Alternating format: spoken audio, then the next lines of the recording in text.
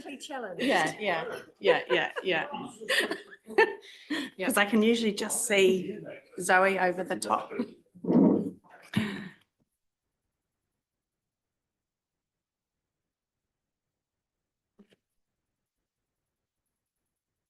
Tēnā koutou katoa. Good morning, everybody. Wonderful to see you all in the house this morning. This slightly greyish but very wintry Waipa day for our deliberations day for our 2025-34 long-term plan. Lovely to see you all here, and thank you for bearing with us over the last few days as we've been hearing from not only each other but our communities and staff. So look, can I invite you, Dale Marie, or Bill, please open us with an empowering karakia if you've got one of those up your sleeve. Toitu te kupu, toitu te mana, toitu te whenua, toitu te reti, tia e Māori ora. Kia ora. Thank you. Excuse me. Right, onto our agenda then. Apologies, there are none. We're all here, bright-eyed and bushy-tailed. Disclosures of members' interests. Does anybody have anything they wish to share, disclose? No, excellent. Sorry, just clarification, is that over because I've got three on here from the submissions. Yeah, redeclare them if you wouldn't mind. Yeah, okay. So Community Board, Tree Trust, Cambridge Tree Trust, and the Cambridge Safer Community Trust. Excellent. Thanks very much. Those are duly noted. No late items. So we shall then move on to our substantive item today, which is obviously our deliberations in respect of our long-term plan. So I guess before I hand over to staff, I just want to make a couple of comments. Here we are, I guess, after 2 years of hard work and hard mahi, we're now at a point where we have to make some decisions about our budgets for the next 9 years. I want to invite us to remember that today's about thinking deeply and behaving as strong strategic governors, representatives that actually see and hear our communities, and at the same time turn their minds to the ongoing financial sustainability of our organisation and the need for it to deal with a hugely volatile and changing environment. Local government is not what it was and won't be what it currently is. The reform agenda from Wellington is ever evolving, and the only certainties are uncertainty and change. So it's within this context I invite us to turn our minds to our decision-making today. It's about understanding the needs of our organisation as it grapples with that unprecedented change. Are we fit for purpose? What does that look like? We need to be able to enable our Chief Executive to tackle the issues we have set as priorities, in reference in particular to the reshape of our organisation into an organisation that is fit for purpose for the future. It is also about being mindful about the affordability of our rating structure for our communities at this time and striking a balance between those two notions. In doing so, however, we need to be really mindful of the trade-offs that we are expected to consider. You will see in today's papers that I'd asked staff to find savings where they could and in any place they could. And it is evident that we're in an ever-evolving landscape of change. Staff will come with us today with some suggestions around potential savings in both years 1 and 2 as a result of that. But we need to understand quite deeply what those trade-offs would require and mean on the ground in terms of the operation of our organisation. We also need to acknowledge that this is not where we want to be. I think there's no point in being a Pollyanna about the situation. But we also need to be aware that with challenges come opportunities, and this is our opportunity, I guess, to reset, to look to the future, to chart a course which is more financially sustainable, showing financial prudence. Look, before I go any further, I also really want to thank elected members for your perseverance and your diligence in what has been a very rocky and arduous journey. I was just reflecting this morning with my husband. It's a little bit like when you go on a hike and you come to the brow of the hill and you think you're almost there, and then you see another hill that's bigger, and so on, and you repeat that time and time again. So I really want to acknowledge elected members' perseverance and hanging in there, and trusting us on the journey. Really also have to acknowledge staff. I'm not going to name names because I'll forget some people, but one person in this building has had 26 days on the trot working day in and day out. And I guess that's indicative of the dedication that our staff have shown to producing really good, sound policy advice. So I just really need to underscore that dedication and commitment to doing what's right. But I guess mostly I think we need to acknowledge the community for so freely and openly sharing with us their views, both in face-to-face encounters, webinars, in written form and in oral form.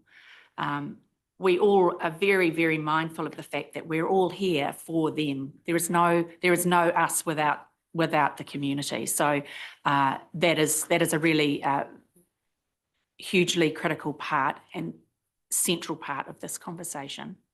And that's not just for the community now, but it's for the community into the future and all of our communities. So look, without any further ado, I shall hand over to Kirsty, who I believe is going to step us through this paper together with Melissa. Floor is yours, Kirsty. Through the chair, tēnā koutou katoa. I'd like to begin by acknowledging that the development of the 25-34 long-term plan and the preparation of this report has been a team effort with input from a number of staff across the organisation. The presentation of the report today will also be a team effort from myself, Melissa, George and James, and with support from our CE, Steph. Over the past 2 days, we've heard from submitters who've presented oral submissions on the draft 25-34 long-term plan. The purpose of the deliberations report today is to enable council deliberations on the draft 25-34 long-term plan, as well as a number of policies: the draft development contributions policy, the draft remission and postponement of rates and water charges policy, the draft revenue and financing policy, and the draft Treasury risk management policy. The LTP is our contract with the community. It's a key strategic planning document for ensuring that we successfully deliver on our vision to build connected communities, and it details the projects and services that we will undertake, when, the cost, and how they're to be funded. We've developed a whole of organisation approach in developing the plan. But it's fair to say that the circumstances in which this long-term plan have been developed are unprecedented. It commenced in 2022 with the development of the 24-34 long-term plan. And this was paused at the beginning of 2024 when the decision was made to prepare an enhanced annual plan. The development of the 25-34 long-term plan began in earnest in May 2024. A wave of central government reform has hit us. Changes in government legislation and policy direction relating to waters, the single biggest change since local government reform in 1989. RMA reform, proposed changes to the Local Government Act, the Building Act, emergency management and other legislation. This has added layers of uncertainty and complexity. Added to that, Waipa is an attractive place to live, work, play and invest, and as a Tier 1 growth council, we have also faced the pressures of growth. We're facing the challenges of operating in a financially constrained environment, and we're having to balance the expectations of our community and the affordability of services for council and the community now and, more importantly, in the future. Of the proposed rates increase for year one of the draft 25-34 LTP, the majority of the increase, 10.5%, is outside of council's control and is largely a result of inflationary pressures. This means that there is only a very small margin in which elected members are able to focus decision making. We've been guided by prioritisation principles agreed by elected members, ensuring that we meet our legislative and compliance requirements, that we look after our existing assets while we maintain levels of service, and informed by the work undertaken in developing Ahuaki Waipa Community Spatial Plan, ensuring all investment is aligned to it. We've endeavoured to follow a process that is robust and transparent. The Project Governance Group, which includes the Mayor and Chief Executive, has provided overview and guidance with direction and decision-making by elected members through briefings and workshops and reporting to the Strategic Planning and Policy Committee and to Council. We've adopted a risk management approach and have regularly reported to the Audit and Risk Committee also. And in the spirit of Community Boards 2.0, we've sought to better connect at local level through the participation of community board chairpersons at briefings and workshops and project reporting through to monthly community board meetings. We've had input from our Tikanohi representatives and have reported to our iwi partners through JMA Hui. And underpinning all of this as staff, we've been wholly committed to ensuring that we provide you with the best available information to make fully informed and robust decisions. We're facing significant time pressures with a prolonged audit process for the consultation document and the issuing of an adverse opinion in respect of this. Our consultation process was delayed and it has been undertaken in parallel with a separate consultation process on the Council's future model for the delivery of water services. Auditing of the long-term plan has commenced. It's currently underway, and for the first time ever, we will adopt our long-term plan outside of the statutory timeframe. In full transparency for elected members and for our Waipa communities, any financial amendments requested as a result of deliberations today will result in the finance team having to rework the financials. Audit will require additional time to consider the reworked financials, and this presents a risk for us in being able to strike rates. Any delay to the adoption of the LTP on the 18th of July and the striking of rates will have impacts on the financial sustainability of the organisation. And it will also condense the timeframes within which the community will be requested to pay for the increases in rate levels for the 25-26 year. If there are any material changes to the draft LTP that we consulted on, particularly in respect of levels of service, this could also trigger the requirement for reconsultation. And any reconsultation would further impact on our constrained timeframes and thus our ability to strike rates. So at this point, I'm going to hand to Melissa, who is now going to lead through the submissions that we've received. Thank you. Thanks, Kirsty. Good morning, elected members. As Kirsty just said, I will now take you through the more procedural matters of the deliberations, and I'll just basically work through the report. Sorry. Thank you. So consultation was open on the draft long-term plan and the associated policies that Kirsty outlined at the beginning between the 9th of April and the 9th of May. 9th of May and 9th of June. During that period, we received 143 submissions and 2 late submissions, and that is a recommendation in the report to accept those 2 late submissions. So through the consultation document, we did not have consultation topics that we would normally have through a consultation document, but we obviously did seek feedback from our communities through a series of consultation questions. And these were largely centred around the focus of this long-term plan that has been developed as we've gone through this. So I guess examples of those were around our prioritisation principles and our financial and infrastructure strategies. During the consultation period, we also had 20 engagement events. This included 15 events and 5 webinars. we have summarised kind of the sentiment that we received through all of these sessions in the report. We did want to provide an overview to you as elected members on kind of the feedback that we're receiving in addition to what was coming through the formal submission process. So these have been broken down into topics, but some of the key themes were around the rates increases in council's debt levels, the feedback through the auditor's report,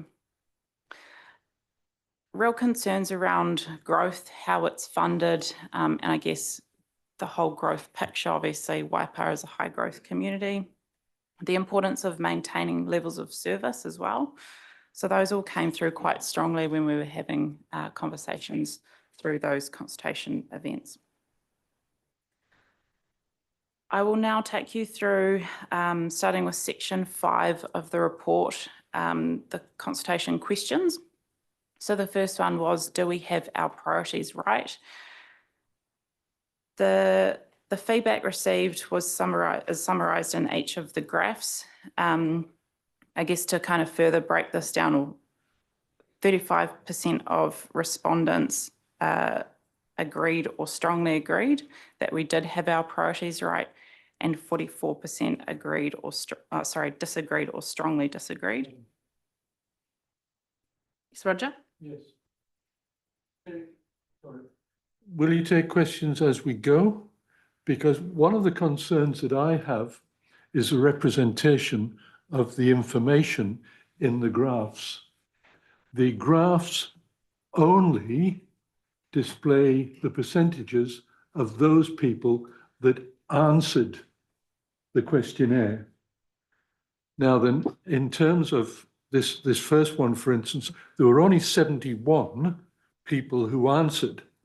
So that would mean that there were 77 people who did not answer. And we have featured the neither agree or disagree, which is a group of people that really had no opinion, but we don't include those people that didn't answer who also had no opinion. So in fact, the agrees and strongly disagrees should in fact be a percentage of the total number of submissions that we've received. So I think it's giving a bit of a wrong picture. Now, it's very much in... I thought that the question was when she was going to take questions, not the question itself. So Yes. I'd like to hear the report. Sorry, Roger, I'd like to hear the report, but I'm also conscious of the fact that, yes, give us an answer to whether the questions are now or later, not get into the questions themselves. Thank you, Bill. Point well made. Would you prefer that you had received questions as we went through the report, or are you wanting to go through the report and do them near the end, or by the end of each session? So just two things. So if at the end of each section, so Melissa will go through question 1 and then we'll make the recommendation and pause for discussion by elected members, and we'll follow in questions, and we'll follow that sequence through. In regards to those members of the public that chose not to answer question 1, we can't speculate as to how they would answer, therefore they're not included. Great. Thank you. As you were, Melissa. So for question 1, 75 submitters did respond to that question. Their staff are not recommending any amendments made in response to those submissions. Before I move on, can I just clarify that there's nothing further before I move on to question 2? No. So the second question, do you agree with the principles that have been used to prioritise our plan over the next 9 years? 38% agreed or strongly agreed, and 38% disagreed or strongly disagreed. This was answered by 71 submitters. The Te Awamutu and Kihiki Community Board did make a specific comment in relation to this question, and they noted that the prioritisation principles did provide a clear and practical method for determining which projects should be included in the plan, which was obviously the whole point of those prioritisation principles. Off the back of this, staff are not recommending any amendments to the draft plan. Any comments or questions there?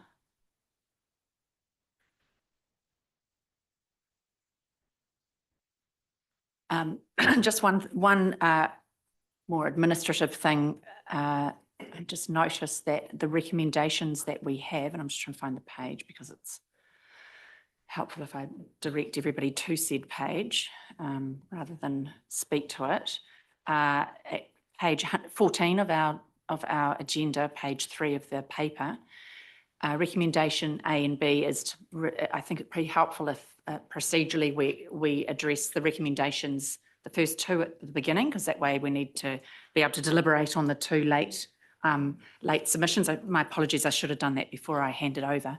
So can I seek a mover?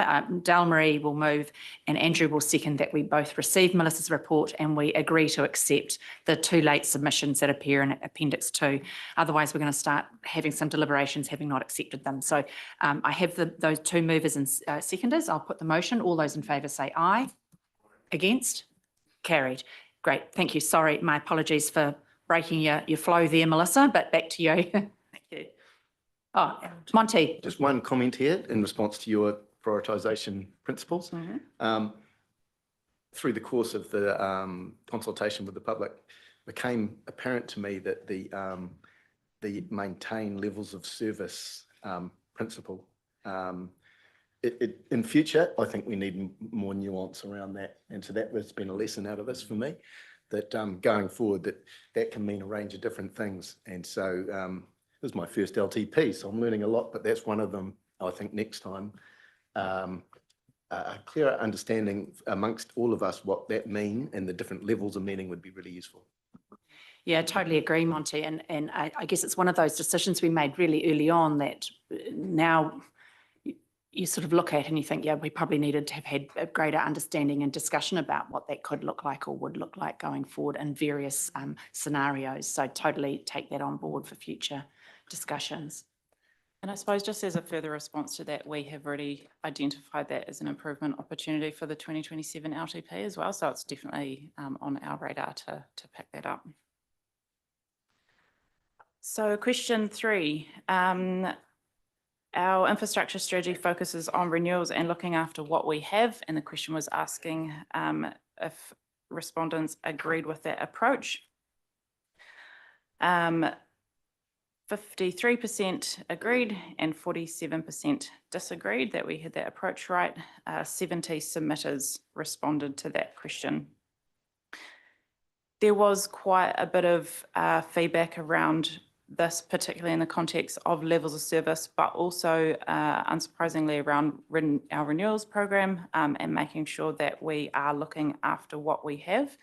This was a really strong thing. Staff are not recommending any further amendments to the plan.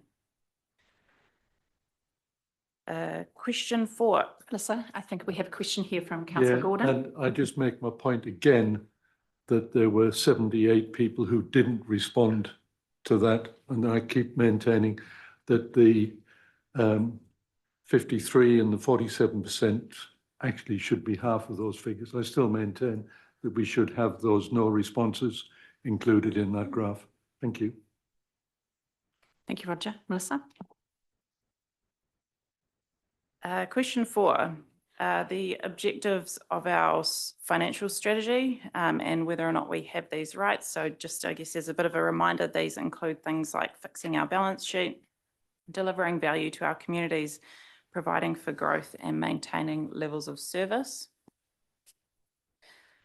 So 33% agreed or strongly agreed, 43% disagreed or strongly disagreed.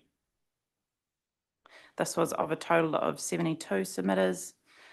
The key themes around here was, I guess there was feedback from the Te Awamutu Community Board, and we heard this yesterday or 2 days ago, that they felt the affordability metric didn't particularly relate to the Te Awamutu community. But generally the themes were around the strategy must do more to prioritise essential services. Staff recommendation is that there are no further amendments to the plan. No questions, Melissa, as you were. Question 5, do you agree with the proposed changes to the development contributions policy? 26% agreed or strongly agreed, 30% disagreed or strongly disagreed. This was from a total of 70 submitters. There was quite a lot of feedback around growth and ensuring developers pay for their fair share of growth. Also concerns around the cumulative impact of rising costs, and development was driving expensive. DCs should also cover a bigger portion of growth funding. Yeah, so nothing further there. There's obviously quite a few comments that have been separated out into the following tables as well. I wasn't going to go over those in detail, but happy to take questions on those. Thanks, Melissa. I think Claire has a question. Yes, thanks. I just appreciate more discussion about 2 points that came through this particular question.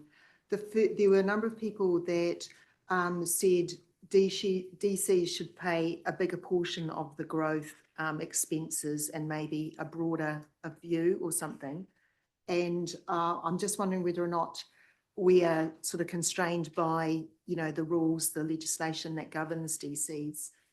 Could we have a bit of a discussion about that, whether there's scope to do that?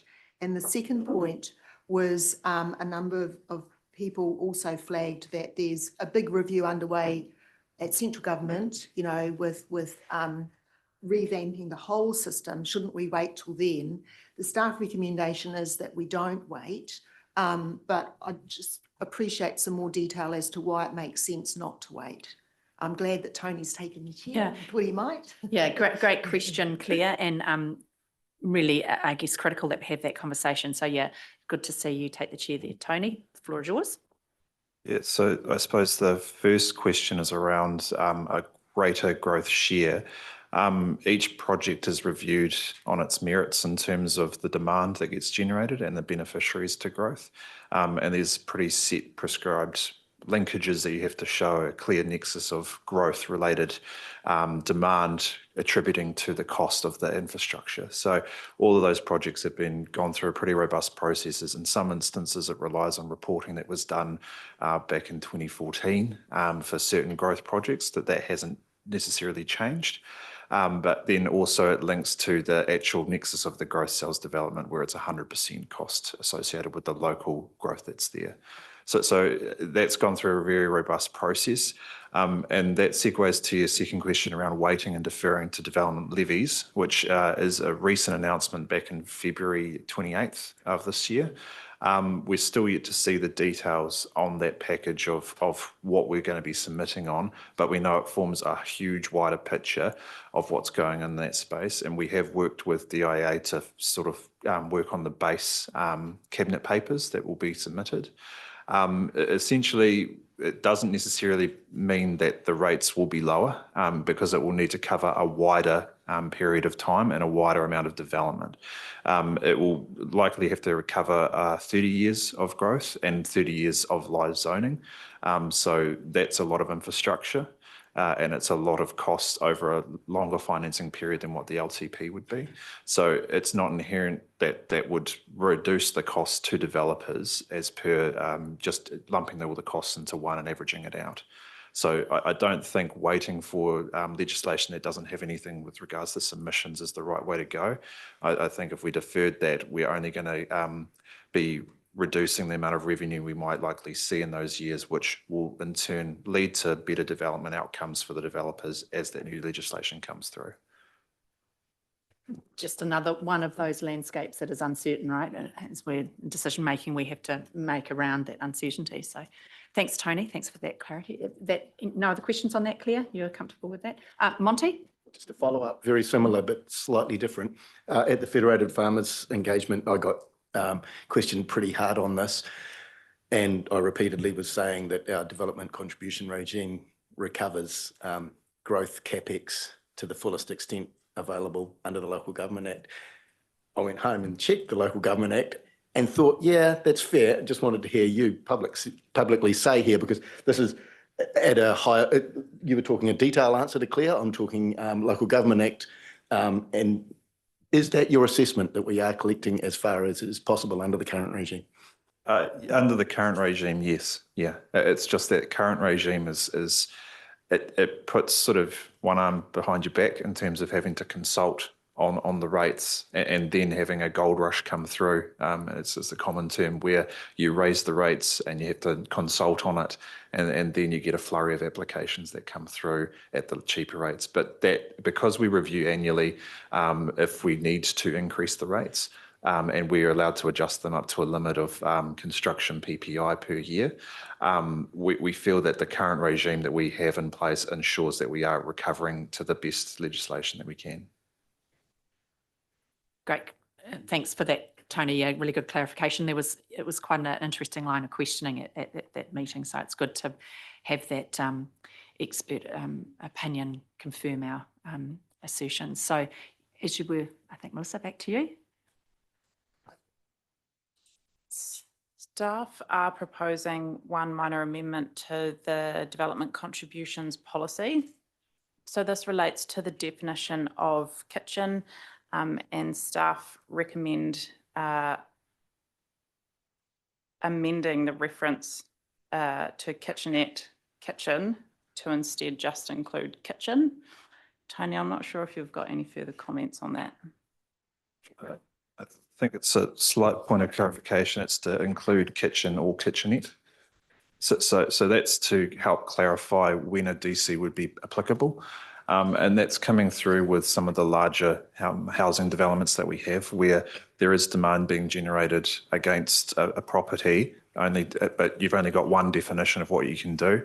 Other councils have bedroom definitions. They have clarifications on what a kitchenette is in terms of it's an external sink from the toilet or toilet facility. So what we're trying to do is provide a clarity that kitchen or kitchenette will link to a charge. And that charge will be negotiated. Doesn't necessarily mean it will be an increase in impervious surface area, so not a stormwater charge, but more linked to this, to the wastewater and water demand charges that are applicable, because they are generating more demand. Any questions or discussion on that suggested change? No, seems abundantly sensible to the group. Great, thank you. So moving on to question 6, this one was relating to the funding and financing policy. So specifically the draft remission and postponement of rates and water charges policy, draft revenue and financing policy, and draft treasury management policy.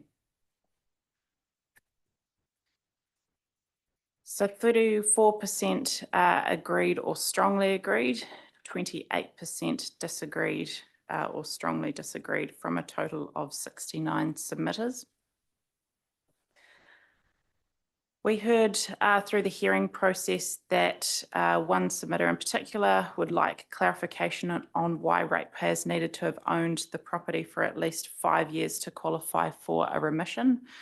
I've been informed that this relates to the postponement of rates, not the remission of rates.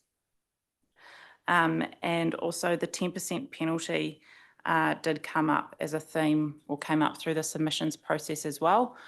This is stated as an upper limit in the Local Government Rating Act. Staff are not recommending any further amendments there. Any discussion there? Questions? No? Thanks, Melissa. Question 7, do you agree with the measures that we have used to give you a full picture of our performance? 27% agreed, noting that no, there were no strongly agrees. 51 disagreed, of a total of 72 submitters. Key themes were measures could be dialed back to focus on key metrics, or felt that they only provided a limited picture of council's performance. Customer satisfaction is a critical measure that some submitters felt was missing. The staff recommendation is that there are no further changes to the plan. Any discussion in respect to that? No. Thanks, Melissa. So the next section is covering off the free text, noting that this does provide the substantive part of the report, and we've sought to break these down into further themes. So the first one was around rates increases and council spending. So 49 submissions or submitters picked up on or commented on this theme. Some of the kind of sub-themes were around council needs to control its spending or that rates were unaffordable. Some submitters commented requesting council improve its efficiency and value for money. There were also some feedback around debt levels and debt levels being too high. Staff are not proposing any changes as a result of that. Roger. Yes, thank you, Madam Chair.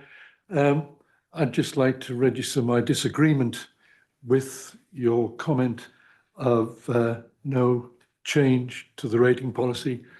I've registered continually my non-acceptance of the 15.5 of the year one rates. We've asked for line by line budgets and we've been refused that. We've also asked for a staff FTE and we've been refused that. So I don't feel that we've been given sufficient information on which to actually agree that there should be no change to year one rates. I don't agree with that. Sorry, we were given that some of that information. Roger, just to the points I made in my opening comments, there has been some work undertaken by staff in respect to potential savings for year 1 and 2, which we will get to a little later. So I appreciate and acknowledge your opinion in respect to this section, but I think we're going to address that a little later on in a more comprehensive discussion. George, did you have anything you wish to add to that? Yes, so as we walk through some of these general themes, there will be some that probably fall into that category. So what we're suggesting is that when we get to those, we will park them up here. And when we get to the end of section 15, we can then have a holistic conversation around that feedback in relation to all of those sections, if that's acceptable, Chair. I think that's a very logical way forward. Yeah. Claire? Just on the topic of performance measures and things like that, though, of relevance is the new reporting that we're going to get thanks to central government, you know, with that analysis of LTPs and annual reports, where they will provide some of the metrics that are requested there about, I suppose, staff counts and rating levels. I mean, those concerns are going to be addressed in a different forum, in a different way. Yeah, we haven't seen the final form of that yet, but I'm expecting that those kind of performance measures will actually become broadly available, you know, right across New Zealand, yeah, for every council. Yeah, you're not wrong, Claire. Obviously, there is a lot of discussion around the merits, the shortcomings, the positive bits that relate to that benchmarking or league table work. It is still evolving, and I can't remember the actual date that we will have ours released. So,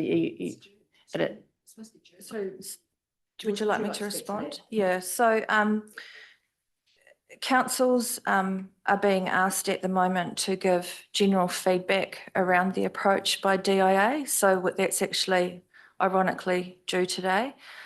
So we will be responding.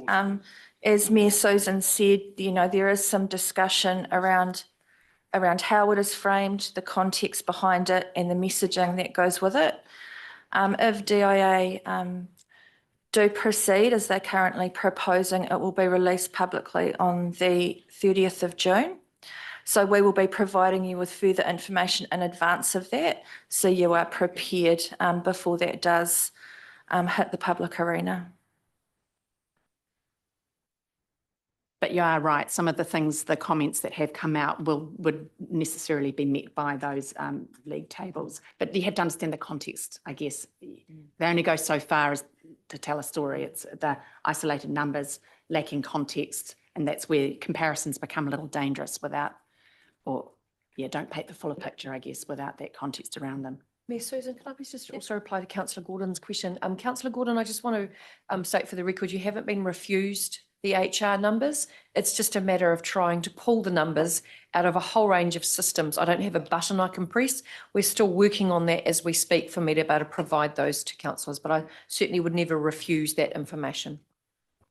Yeah, just to come back on that, the provision of those numbers after the consideration of the LTP actually is no good at all, because I can't consider them in terms of having any change to the LTP. So forget my request and don't worry about putting your time into providing us with the FTEs.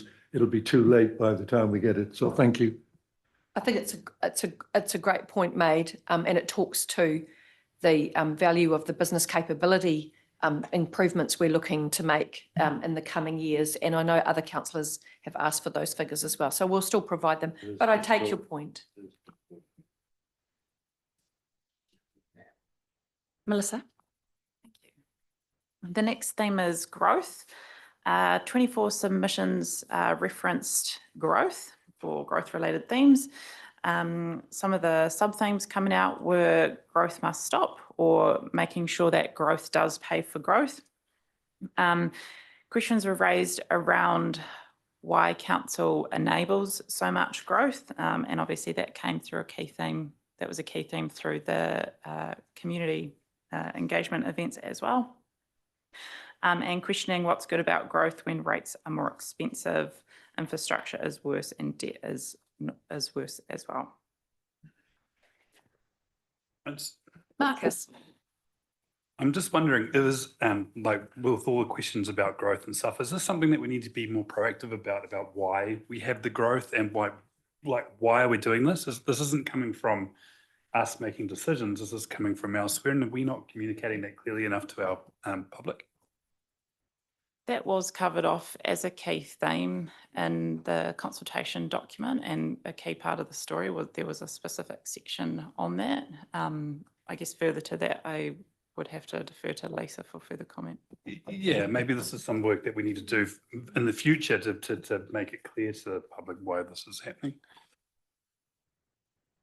Good point, Marcus. Claire? Yeah, I agree with Marcus in that I think it would be good to put it up on the whiteboard for further work, and how we could, I suppose, lift our game about communicating, what growth is and what impacts it has. Like a lot of people seem to think because we had all that growth debt, eventually the ratepayers would have to pay it back. It's not intended to be that. It's that debt is for the developers to be responsible for. I mean, even that basic, and I'm also interested in how the growth cells translate into, as they fill up, the equation for expanding our rating base. So, it has the opportunity to spread the cost of rates across a wider population, but also what impacts that might have on OPEX and particularly depreciation, things like that. Like it'd be good to actually, get into it and have, it explained in more details. I think that our community does want to understand it in more detail. We've added it to the list. Dalmarie and then Lou.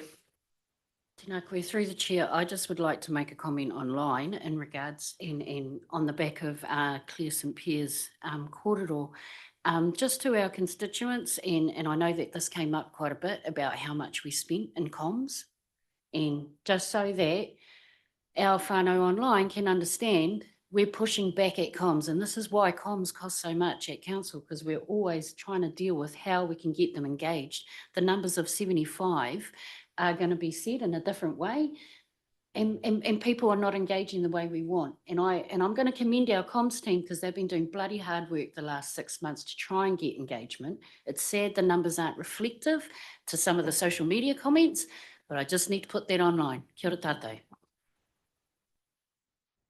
Yeah, a good shout out and point well made, Delmarie. Lou. Thank you, Mayor. I reflect on this very carefully, but I won't escalate the fact that we have got a central government that has given us a requirement that we have to comply with.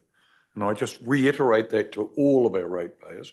It's an unfortunate situation that that debt is carried by ratepayers, not the whole community, the ratepayers. And that's an unfortunate situation. We've got the 3x3s where we have no control over that. Somebody buys a property, can divide it and put it up. There's nothing that we can actually stop with a resource consent. And that impacts on all of this situation that we're actually faced with. And central government has to take a much better, responsibility for what they have impacted the local territorial authorities with. And it just makes it so difficult for us to actually comply, particularly within the growth area, with what they've actually presented us with. And it hasn't been reviewed since it's been implemented, so obviously it's going to continue. Yeah, look, some good points made there, Lou. Very pertinent given the conversations I had with the Prime Minister a couple of weeks ago. And beyond debt, and park the debt issue up if you can for a moment, it's actually beyond that too. It's about the true cost of growth in terms of other services that as population grows, the serviceability of those social services becomes dwindled, if you like. So your ratio of schools to population, police to population, all become quite challenged. So it's about getting better at that co-alignment of that investment, if you like. So yeah, there's the debt issue, but there's also the other social investments getting out of step with the growth as a community. So can't take our eyes off that piece, and that's righted by having better lines of communication and ability and influence in Wellington to understand exactly what that position puts our communities in. Sorry, Roger, you had something you want to say. Yeah, no, it's just further on that topic, Madam Chair. And just as background information, the release that came through from central government yesterday, putting even more pressure on tier 1 councils, of which we are one, and we're now going to be expected to achieve targets, which we don't know what they are at this stage, but they're obviously going to, and they've also said that if local councils don't do what they're told, then they will intercede and put more pressure on individual councils to not achieve those growth targets that they're talking about yesterday. So we really are, we're up against it, and it'll be interesting to see the staff's comment when they get more information on what these targets are. Yeah, absolutely, Roger. Just another one of those areas that is the great unknown, that big reform package that's still unclear. So absolutely. Monty. Yeah, hopefully just close off this discussion with this comment that when we were explaining the whole picture through this consultation process, I thought it was quite easy to explain every part of this organisation except the growth part. So I kind of think that in this financial reporting that we're going to be improving through the latter part of this year, for me, I dream about some kind of metric or a series of metrics that elegantly explains that growth picture. So that's how I imagine this heading, and I'm agreeing with everything that's been said here. It's not in this LTP, it's a work on, but it's on the list, right? Yeah, absolutely. But concerned about your dreams there, Monty, but I digress. Yeah, I digress. Melissa. Thank you. So the next theme is around the audit opinion. So 11 submissions made reference to the audit opinion. Concerns were around what this meant for the consultation process. There were also concerns raised around the growth assumptions not being supported by the auditors, and obviously audit's concern around retaining waters in the plan. This is something that has obviously been well traversed around this table. The decision to keep waters in was based around council not wanting to predetermine the outcome of the consultation that has followed, the waters consultation that has obviously followed the same consultation timeframes as the long-term plan. And staff do consider that the growth modelling has been applied as sound. As a result, no further changes have been recommended yet. Yeah, thanks for that, Melissa. I know that Claire wants to have a bit of a more comprehensive discussion about this. So Claire, over to you. Thanks, Ms. Susan. Yeah, look, I can't argue with anything that's in your report, Melissa. It's a pretty, I suppose, straight up picture about how we've faced this audit opinion. But I just wanted to have a bit more discussion around those that growth modelling, and also another part of it that was part of the audit letter was the material differences in the waters budgets. Now, we had the benefit of having a closed session on that, but I just thought it'd be really good to have it discussed in an open session, because I think it really helps people understand the two opinions, you know, the audit's opinion and the formulas they used, or the approach that they applied, and how staff have responded, and the more detail behind that. So I'm hoping, yeah, if we could go over the growth modelling, you know, like how audit approached it, and then council's approach, and then there's some information about the waters budgets too. Yeah, I think I can probably help you a little bit with that, maybe with a bit of input from Tony on all the things I get wrong potentially.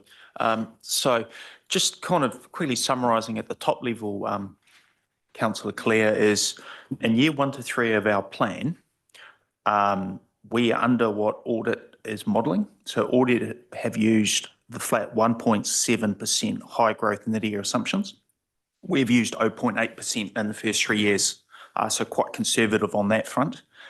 In terms of from year 4 to 9, our rate is 3.6% per annum, and audit have used continued the 1.7, but it's a bit worse than that as well, because they've inflated our cost base by the local government inflation index, which is about 3.2% through the years. Whereas we know historically that we're running at, for increase in civil construction costs, at about 22%. And 46% an increase in land. And in addition to that, they haven't really included anything around the commercial aspects, the overspill sub-regionally, right? And so that impacts us two ways. That impacts us in terms of the overall growth and the growth in the rating base as well. So it's a myriad of options around the inflation of the cost base. It's going to cost us more to build it. That gets tracked. It gets put in accounts. We review, as Tony has said previously, every year our DC rates, because they are not the responsibility of the community under the general rates to make sure that they're funding those. They are the responsibility of growth pays for growth, right? So to answer your question, is 3.6% per annum the right rate? We don't know. We have some very complex modelling, a lot of assumptions. Individually, those assumptions all stack up. But like everything, no one's got a crystal ball. No one could foresee COVID. No one could foresee the global recession and contraction of monetary policy, which has probably had the biggest impact on our overall growth today. What I will say is we are tracking this year ahead of the 0.8 in terms of actual growth rate. So I would say we have very sure certainty in our DC modelling over those 3 rates. I'd say we're 3 years, I'd say we've probably under-modelled, taken a conservative approach, and we'll obviously get another go at this again next year and the year after, which I'm sure we're all looking forward to. Tony, did you have anything you wanted to add to that?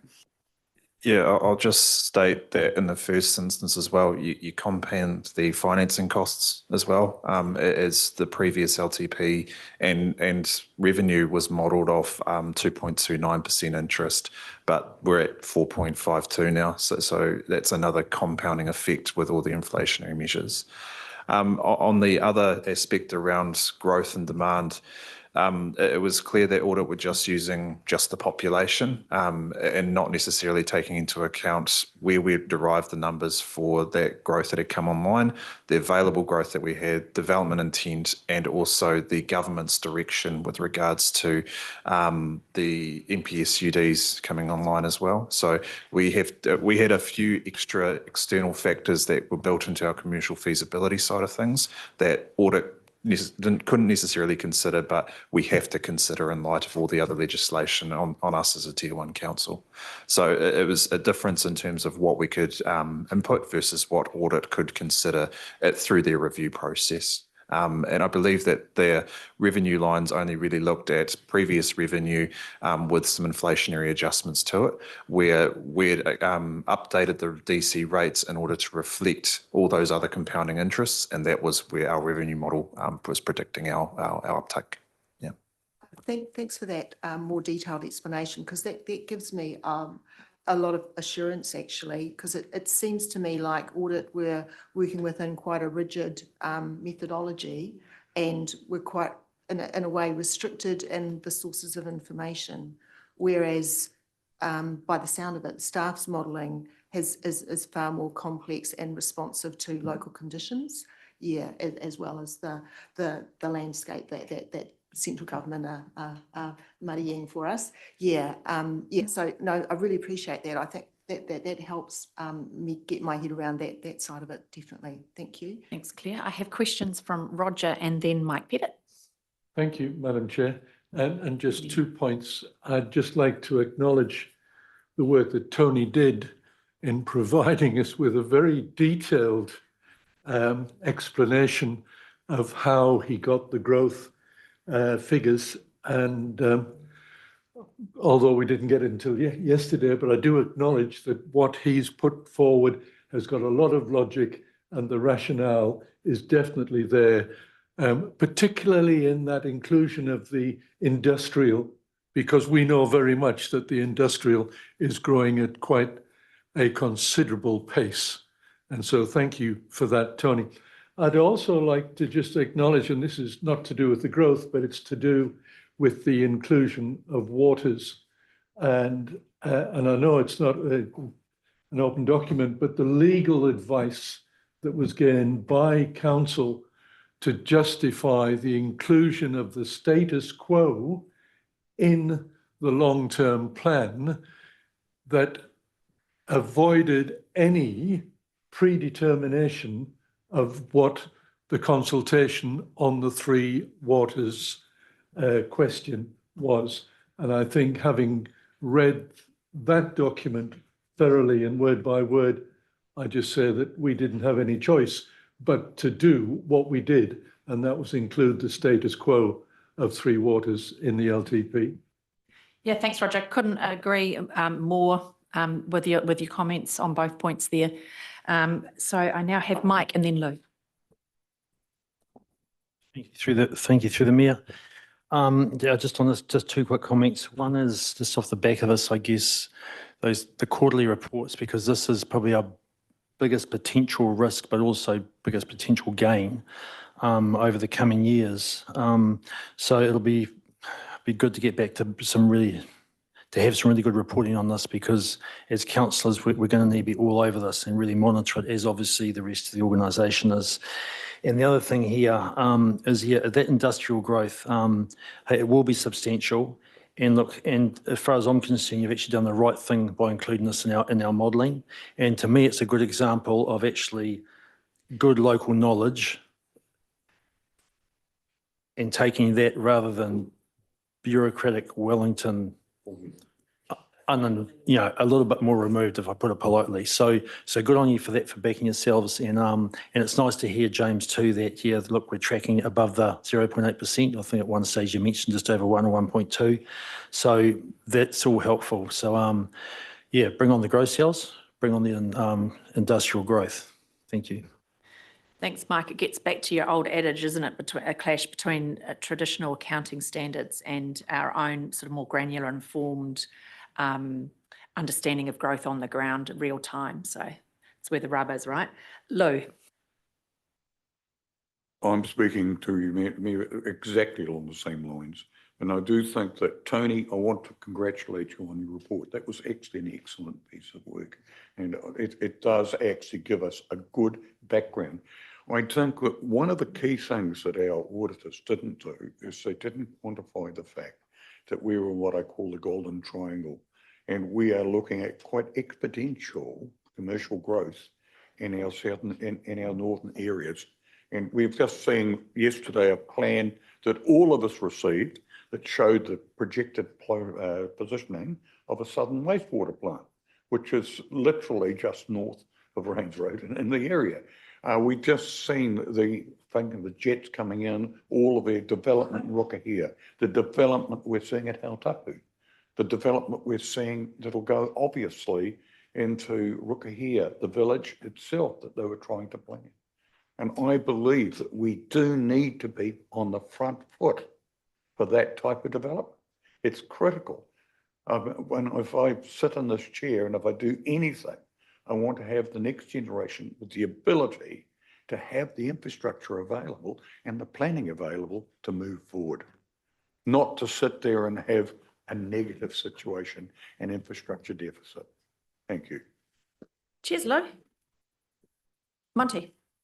Just, yeah, on the couple of points on this audit question, I just want to point out that we've put plenty of heat on our chief executive via the chief executive key performance indicators on this matter, and an expectation that future audits, we're going to receive a clean one. It's not a comfortable position to be in open disagreement with your auditors. We ran out of time and runway to resolve this time. There were good reasons. Just want to state publicly, though, that we have put plenty of heat on Steph on this matter, and we get to do it another couple of times over the next couple of years to resolve this. And secondly, just on the DC recovery, following on from you, Mike, we all know that that's, you know, it's sort of a key financial risk, uncertainty of this organisation. And again, it's something, James, maybe if you want to comment at all on this, it's something we're thinking about in the financial reporting regime going forwards. I think there's some scope to do some sensitivity analysis on this, what it looks like. I think we need to get better in that space, because this is an issue that isn't going to go away. And so, yeah, James, do you have anything you want to say on that? This really, I couldn't agree more with what everything's saying, and thanks, Tony, for explaining things very clearly. In terms of Councillor Montgomery's question, yes, it's critical. It's one of our biggest risks that we have to this organisation in terms, particularly in the outer years. And just the way it works is you have to put the things in the ground, and you don't really know until a later date what's happening. I think the guys on the ground have a very much bigger feel for that. So from an organisational wide perspective, it's a change in looking things by finance, engineering, delivery into an overall growth program project. So we need to work differently, and then by working differently, we can collect better internal intelligence, and then we need intelligence tools to report that, right? Because we really should be, this probably should be on our risk register in the top 1, 2, right? And I know it's there, but that's all I've got to say. So, yeah, really valuable discussion there. Claire, just before we wind up, I'm just mindful I've got a lot to get through. Yeah, thanks. I'm really rapt to hear that more detailed reporting, because that's something I've been calling for. But I had a second question about the water's budgets. It's more minor, but there appears to be a mismatch or something with what audit we're looking for and what our records were because of the different categorisations. On renewals? Yeah. On renewals.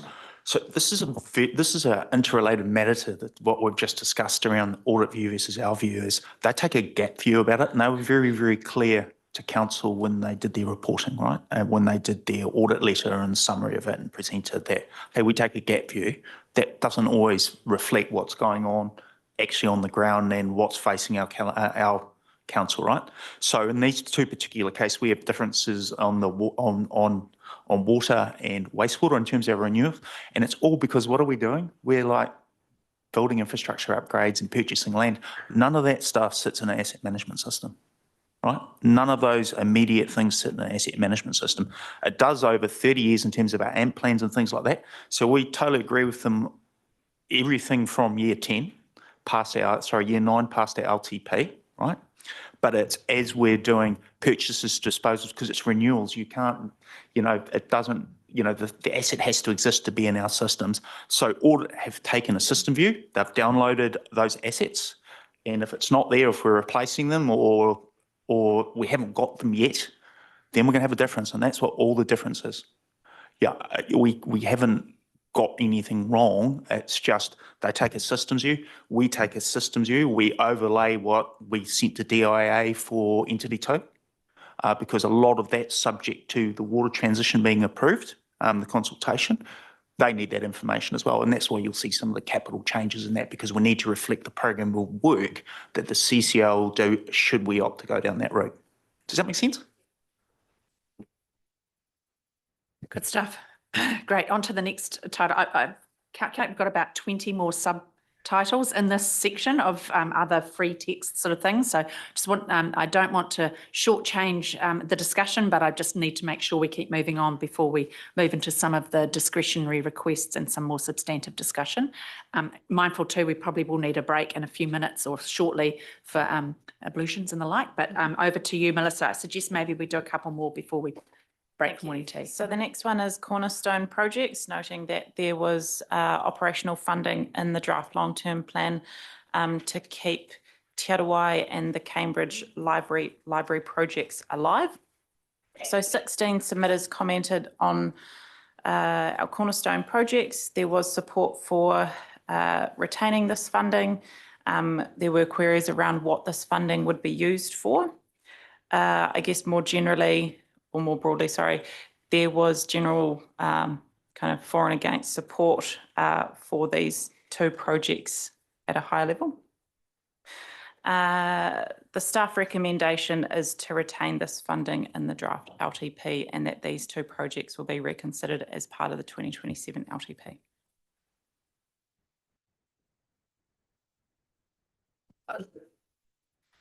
Thank you. Look, I'm looking at these two projects and I'm mindful that there'll be people around this table who probably haven't been on the long journey of Te Arawai that some of us have been. And I think there may be maybe an opportunity to reconnect back with iwi now and understand the aspirations with Te Arawai. I'm sure we all agree that it's been some time, and I'm just mindful that I need to probably understand what that amount of money would do to keep it alive, but more importantly, understand what iwi's aspirations are now, given it's been a really, really long time. Are they still the same? With our ratepayers, are those aspirations still the same as well? So I just wanted to raise that now because I just feel with the Bunnings building here in Te Awamutu, I know it's got another name now, it's probably an explanation is required or some kind of vision is now required to help our ratepayers understand what the long-term goal here is. 2027 is a long time away, and I just feel there needs to be some kind of explanation provided, but perhaps an opportunity to reconnect with our partners and understand what their aspirations are as well. In regards to the library, there's no doubt Cambridge wants a new community centre, so I feel like I have enough information, and people are always leaning on when is it going to, when are we going to get on with it? Again, I really like the staff comment around I guess our ability now to open our minds and eyes to alternative funding. And the way that we've done things in the past cannot be the way that we proceed. So love the idea of looking at alternative revenue options. Claire is always talking to us about that, but commercial opportunities. So I think we're all aligned in this space on the library. So I really support keeping the funding there. Steph, did you want to address the? Yeah, kia ora, Liz. That's exactly what that money is designed to do on both projects. In the first instance with Te Arawai, check back in with our stakeholders and key partners in terms of iwi and have those conversations. You need a little bit of project money to do that, and that money is designed to do that, knowing that it will take some time and it does require a reset about where people are at. Time moves on, people move on, but the genesis of the idea and the aspiration, I imagine, still remains the same. But there are a lot of questions now to be asked about how we bring that to life and when and where and who and how. So that's exactly what that money is for. And the Cambridge Library, it's exactly as I've spoken to Sally. We need to think differently about this. We need to address some immediate issues while we think about that medium to long term. And you can have an oily rag, you can end up with the oil or just the rag, but you need at least an oily rag to be able to keep doing some of that work, and that's what that money is for. I hear very loud and clear, and have done since I've got here, about both those projects actually, but in particular the Cambridge Library, and as a user of it myself, I see it firsthand. So we desperately want to find a solution now for the community in terms of what we can do and triage the immediate need, but then think about that longer term, including, yes, different ways of thinking about long-term provision, partnering and other funding and finance avenues. And in fact, I had a meeting yesterday with James and somebody that we're talking to who will help us with that thinking and analysis. So you've hit the nail on the head in terms of what that money is for, Liz. Can I also just augment that by reminding the table that the work that Steve Bramley did in respect of Te Arawai, we had been investigating alternative fundraising arrangements and partnerships for investment. So certainly that is very much at the front of that body of work before it was paused. So look, I have Roger and then I have Bill. Unless, Bill, yours relates directly to Te Arawai, which makes sense to jump in there. Are you okay, Roger, with me going there? Excellent. Bill? Oh, kia ora, Liz. I don't think the aspirations of iwi and mana whenua have changed in terms of Te Arawai, sorry. So there's no change there. If anything, there's been a greater request by non-iwi and non-Māori for Te Arawai and to understand the journeys that have been inside this district for a long period of time, and those aren't just the histories that have applied since the colonials arrived, but also our own from before that time. Thanks for raising it, Liz, and thanks for the opportunity to put that forward. So it's not just a iwi mana whenua project; it's a district project. And I wanted to say that. And, we talked briefly about Bunnings, but, it's for the whole of the district. And I hope that the people that are looking at and are looking at election, come election time, will always remember that some of these things that we do for the whole of the district. Kia ora. Thanks, Liz. Kia ora, Bill. Wise words. Roger and then Claire. Yeah, thank you, Madam Chair. And I agree with Liz and Bill and Steph.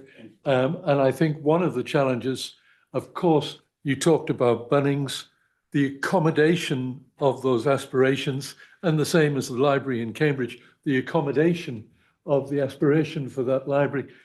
And, next year we've got so much that's going to influence the usage of accommodation, especially if we take Three Waters out.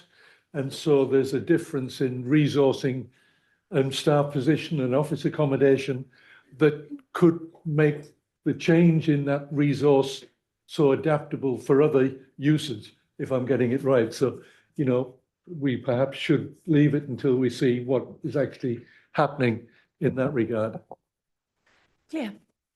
Yes, so I support like Liz and definitely Bill as well. I mean, I'm wondering if we could put it on the whiteboard on the parking lot to say that we'd like to do some work on it in the shorter term, you know, just discuss it a bit more. I don't know. It's just that with my involvement with Taia to Taia, I definitely see a really strong theme coming through. It's really exciting actually, and could be transformational, to do with telling those mana whenua stories pre-colonial. Like it's pretty inspiring. Sorry, I can't share more of it really. It's not my place to tell it, but yeah, I think that it's definitely a district-wide story. And yeah, I'm really pleased that it will be able to be kept alive. Yeah, I am concerned about the funding of it, and hope that, yeah, there are good, strong partnerships possible. Yeah, but so I guess I was just wondering whether or not it is something that might be good to have a discussion around the table before the election, so that I guess everyone's on the same page, especially those that, because it's sort of been inactive for quite a long time. Yeah, to make sure that everyone's across what the potential is. Thanks. I completely concur with everybody in terms of what's been said, and particularly to Bill, that this is a district-wide project. It's telling the stories of our land and our people, whenua, tangata. I just want to be really open in this public arena that over the next year, this organisation will go through the biggest change process it's ever been through since it was established in 1989. The stories of our land and people are enduring. Te mea, te mea, te mea. They are 1,000 years old, and geological, obviously much older than that. And we need to get this project right and do it well. So it's a sustainable, inspirational, meaningful project. And we just need to take our time over the next year while we manage the Waters project out. But that's exactly what these funds were kept in here for your discussion, so that we can, in terms of keeping the fires burning, keeping them warm, having the conversations we need to. So once we're through Waters, and actually we allow our partners, iwi partners and stakeholders in the community to think about what these might look like in the future. So not to rush at it with local government timeframes, but to allow these conversations to take place in a meaningful way with our community, and think about the capacity and capability they might require as well to be able to be meaningful participants and lead, if not facilitate, advocate for this project. So I think it's timely. I think it's really important to have some resource in there to keep them burning, because I think in 10, 20 years' time, when we look back, like many of the projects around the country, they become iconic, amazing projects that take a while to bring to fruition, but when you do, they're incredible. Thanks, Steph. Mike, just before we wind this piece up. Well, I'll take a slightly different view, but not just on this, but on these type of things that we're holding over. Fires burning. So I'll start off with all these sorts of things. To keep our fire burning, maybe we can't use gum and we have to use pine. Maybe we're going to use belty instead of twinings. And I think with some of this, we need to look at this stuff. And I'm not saying just this 137, but there's a range of these projects that we're keeping going. Some are going to lead to capital investment. And I think we've got to be cognizant of when that capital investment is going to happen and how much money we're going to spend along the way. Others, potentially more immediate, and twinings or the gum has to be. I'm just thinking, Susan, the Mayor started off with, we're going to look at years 1 and 2, particularly around that funding. So I hear all this kōrero, I hear all the rhetoric, but at the end of this day, when the rubber hits the road and we're asking to save some money, I just asked us to consider twinings, bell, what do we want along the way? Mayor Susan, would you like me to pop that up on the conversation for at the end? Yes, please. Thank you. Obviously, Mike has a love of tea. He does. Is that bell or is it twinings? It's cold. Excellent. No, thanks for the conversation here. Look, can I invite us just to have a short a break of adjournment of say 5 minutes, so that we can all just have a bit of a leg stretch and come back. It's 10:32 now. Could we return at 10:40, please?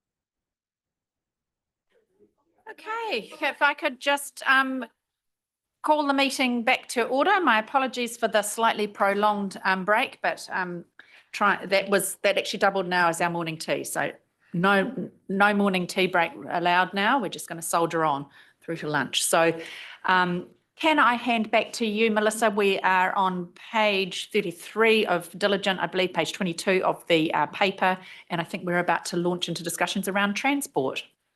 That is correct. Thank you. So yes, next theme is transport. 11 submitters made comments in relation to this theme. Some of the comments or key kind of themes coming out of it were urban mobility could be so much better, and this related to public transport as well. But noting there was general support for maintaining roads, footpaths and cycleways. There are quite a number of more detailed requests in the tables that follow that section, and staff have responded to each of those individually. As a result, no further changes are being recommended.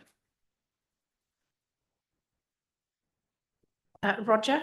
Yes, thank you, Madam Chair. As you know, public transport is a real mindset of mine, and I really would like to support the request for energies, not necessarily money, but energies be spent on developing a public transport business plan for the provision of a circular bus or a provision of on-demand service in Cambridge.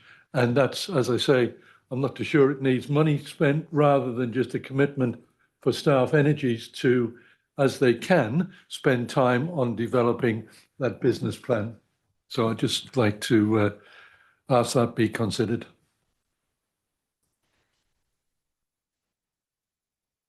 I think we're going to add that to the board. And Lou, did you have something you want to say there?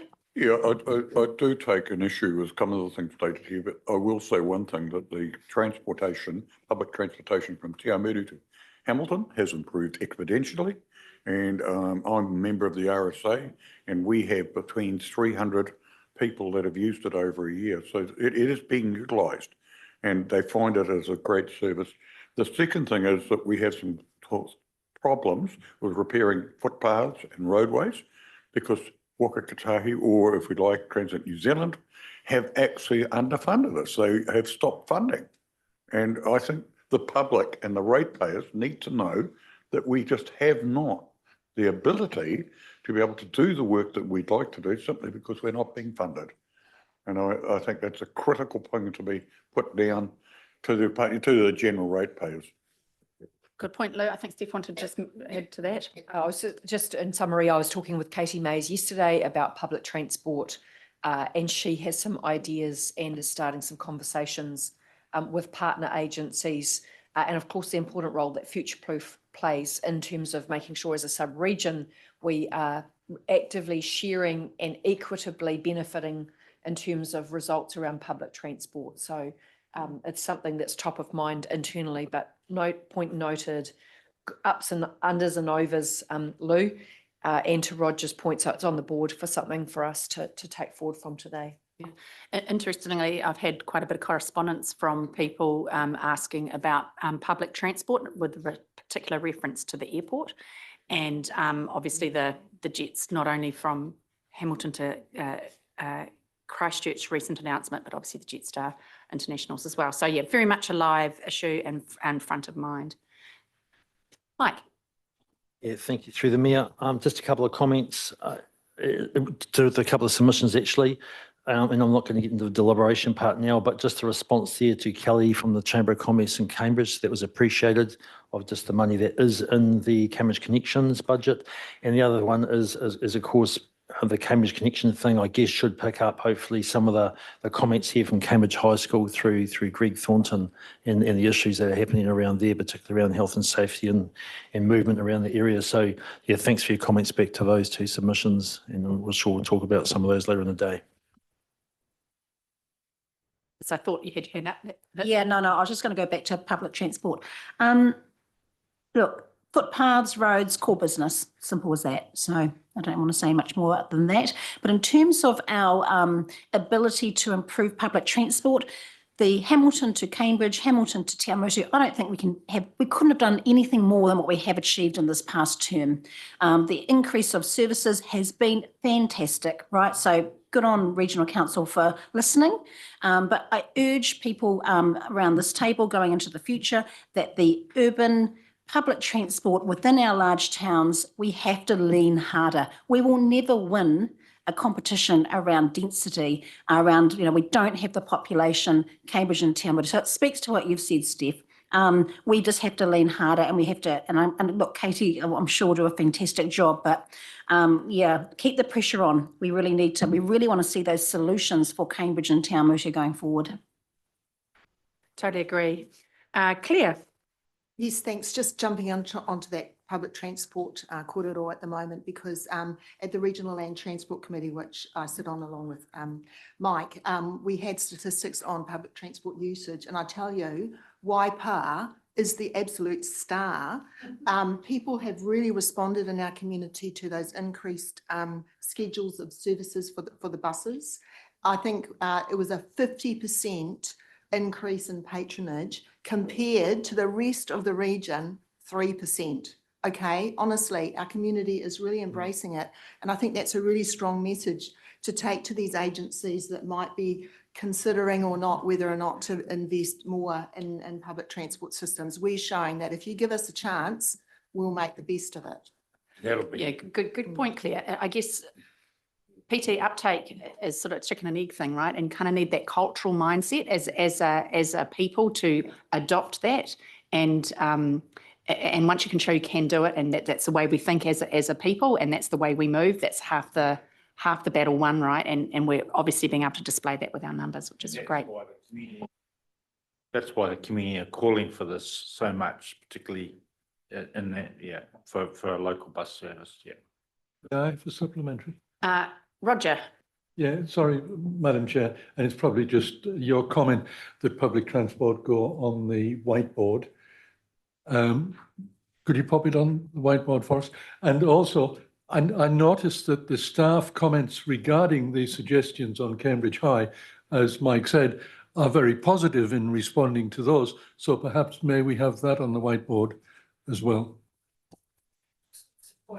Cambridge High School. Can I ask what's the... There are 3 recommendations that came through, if I can find them, on Cambridge High School. Sorry? 35. Thank you. 36. There is merit in exploring this idea further, which is consideration of one-way traffic. There's merit in exploring the provision of safe short-term parking, and there's merit in exploring bike scooter storage area on the town belt. Just the acknowledgement of that, and maybe we could confirm some of those discussions there. So, yeah, I think just the Mayor's just asked me from a process perspective that I think we don't need to take everything that's in a staff response and put it on the board. I think if it's in a staff response, that will lead to action as a result. So, so that's our undertaking, Roger, that we will make sure if it's in a response, it follows through into a business group.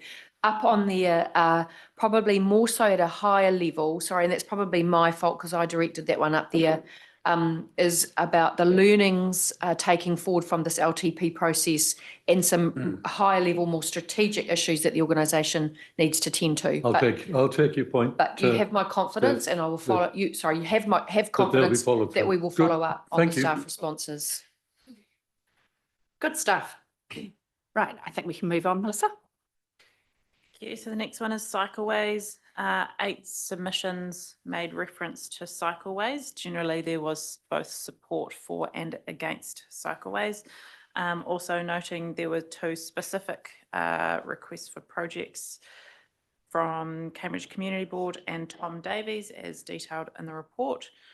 Staff are not recommending any further changes. There seems to be a level of comfort around the table with my quick scan, so I think we can move on and from this topic. So the next one.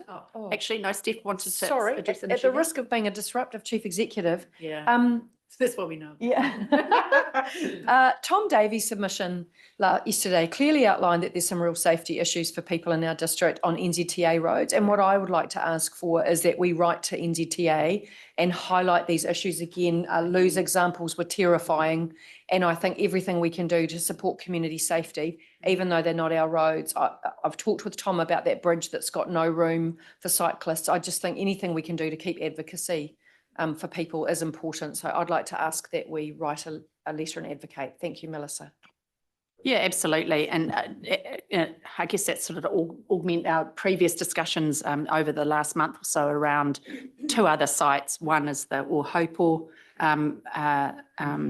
State Highway 3 and the request from the Pirongia community to potentially expand their speed zones to accommodate the growth of that village. It's a constant concern to members of that community. So if we can add that to the suite of the concerns around NZTA controlled road that we have to listen to our community on in terms of their concerns, it would be helpful.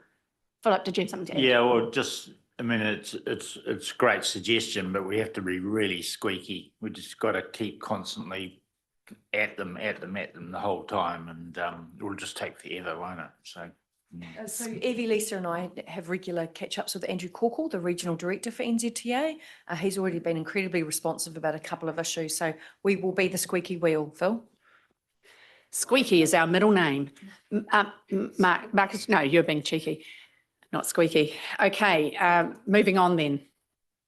The next one is Cambridge Connections. So 8 submitters made reference to themes around Cambridge Connections. Some of these were around no mention of a new bridge in the draft LTP. The Cambridge community would like to see this as a priority.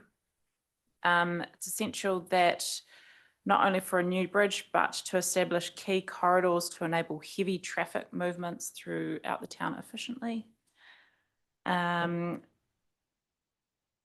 Their staff are not recommending any further changes in response to these submissions. Yeah, thanks, Melissa. Some interesting but not surprising comments in there. Reference to the Tiro Road on-ramp, something that we raised recently at Future Proof with Minister Bishop. Obviously, another conversation with NZTA, given that work will be done from Cambridge to Pairieri as a road of national significance. So yeah, all not surprising issues to have been raised, and there is work being done. Roger. Yes, thank you, Madam Chair. I mean, you're quite right. It's a critical importance to Cambridge, but just I'd like to endorse your comment on the importance of keeping the pressure on about that northern access road. I mean, we've had a lot of discussion outside of Cambridge Connections with the development of a quarry and all of that issue and the additional traffic that's going to be created by that. So it is critical, I think, that we as a council keep that pressure on NZTA for consideration of that northern access way to the expressway. Totally agree, Roger. And I guess it's pretty clear to me, and with reference to the two issues you raised there around the quarry and potential quarry and the northern on ramps. And I didn't mince my words when talking with Minister Bishop about it, and said, you know, that we're meeting your agenda in terms of going for growth. This is what your government is seeking of us all. So you need to understand the impact that would then in turn have on our existing communities. So he was not left wondering where I was going with that one. So just rest assured on that. Any other comments in this section? Mike? I guess that looking at all these comments, this is exactly what Cambridge Connections is. I mean, you get hit up all the time of bridges and blah, blah, blah. And the answer is Cambridge Connections is just restarting. There is no anything at this point in time. We are gathering information, we're going to engage. So all these things here will be answered through this process. So I just ask people, I guess, to actually have some faith that this time we will get it right. We're investing in it. We've employed a fantastic person to lead this up, and these questions will be answered, and we'll take the community with us along the way. And there's No, hold on, Philip. Dale Marie. I echo all the kōrero that's going on about this, and I encourage Katie to do well, because maybe then we can employ her to do some of our iwi strategic relationship stuff. Tēnā tātou. Thanks, Dale Marie. Philip, did you have something you wanted to add? No, you're good? Excellent. So well, I think we're all in huge agreement around the way forward on that one. So back to you, Melissa. I do just want to bring attention under the staff comment in regards to there is additional commentary on Cambridge connections under section 15 of the report. So I will just pop it up on here to loop back into at the end. Great thinking. Good catch. Yep, absolutely. So the next one is governance. So 4 submissions related to governance. The comments were really centred around performance of elected members and the mayor. No changes are recommended. Probably not particularly surprising comments in general there. Any suggestions or discussion to be had around the staff's recommendation? Sorry, Lou, and then Philip. I just want to quote, it states here that the Audit and Risk Committee, and there's this questioning the role of and I would absolutely indicate that we need an audit and risk. It gives us the ability to look in depth in some of the subjects that we do need to look at. The other thing that I feel is it's quite strongly about was the 2 external and independent appointees. I feel that they offer us a wider view than we get from our own perspectives. They are able to give us sometimes information from other territorial authorities that we would not have access to. So that allows us to develop good and well-balanced arguments and philosophies to move forward and project back to our senior council, the council. Oh, look, I agree, Lou. The independence of the broader national landscape is really important in that audit and risk space. So an independent chair and member are pretty critical as far as I'm concerned. Philip, did you have something you wanted to add? Pardon? I'm okay. You're good?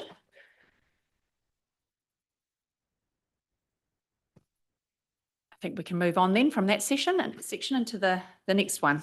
The next section is greater detail to enable feedback. So 8 submissions commented on this theme. Some of the themes were the impact of waters coming out around and the finances surrounding that, making it hard to, I guess, provide constructive feedback.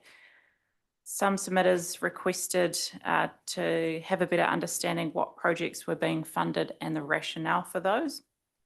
The staff comment here is that we'll make it a priority to look at what further information we can provide through the coming LTPs, but for the purposes of this LTP, no further changes are recommended.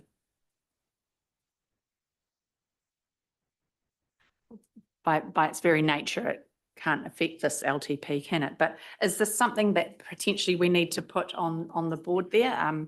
Just looking to probably speaks a little bit to... It is already captured as part of the staff recommendation. Okay. So I guess consistent with the messaging before, it probably doesn't need to go on the whiteboard. Okay, cool. Excellent. Good stuff. So the next one is around commercial and industrial rates. So 3 submissions commented on this. Query around the proportion of rates being charged for commercial properties, particularly relating to the CBD of Cambridge. And kind of what, and also noting that it does make it financially unviable to run businesses in the main street. There were also further requests around, comments around no funds being allocated for the Cambridge CBD promotions, suggestions that a bid rate would support this type of activity. Staff are not recommending any further changes. Roger. Yeah, just a quick comment on that one. My understanding is that the Chamber of Commerce in Cambridge does actually run CBD promotions in terms of Love Cambridge. So I think that function is done by the Chamber of Commerce, which I 100% support. Yeah, thanks, Roger. Andrew and then Claire. Yeah, just a comment from someone who has leased a commercial building in Hamilton. I think the commercial rates in Waipa are very reasonable. Yeah, I'd have to agree on that one. Claire.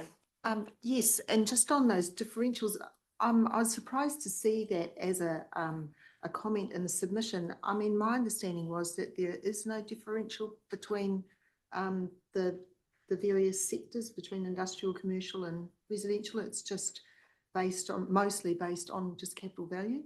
That is correct, isn't it? We don't have. James, you might want to be really clear on that answer for us. Sorry. Yeah, so in terms of capital value, general rate, so all the general rates, that and then stormwater. So, yeah. And then, of course, you've got the issue there where you have multiple titles, what we call rating units on one property. So they effectively get hit twice, right? Does it make sense? Yeah, I mean, we have the suit policy, yeah, and but we do also have the ability to declare multiple rating units as contiguous, so they can avoid the additional charges possibly. Yeah, some of them, yeah. Thanks, James. The next one is targeted rates for recreational infrastructure. So two submitters, Sport Waikato and Sport New Zealand, made reference to this. They felt that there is significant costs associated with this infrastructure, and a targeted rate would enable investment as detailed in council's activity management plans to proceed. Staff do not recommend to introduce a targeted rate as part of this LTP for recreational infrastructure. Lou? Yeah, just quickly, I totally support that. I know what it's like to run a large club organisation, and I do know that we have tremendous problems with infrastructure and costs. So we can try to enhance sport, but as I say, if you start taking a targeted rate, that would probably demean the actual operational costs or infrastructure that we actually obtain. Particularly, we get most of our money through, as I say, sponsorship and through membership, and we try to retain the membership at the lowest levels. So I would support the staff on this particularly, that I just feel the targeted rate is too broad, and it's too many different areas that are involved in this. Some people get some representation, smaller communities probably not. Thank you. I think Steph might just speak to that point for us. I guess it's a broader contextual picture is that continuing to fund the facilities we would like across the Waikato region requires a regional strategy and regional thought. You know, for example, Mike raised the issue about turf in northern Cambridge. How many turf fields do we need across northern Waipa, southern Hamilton? How many indoor stadiums of a certain size do we need? And what's the catchment or the collective for the communities that are going to use them? And I guess what Sport Waikato is asking, and being on their regional advisory group, is saying, is this something that we want to give thought to? So we might not be ready for a targeted rate yet, but is it something that we want to give thought to? The Regional Council has done this previously for other social amenity and facility-based outcomes. And so is it something that you might want to give direction to say, do the business case for it and analyse what that might look like? We're not ready to strike that rate yet, but what could that look like regionally? Because it's sort of the recreational space is following the regionalised movement of strategic planning investment that we're seeing in waters, that we'll see in strategic economic planning coming up, spatial planning, and the government is looking to co-invest in regions that are thinking in a very smart way about these. Traditionally, we've sort of thought within our district boundaries and what do we need? And the metros have largely provided the bigger stadiums like the rugby stadiums, etc.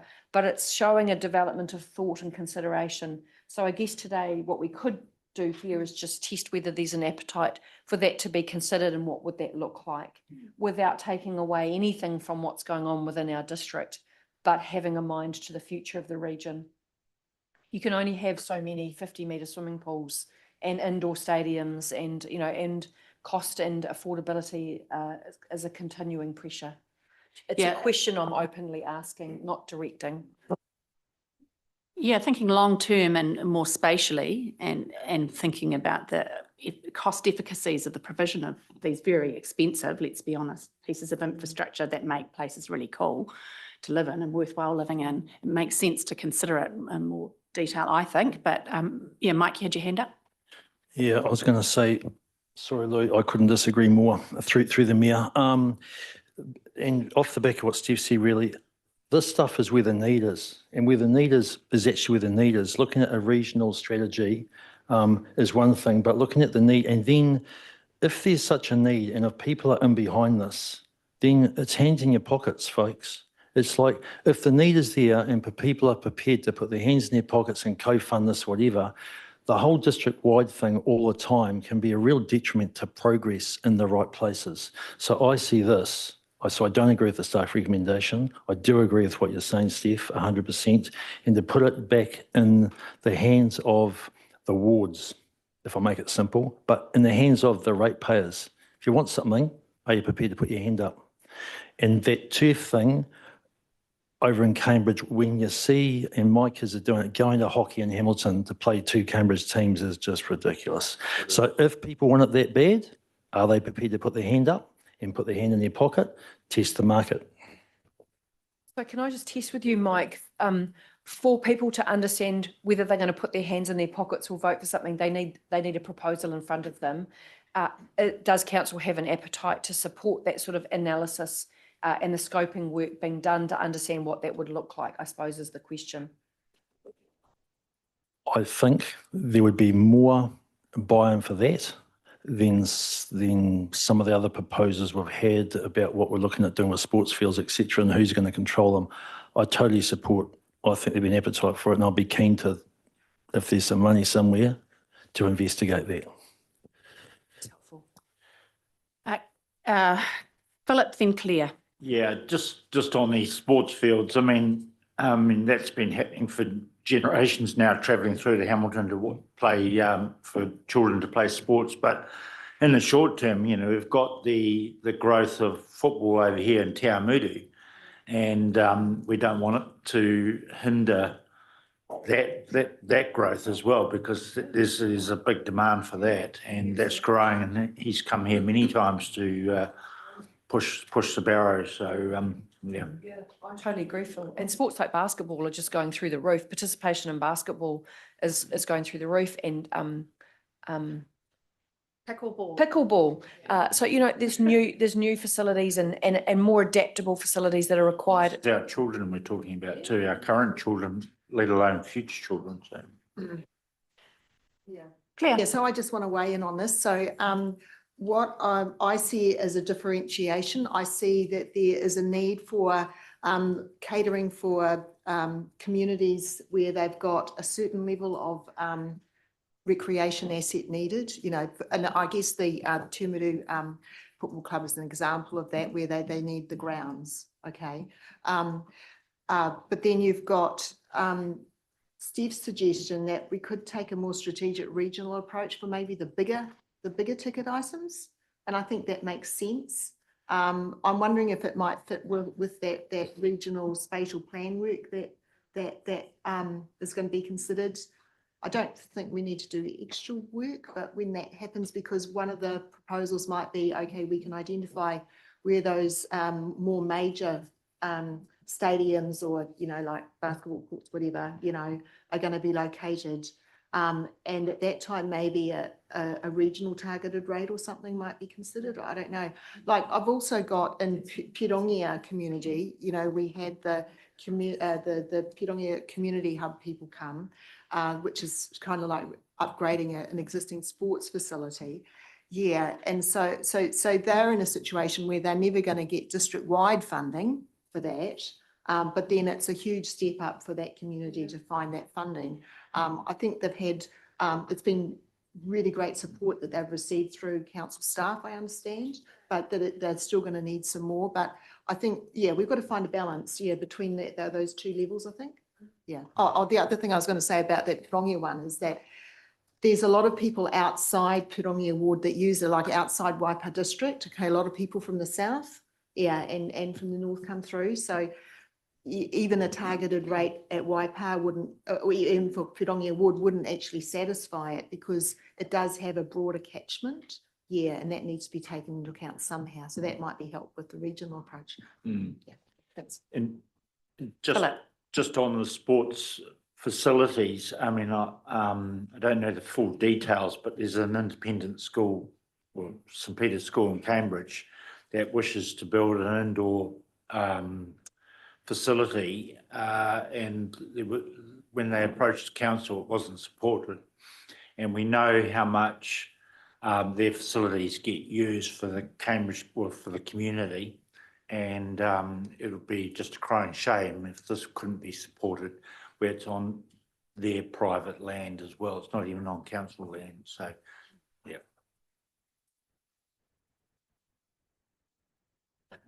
I just want to make one comment that why I just said what I did, and I did this deliberately, was the fact that we are facing rates problems right at the moment, which is something that we cannot add this. But the ratepayer isn't the only person that plays sport. You're missing a whole part of the community. And that's the thing that I wanted to make.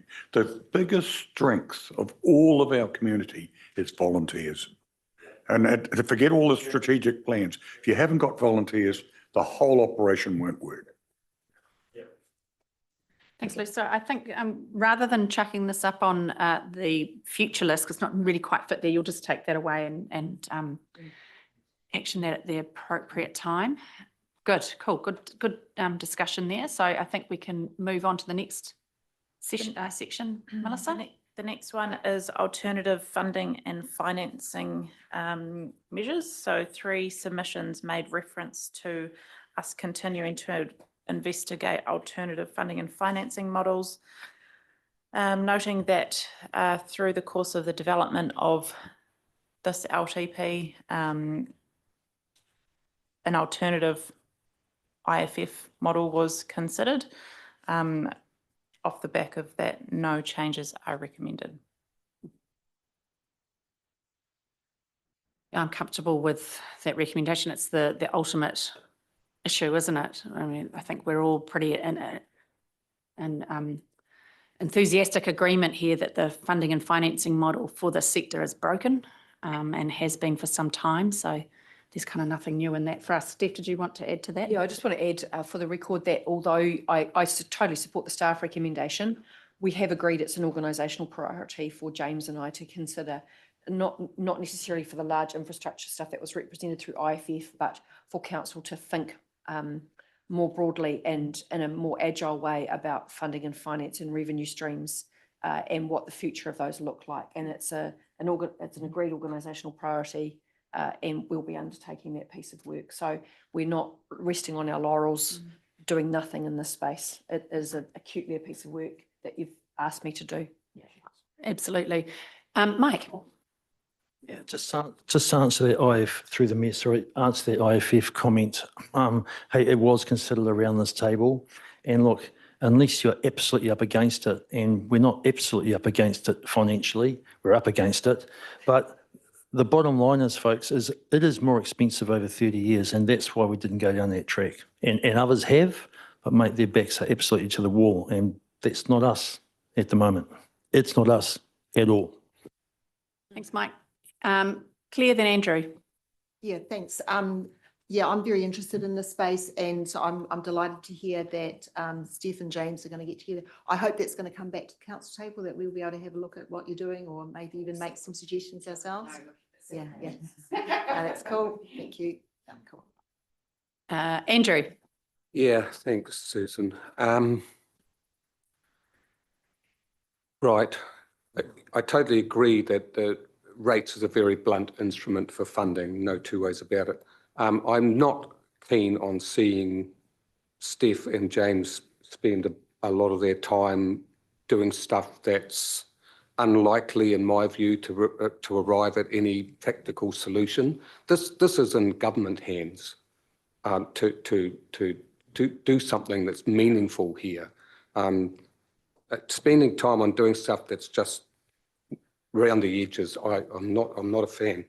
The second thing is, you know, our debt ceiling problem has been created by growth. Has there been a suggestion that growth is separated from ordinary council business when it comes to debt, so that you've got, I'm not saying there's no restrictions on the growth debt, but surely it's paid for by DCs eventually, including the interest. James wants to make a comment. So. It's a really interesting idea, and I hadn't actually thought of it, because what you're saying is the opportunity cost of growth is we can't invest in other council activities, right? Which is what we're hearing in these submissions. That's what you're saying. So I can't say yes or no to that question. What I could say is we are going to have a very big opportunity, subject to consultation and adoption of this water CCO, to do exactly that. Because what do we know? The majority of our growth spend borrowing is sitting in the two waters that will transfer, right? So I'm actually wondering, I feel like Harry Potter. I've got about 10 things already I've taken note that I'm going to be doing over the next year. But that could be number 11. So, yeah, I think that's a really good idea, Councillor Brown. It's a Harry Potter idea, okay? Just to follow up on that, I know where you can get a wand, so. Yeah, I guess, you know, that does sort of take care of some part of the problem, but there's still a lot of growth in subdivisions around roads and all sorts of stuff, not just waters. And to me, it would make sense to, yeah.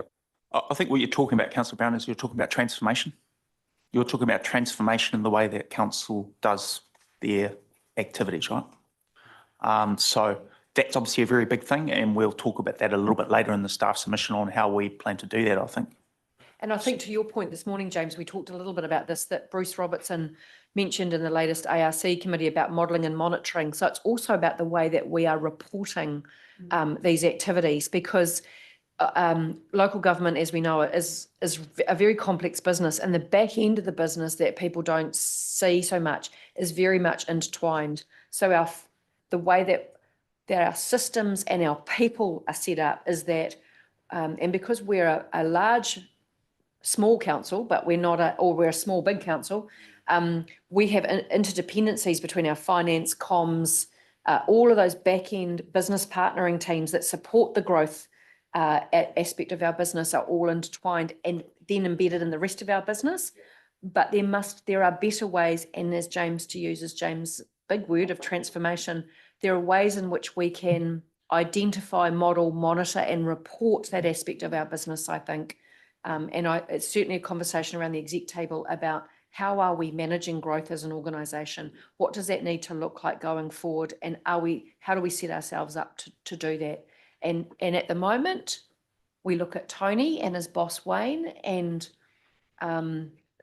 Tony does phenomenal work for us. We need to support him and wrap a system and have an ecosystem around him and across the organisation, which is much more effective given where we are now. Waipart is not where it was 10 years ago, and this is only going to continue. So we need to create the ecosystem which enables Tony and others to do their very best work. So don't want to bore everyone on this, but this is something surely like the government, both past and current, are pushing us to grow, and yet they are hamstringing us by the rules they have around it. Surely this is something that our Simon Watts would maybe take on board as a. But anyway, yeah. look, I'll leave it at that for this point. All I'd say is, Andrew, there's ongoing conversations across all levels of government, from Tony providing support into those DIA cabinet papers to the minister, to our mayor talking directly to the Prime Minister about growth and its impact. So there is ongoing work. It's a very live conversation. Great. Good discussion there. I think we can probably move on to the next session then. Yeah. Yeah, So the climate ne- change on page 42. So the next section is climate change. 5 submitters commented on themes around climate change. There was support for these initiatives, requests for further information, and also requests that all further climate change work is paused until council is in a better financial position. Can I just request that due to there being references to this in section 15 of the report, that we park this for a more holistic discussion? Yeah, good idea. I think that's appropriate. Moving on to curbside refuse. So 2 submitters made reference to, Missed one there, it's Homes Garage. getting ahead of myself. Homes Garage.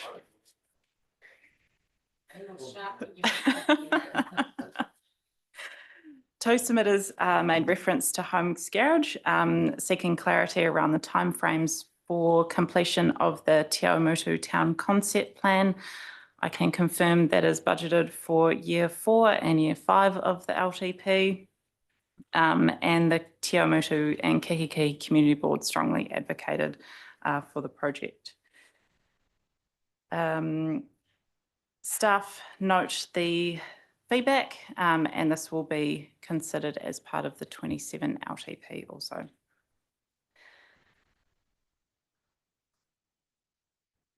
No opposition or discussion had there, so we can move on, I think, to curbside refuse collection. Curbside refuse, so 2 submissions were made in reference to this, noting that it is not a priority spend for council at this time, and it is a duplication of the service that is already provided by the private sector.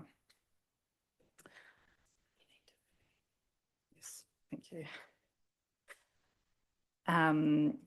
This proposal was included as part of council's waste minimisation management plan, which is how it kind of came into fruition in the first place.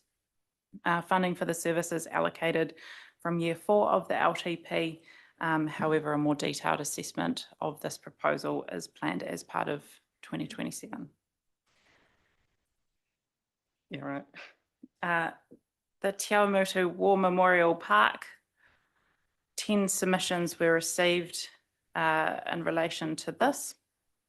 There were calls for the project to be stopped and for capital expenditure to be removed from the draft LTP.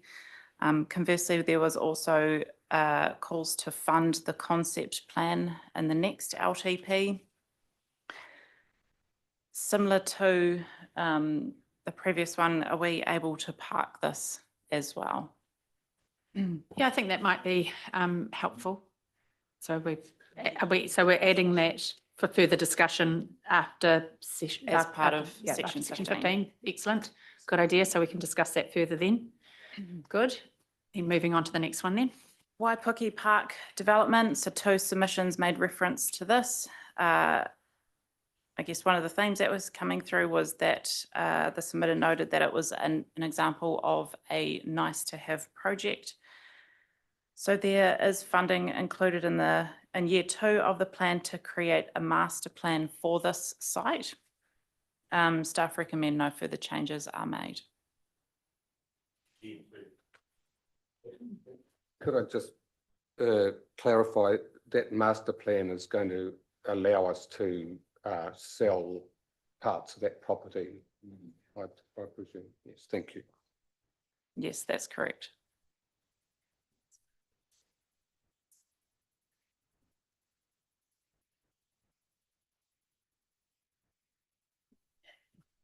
Next theme is Lake Te Kutu.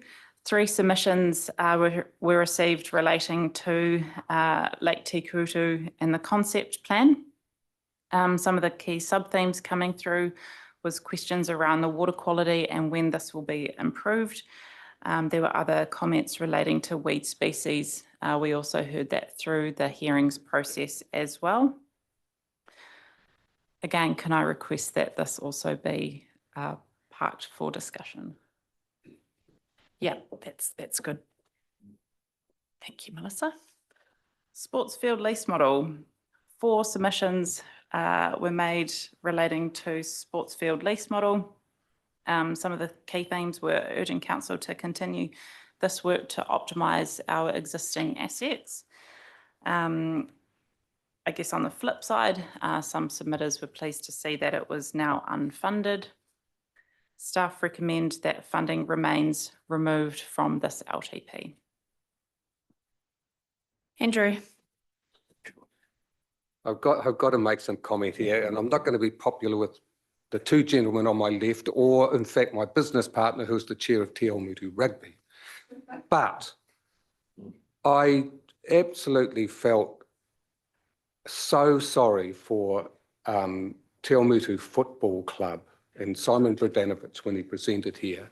And this is a solution that I feel would not take away from existing clubs and associations, but add immeasurably to clubs like, in the position that Te Awamutu Football Club find themselves in.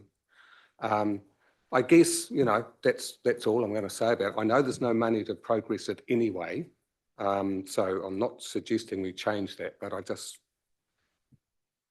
wanted to recognise Te Awamutu Football Club and all they do for 30 junior teams with practically no resources whatsoever.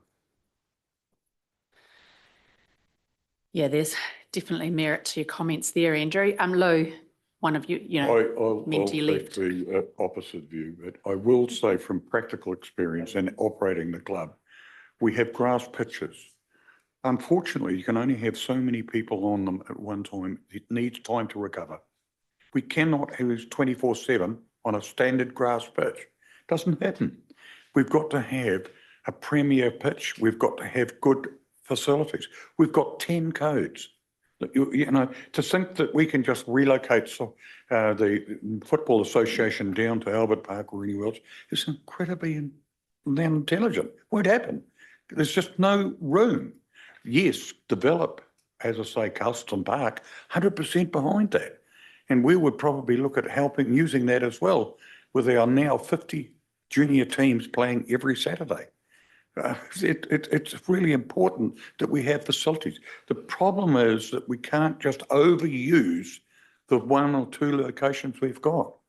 With even in the summer, we don't just play cricket there. We have touch rugby tournaments that have up to 60 teams operating on 2 nights. It's really important that we have these facilities that we can utilise. Otherwise, they will deteriorate to such an extent that we won't have them as usable at all. Thank you. Thanks, Lou. Philip, did you want to add something before we move on? Just really briefly, I just want to make a comment. Simon Brodanovic? Yeah, I mean, what an amazing guy he is. The enthusiasm he's got, the nature he's got, the way he presented to us last time as well. And he's coming back. I thought it was his presentation, his mannerism and everything was just really great, and he deserves a community award, that guy over here. Mike, before we wind this one up, Right, we'll wind it up after this. Love Fest as well? I'm just going to respond to this fine gentleman on my right here. Through the Okay, mayor. so it's not a love fest. So look, the submissions, these bullet points down here are sort of evenly split, like a game of 2 halves, Andrew. And so, in the end, there may be a winner, but it may be a draw. But this here, I think the work that Steph sort of committed to go and do that, about 10 minutes or so ago around, the need of these sort of facilities and the best use and actually what's required may help with some of this. in the future. So that's all I'll say there. Thanks. Steph's just going to put a little bit of a I'm just going to line around that. clarify. I love the enthusiasm, and I've got to say too, I think that man deserves a medal. That was just an incredible submission, and what they're doing is incredible. And I think we may have found some ways in the background to help address some of the more short-term issues, which is great. Mike, I just want to be very clear that that piece of work to do around regional facilities, we will do with our partner Sport Waikato, and try and get our other sister councils involved in that as well. So I'm just making sure, because we haven't allocated money for it internally. It's not in the LTP. I don't have a budget for it. It'll be one of those things we try and do on a squeaky, on an oily rag, but we'll do it collectively as a region. And I'm sure that Matt Cooper will be pleased to hear that we are up for that thinking anyway. So just want to be clear about that. Thank you, Steve. Thank you. Yeah, as a trustee on the board of Sport Waikato, you know, they do an awful lot of work in terms of doing inventories around holes and vacuums of provision of usable surfaces within the region. So they've got a pretty good basis upon which to launch that work. Andrew, Look, just before we wind this one up, please. Really quickly, I take on board the comments from Lou in particular, but I see this as not being a winners and losers situation. I see it as potentially just winners. Cool. Right, let's move on to the next one before we start having a turf war. See what I did there? Yeah, Melissa. Ahuaki Waipa Community Spatial Plan. So 7 submissions related to Ahuaki. Key themes were to cut the project from the budget, noting that the LT budget is consistent with what is included in Ahuaki. And also more funding was requested given that the growth that's happening in the district. As a result, no changes are recommended. There seems to be a level of comfort with that, so I think we can move on to the next item. Southern Wastewater Treatment Plant. 3 submitters made reference to the Southern Wastewater Treatment Plant, largely around the funding, encouraging council to include dedicated funding for this piece of infrastructure. So council will continue to support this project, progressing it with our neighbouring partners, and as set out as part of the Memorandum of Understanding. Staff are not requesting any further changes. No, I think that's great. And I really appreciated the extra comments and added there by staff. I thought they're really on the money, so to speak, and really helpful for us to get a broader understanding of where that rests at the moment. Claire. Yes, thanks. I've just got questions around what's in that Memorandum of Understanding. I just want to make sure that, you know, we are upholding our end of the deal, that's all. So I haven't had any oversight on what is covered with that Memorandum of Understanding. I don't have a problem with what's set out, but I just want to make Carl to quickly respond. Thanks. Yep. So through the chair, the Memorandum of Understanding actually covers all the works that were discussed in the business case, the detailed business case. However, the key mechanism within that Memorandum of Understanding is what's known as the PPG, the Project Partnership Group. And through that, the establishment of that group, we're meant to forward discussions after the business case around funding allocation, exact timings, and who was actually leading the projects and bits and pieces there. So as far as I understand it, that group hasn't established, or if it has established, it hasn't had further meetings. And I guess that's what we're advocating for. That's outside the LTP, obviously. Excellent. Thanks, Carl. Lou? Yeah, just quickly from yesterday's conversation, we are looking at transferring some land at some stage for that wastewater, southern wastewater trends, or we are in negotiations or anything? It was just a simple question. Sorry. Oh, sorry, it was just for the southern wastewater. Yeah, which is on the boundary. It's actually proposed site is actually on the boundary, or whether we were looking at boundary adjustments at all. It's a broader piece Kirsty's- of work that yes. Kirsty can probably speak to Yeah. in terms of boundary redraw on account of Southern Links. So through the chair, you have a report coming to council next week in public excluded relating to the boundary agreement that we have in place with Hamilton City. And obviously there's a lot of change happening within our district on the boundary with Hamilton with fast track applications. There's a spatial study being led from Future Proof. So it's appropriate that we have a conversation with elected members. What Hamilton City Council, when they presented yesterday, they asked council to consider that if funding wasn't provided for in our long-term plan, that if council makes the decision to transfer to a water CCO, that we certainly are providing information and conveying, the intent of their submission through to that CCO. Hamilton City have purchased land for the establishment of the Southern Wastewater Treatment Plant. Thanks very much for your answers. That's good. Great. Cool. Moving on. Bill. I just need to signal that I had a technical challenge earlier on, so I didn't have the report and I've got a conflict of interest in the next matter, so I'll withdraw. Legend. Thank you for that, Bill. So the next one is the Alpha Hotel. So 27 submissions were received in response to this. They were of a template nature. The request was for council to purchase the building, noting that it is a category 2 listed building and is a significant visual presence in the community. Staff are not recommending council purchase this building and therefore no further changes are recommended. Yeah, We're Lou, talking- I'm I'll talking a bit follow at the after you, moment. but Lou? Yeah, okay. Just quickly, we had a meeting the other day and I wanted to make it in a public arena to thank Bill for the tremendous work he's done with his council. They've actually upgraded that old building to quite a substantial level. And if they can get the funds granted from our Heritage Committee to get the fire alarms and all that in it, they'll be able to actually generate a little bit of income because it will be allowed to have community events in it. So I think that although we're not spending money on it, I do think that this is something that has a lot of heritage and a lot of support, particularly in the Kiki and older community around it. So I think it's something that we can progress perhaps at another date. Yeah, cheers, Lou.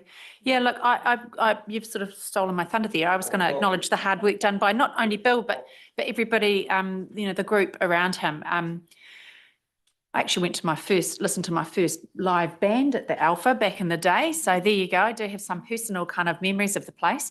But last LTP, we had a lot of discussion and we had really strong presence of community members from Kihikihi asking for us to assist them in terms of the establishment of a community hub of sorts. And, there were different views rather around how that could look. So in that background, the fact that Bill and his crew have managed to just rally around and actually get stuff done is really admirable. I'm hoping that the outside will start to reflect the improvements on the inside because it still is reasonably run down on the surface outside. But look, you've got to give absolute kudos and compliment to people who get stuff done at a grassroots level, because waiting for council to sometimes come to the party is a little bit of a long shot. So yeah, thumbs up to that group.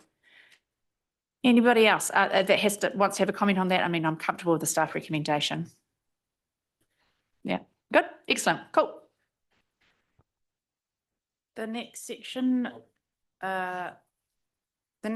relates to feedback received on local waters done well. So we have included this section in the report, noting that we did run the 2 processes concurrently. Some submitters just provided their feedback around the waters consultation in their LTP submission.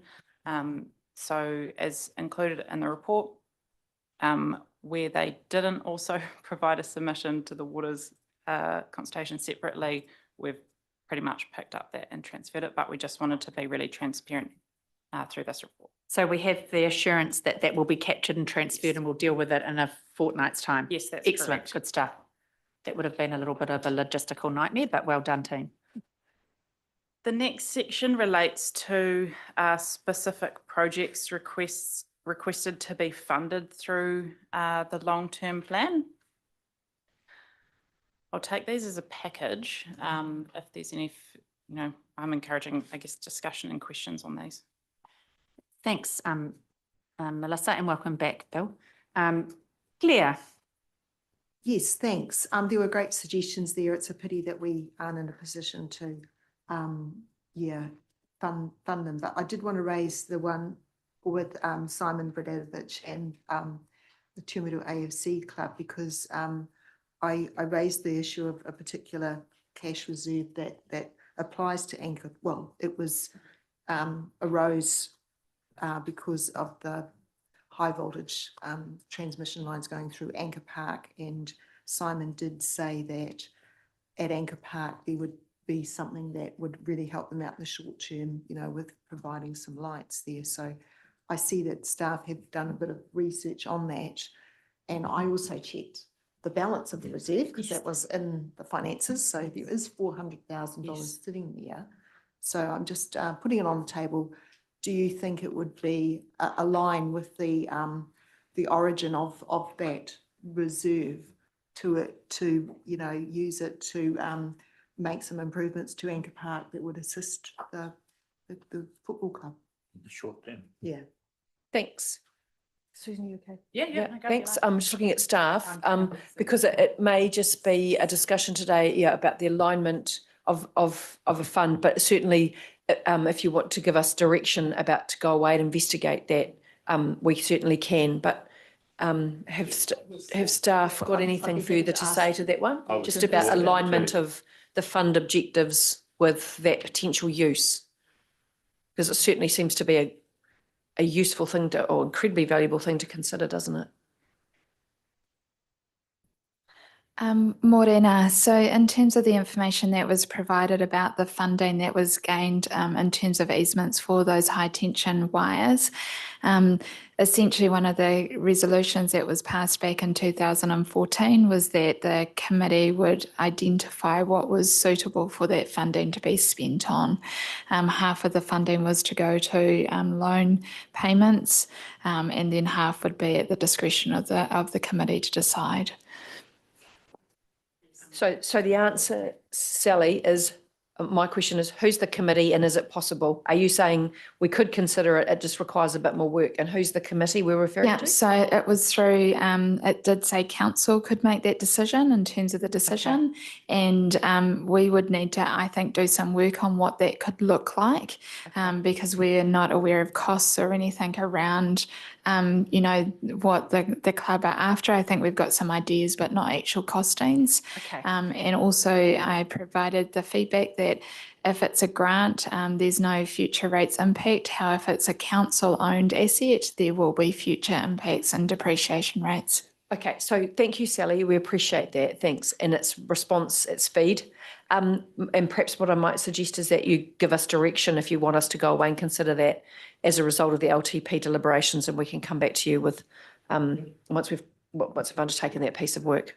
Makes abundant sense to me. A lot of nodding around the table. Claire? Yes, I'd be happy to move that further investigation be made. Also, with my interest in AI and the problem or the issue that Simon raised about geotech needed to install a concrete base for those lights. Apparently there are AI tools which really reduce the cost in assessing geotech conditions. Yeah, so I was just wondering whether or not that might be a way to make the money go a lot further too. But I don't know if anyone uses it in the Waikato. Yeah.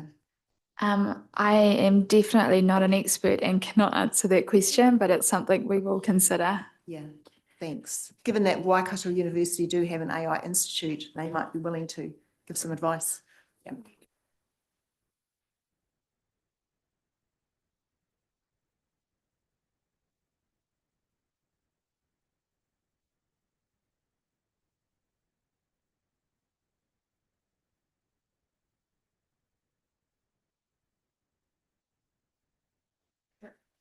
Right.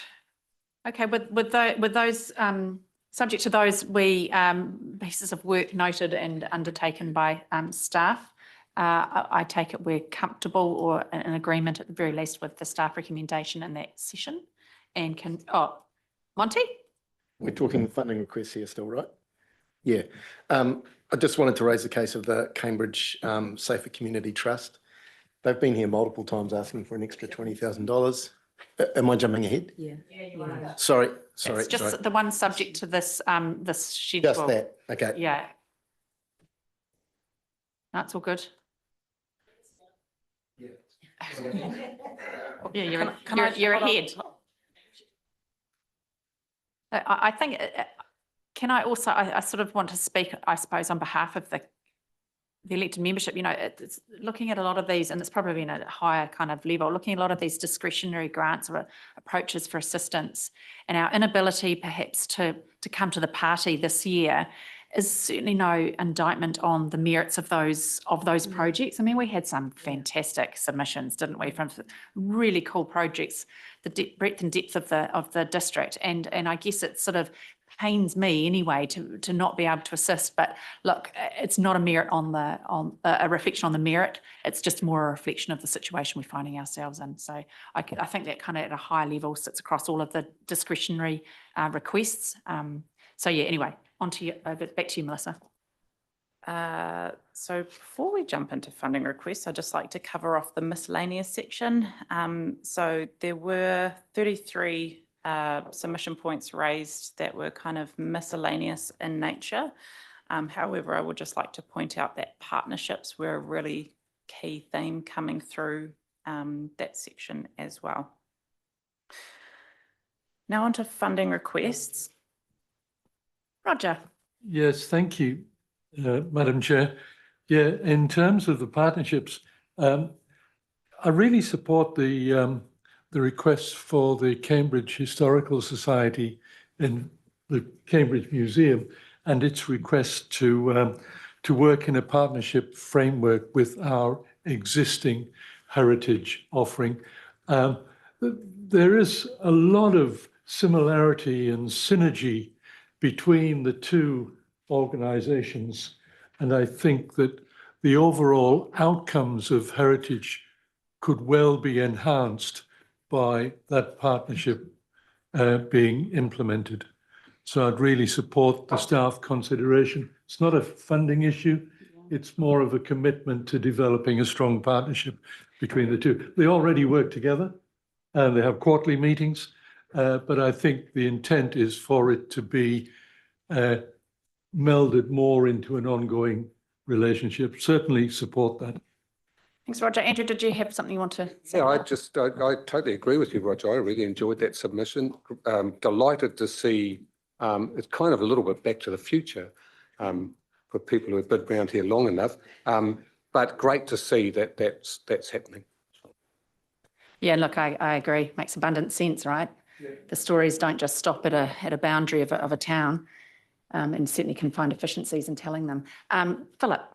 Yeah, and I really support that too. We're reminded, or it's recommended to many community groups on both sides of the district that we work together, and we're often reminded as elected members that we'll be working for the wider district, the whole district. So, and you know, if we can get these two together, they're no different to anyone else, and working together for the good of the community, then that's, yeah, I highly suggest that, recommend that. So, yeah, we'll support that. Yep, agreed, Philip. Right, shall we move on then to the more specific funding requests at big paragraph 13, page 52. Thank you. I will take these ones individually. So the first one being Hamilton Waikato Tourism. Their request was to reinstate their funding to their previous level of 183,000. Staff do not recommend that is done.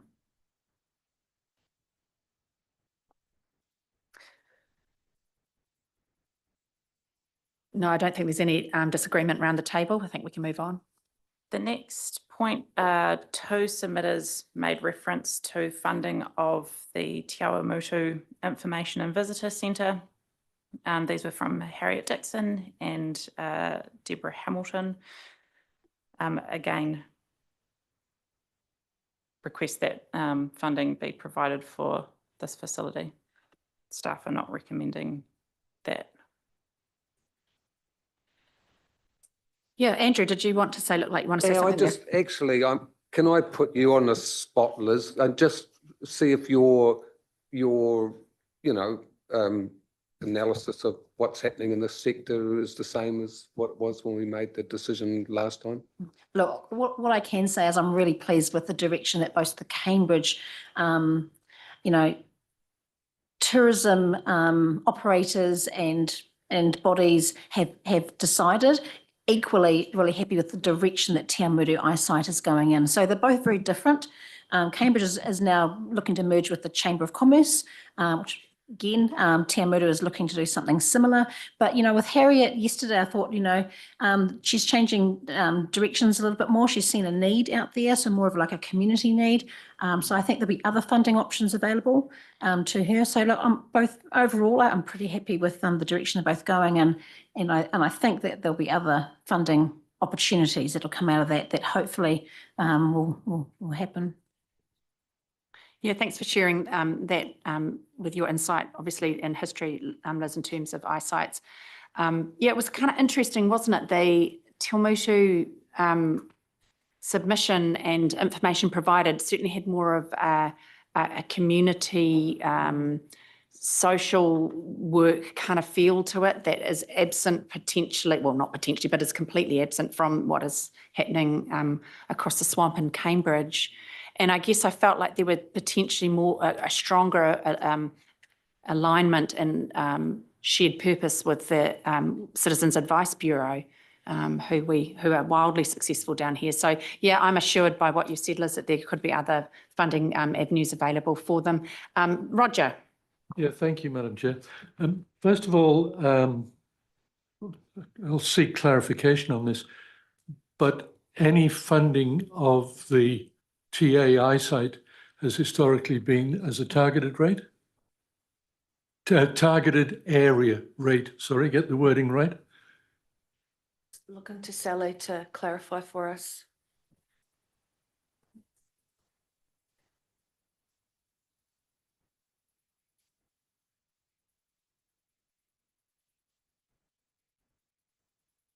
So I believe the funding was targeted in terms of where rates came from Te Awamutu and Cambridge, but it's not a targeted rate as we've talked about previously. So it would have come from those communities to support that funding, but not a targeted rate specifically for visitor services or eyesights. Oh, no, Yeah. but the funding source was under the targeted area rate in terms of our LTP. I'm pretty sure it was. Anyway, look, just moving on. Yeah, just moving on from there. I think the difference, as Liz mentioned, between Cambridge and TA is that Cambridge were a lot further down the track. And in fact, I think they've got a decision over the next couple of days as to whether or not Destination Cambridge, which flowed on from the eyesight, is in fact winding up and they're transferring to the Chamber of Commerce. So that function that they provided, I think, is already being enabled. I'm just a little bit concerned, and it was reflective of my question of Harriet when she was here. They're not as far down, and I think the existing funding that they've got will see them run out of funds within 6 months of this following year. And I'm just wondering if there is any resource that is there available, maybe the continuation of that 20,000 that we gave them for last year would actually help them and give them that year to look at an effective transition into some other future model. I think certainly their intent is to do that. I'd hate to see them struggle and not be able to get through that year in moving into some other form. Mike and then Delmarie. Yeah, through the chair, through the mayor, I think this was answered last year, to be fair. I mean, we signalled very clearly that this was a 1 year. You've got 1 year to come up with an alternative, and to me, we've stuck to our commitment. We've done that. You're fine, Delmarie? Yeah, I think Harriet spoke to other funding sources. They were looking at that they obviously received the profits from the newly established Rosetown Fair that takes place, the meeting room hire, and I think they're looking at a welcome pack and maps. So it's certainly looking at trying to find another income stream for them. I'm more inclined to agree with Mike on this. For my money, I'm comfortable with the staff recommendation, unless somebody's going to jump up and down and advocate the stream. I think I was a little bit troubled by the quite different path that they were taking. It wasn't really an eyesight any longer, an information centre any longer. And I would really love there to be a little bit of a conversation between themselves, the Citizens Advice Bureau, and potentially even Kāinga Araha. You know, you've got a handful, and there are other, Kōwaio, there are a whole bunch of sort of similar organisations who are kind of crossing over, and I think there needs to be sort of a rationalisation. And from my perspective, I'm not sure that it's council's core role to prop up one of them at this time, but I'd really love to take part in being able to facilitate some rationalisation and clarity of purpose and roles, because they do critical work, but it's just a bit disjointed in terms of the ecosystem of what's going on in Te Awamutu. I think we can move on from, Lou, did you want to say something? I totally concur with what you said, Ms. Susan. And one of the key issues for me is that it was a very integral place put in place by the community. They built the building, the local community built that. So it's actually owned by the community and put in place. The second thing is that I do think they need to look at things like CAB, and try and amalgamate with them and try and utilise that facility a little bit more. It would make a lot of sense, because I do know the lease, actually where CAB is now, has escalated quite significantly. So these are things that could be developed in the future, but they do need a little bit of time. But I do think that they all offer good services to our community, and it is a great site. And the fact that when you drive into town, you're straight up the main street, there it is, information centre, telling you where to go, what to do and where to have. Absolutely. And I'm sure my mother would, if she was alive, she'd be arguing with me over this point, being one of the founding members of TACPRO. Absolutely. And the toilets and the signs and all the things that went along with it. So yeah, but I just think it's time for a rationalisation, personally. Right. Cool. I think we've discussed that one. You can move on then, Melissa. The next one is around funding for Cambridge Safer Charitable Community Trust. So we received two submissions relating to the request for funding. They've essentially requested that their funding be increased from 20,000 to 40,000, noting the discrepancy between Cambridge and funding between Cambridge and Te Awamutu. Staff are not requesting any additional allocation. Monty, Okay. Here you go. Here's your moment, Monty. Sorry, people, I had run all the funding requests together in my head. So now's my moment. Yeah, look, this is the one which I just thought we should discuss as a table. These guys have come back several times. Hearing from Councillor Gordon, this is targeted funding for this. Cambridge Community Board are supporting this request. And my sense is that the people of Cambridge would probably like to pay this $20,000. So it's one where it's probably one of the only ones where I didn't agree with the staff. So that's me. Roger, then Mike, then Delmarie. Yes, thank you, Madam Chair. Yeah, I certainly support your comments there, Monty. I think again, and I'm quite sure that this again is part of the Cambridge ward targeted rate. So it is funded by the Cambridge people. And I think when you look at one of the subsequent decisions of keeping, and with the community halls, we're keeping a progressive increase of a targeted rate up. This amount of 20,000 has not been increased for many, many years. It is Cambridge and the region, so it's quite a larger area that they cover. The growth in the population has created more of community misbehaviour, and they are actually assisting the police and providing a substantial service in there. As it is a targeted rate, I'm agreeing with Monty that I believe that the local community, at possibly a cost of $2 per rateable value or something of that nature, 10,000 rateable units, they would readily accept this as an increase in targeted rate, specifically on the Cambridge population. So I would certainly support this increase in funding. Thanks, Roger. Mike, Dalmarie, then Bruce. Yeah, through the chair. Yeah, hey, I totally support this too. I mean, this is a value for money proposition for me. Like, you put in $40,000, and what value do you get back? You get, it's all, you can't really value it. But the amount of hours that the folks that put in, the amount of people times the hours, the return to both communities through both services is immense, and it's needed. And the police are obviously, you know, standing right there in support of us. They don't need to say anything. We just know that the police support this. And we know on both sides of a district that the police can't do all this by themselves. So we're still heavily relying to the public on volunteers. This is just giving them some sort of financial support. And I agree about the inequity thing, and I did the same figures, though I do have one question around the sort of, you know, $2 a person. I think the people at Cambridge would be more than happy to pay that for just trying to keep the place as safe as it is. On that, in the last 2 weeks, I've had 3 businesses approach me where a lot of their gear has been stolen, you know, from arborists to civil construction to Karapiro.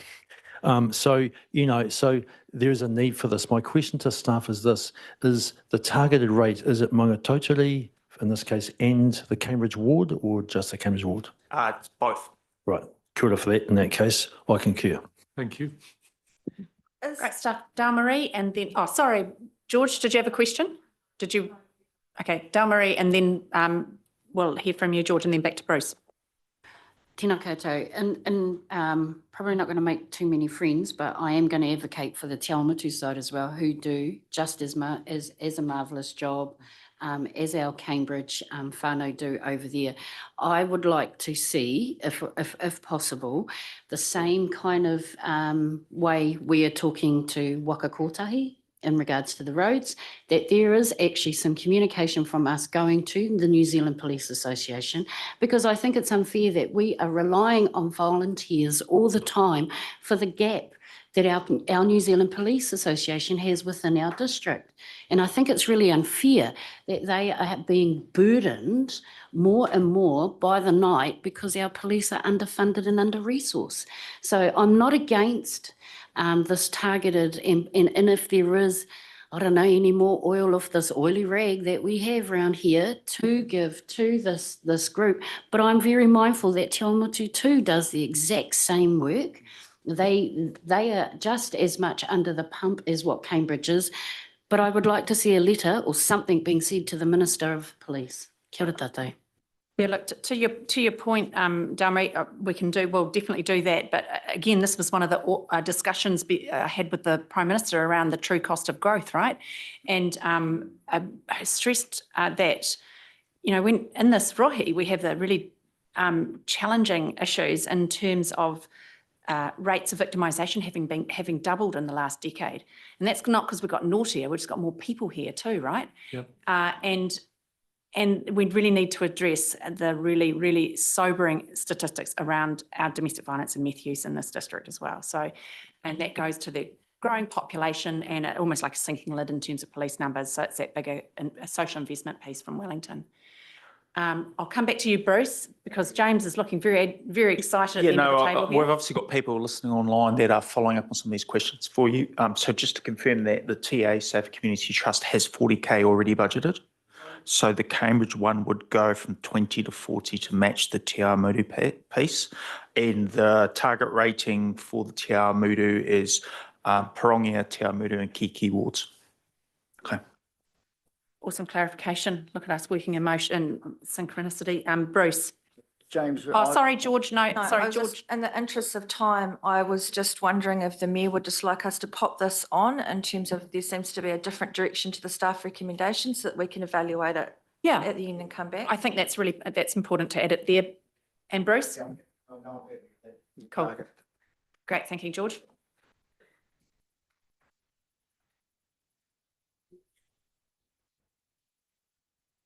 So the next one is a funding request from the Waikato Regional Airport Limited. Their request was that council reinstate their funding back to previous levels and that it be CPI adjusted year on year. For the RTO. Yeah, Sorry, yes. Staff recommend no further changes. Yes, I suppose that echoes the first one we addressed here from Hamilton Waikato Tourism in the first instance. I wouldn't think there'd be any further discussion to be had around that one. So the next one is Waikato Screen. Their request is for an annual investment of 35,000 commencing in year one. Staff are not recommending any addition to it or inclusion, sorry. Thanks, Mike. Thanks through the chair. I know that in the discussions, this is not about the 35K, but this is about being visual. And that 3K that it's like pass a head around 3K. The 3K they asked for the photography that they need to promote our district, though it's not in here, I think we should consider it. It can come from, so it's outside of the scope here. Sorry, I'll hand back to you. No, keep going, keep going. Oh, no, I'm just throwing it on the table. And no, it's not part of this, but she did bring it up as part of her submission. Just throw it on the table. Go on. Yes, we would consider that here. I'm sorry, I cannot 100% clarify if it was included in the written submission, but obviously it was raised as part of the hearing. Yeah, so if I might be of some assistance here, the 3,000 or 3,500 for the photographing is on top of that annual investment. And I would think it highly unlikely that you can pay for the pictures and expect them to still promote you as a destination without the investment. So, and look, I'm torn on this. It's really tangible to see the change, the impact in smaller, particularly communities. I mean, I went to travel to Paeroa the other day and watched a Toyota ad being filmed, and the impact it has on the town on an economic development space can be quite large. But I guess we are where we are, and as much as there might be a temptation to just pay for the pictures, I'm telling you, the investment won't. Without the investment, that promotion won't happen. Hey, just alluding to the fact too that locally the movie The Tavern, they said it was partially funded. The whole production done for $92,000. So yeah, I really feel I'd love to give these people money, and I'll tell you what, if you're listening, along with all these folks, this is year one. Come back to us because we genuinely want to fund stuff like this. Again, return on investment is a no-brainer. We did fund it for 1 year, and obviously the costs have gone up since then. The Tavern and Home Kills were both filmed in this district, but when we weren't paying the investment, just letting you know. Roger. Yes, Madam Chair, thank you very much. And I just wondered, taking Mike's point a little bit further, do we have a provision in existing budgets in comms for the production of photographic resource? And if that's the case, is it possible for comms to perhaps work with these people in terms of identifying what it is that they want? I had a discussion of similar nature with Erin about this. I mean, we have a library of photographs longer than, you care to think of, but she was very adamant that and it was something that I think was discussed briefly with her when she submitted. She's very adamant that there is a certain style, a certain angle. They don't want people in them, and invariably our photos in local government will involve people. So she was pretty clear that no, it's their photographer, the way they want them shot. So there's uniformity across their whole library. Yeah, but if we know what the profile is of the pickies that they want, can we not take them? No, she was pretty clear about that. Trust me, I tried.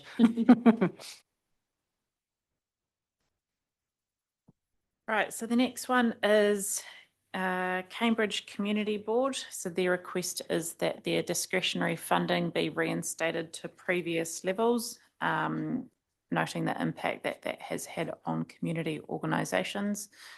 Staff recommend no changes. Regrettably, I think we're all going to have to agree.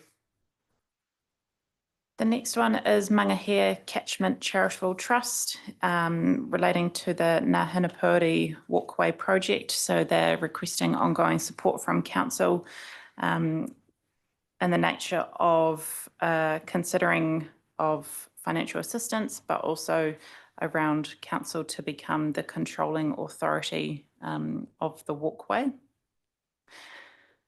Staff's recommendation is to not provide any financial assistance at this point, but to consider it as part of the 2027 LTP, and we'll look to continue discussions around that memorandum of understanding. Yeah, this is one of the super cool projects I was referring to, but I think Steph has an updating or information to add to this. Thank you. And I'm sure that councillors will want to speak to this one too, because it's certainly a project of great inspiration. But one of the other non-financial considerations, which I'm sure that on the board, across the board, staff will be as engaged as possible in supporting the non-financial aspirations of many of the submitters. For example, the community board will do all we can to lean in and support. But one of the things that I wondered about with this, and I spoke to David Hallett about, was support for them to develop a sustainable funding plan. And that's more about liaison support, awareness of funding opportunities. They've had a good chat with Waikato Regional Council, I understand, and I think it would just require a few of us agencies to get together and have a nominated person that could just work with them to help support that, not write it, not put it together, but just help them put together something like that so they could have a plan ahead of them. And that would just be something I'd like to signal potentially as a non-financial support mechanism if councillors were of a mind to support that. Sounds fantastic. Something that you discussed on when they submitted, so it makes abundant sense. Yeah. Clear. Yeah, I'm no surprise that I'm really thrilled to see this, the submission, and I'm really happy with the suggestion that Steve's just made, and also looking to progress that memorandum of understanding in the fullness of time. Yeah, I thought it was an excellent project, and you can see the dedication of the people that have been working on it. I can't wait to see it finished, but yeah, really happy to see that support being provided, forward. Bruce. Steph, I'm pleased to hear about that, knowing these guys like Claire does.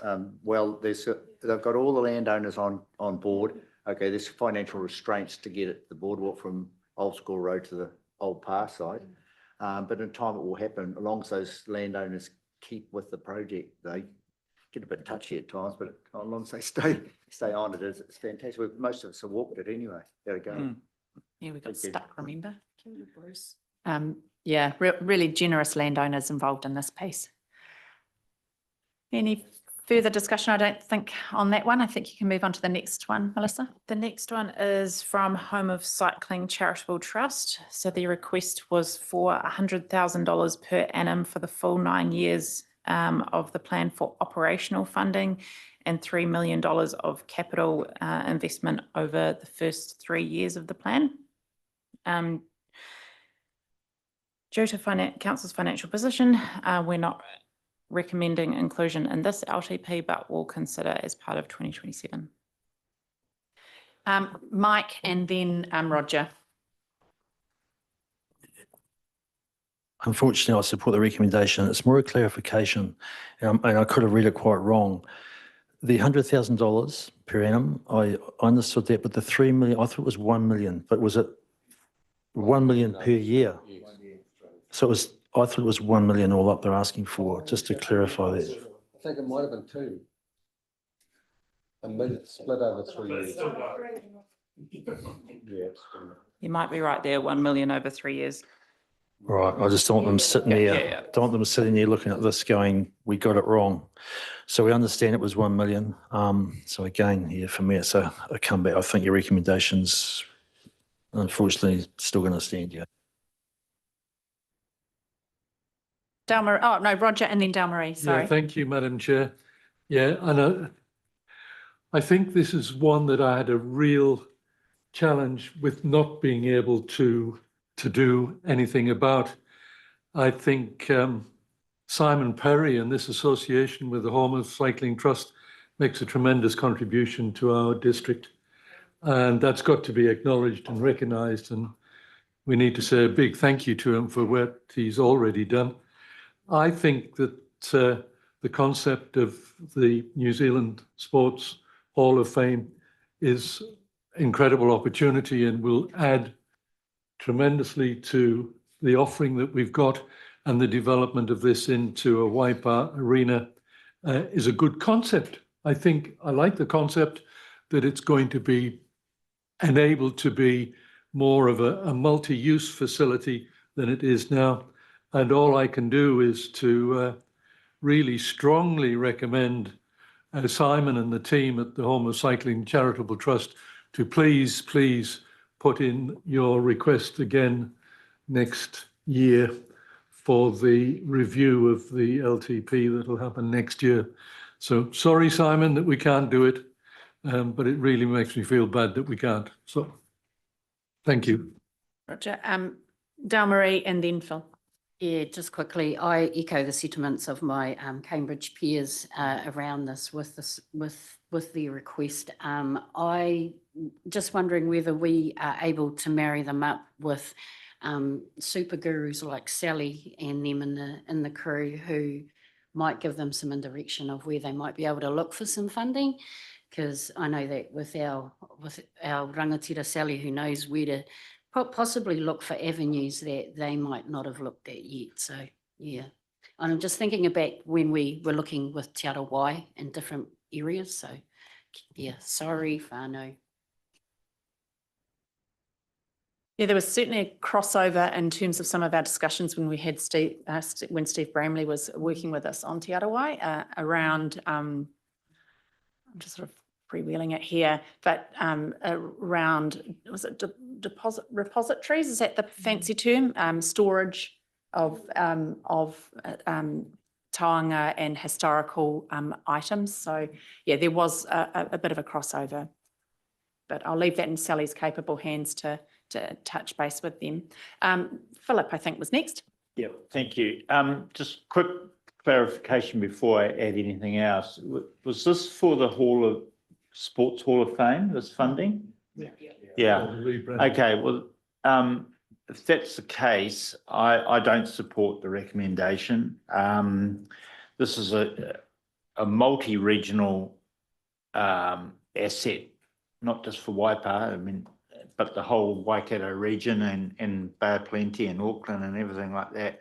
So I don't support it. And, you know, Simon and his family do a huge amount for the community. I mean, look at the sports. You've got 2 sports, maybe even more, 2 swimming pools named after the family. But going back to the region, multi-region, I mean, even if it was just the 100,000 per annum, not the 3 million over, or 1 million over 9 years, is it? What was it? 1 million over 3 years. It's 1 million. 1 million, yeah. So, yeah, I don't support the recommendation, sorry.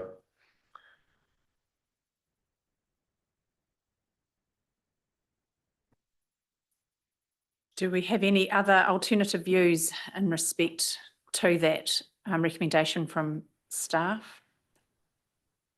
And no? and no appetite even for it to be put on the, no, okay, lots of shaking heads with regret, of course, as expressed by everybody and the sentiment around the table. No, absolutely. And the last one we have here is from the Te Awa River Ride Charitable Trust. Their request was to bring forward funding in the LTP to enable the extension, the 1.2 kilometre extension of the River Ride to Waipuki Reserve. And again, due to council's financial position, we're looking to not fund that, but to consider it through 2027. Yeah, so this was one of the ones I think that we can all agree was a really logical investment, right? But again, back to the constrained financial landscape we're in, it's not a goer. So I think I got Mike, and then I have Claire, and then Liz. Yeah, all right. Through the chair, hey, this mightn't get traction, but this is a nine-year LTP. And I know there's views on what happens in year normally 1 to 3 and what happens on years 4 to 10, but can I get some clarification? Is there money in the current LTP for this? Because you said bringing it forward, just to get clarification on that, Melissa. I'm just looking that up. All right. So anybody else can help me. All right. You got a break?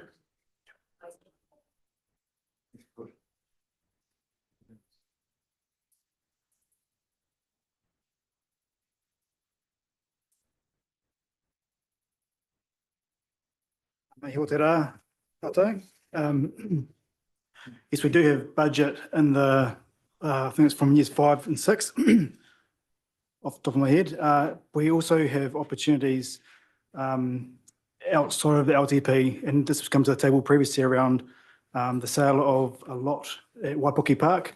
And then, of course, that has endowment over it, so that has to be reinvested back into the park or to pay back the endowment. So there is the opportunity when that project does progress as well. So the master plan we've got in year 2 will help confirm the alignment of the cycleway and the linkages between Waipuki and 859 Ongatotiri.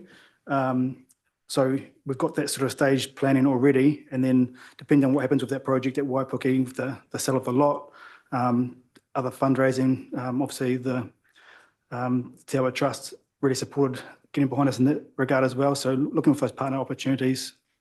But we do have some budget in the back end or middle of the LTP as it currently stands. Right, thanks for that, Brad. So, hey, off the back of that, in terms of a staff recommendation, hey, personally, I don't support, because I don't think there's a need to throw this out for 3 years. I think there's opportunity to actually keep working with this, just based on what you said there, Brad. So I guess with the potential of asset sales, if they happen, that this request be put into that mix to be brought back to this table at the appropriate time for then us to consider, rather than just go, let's push this off until 2027. So just some thoughts around that. Can I just get some clarity? When's the master planning planned for? Planning for the master planning?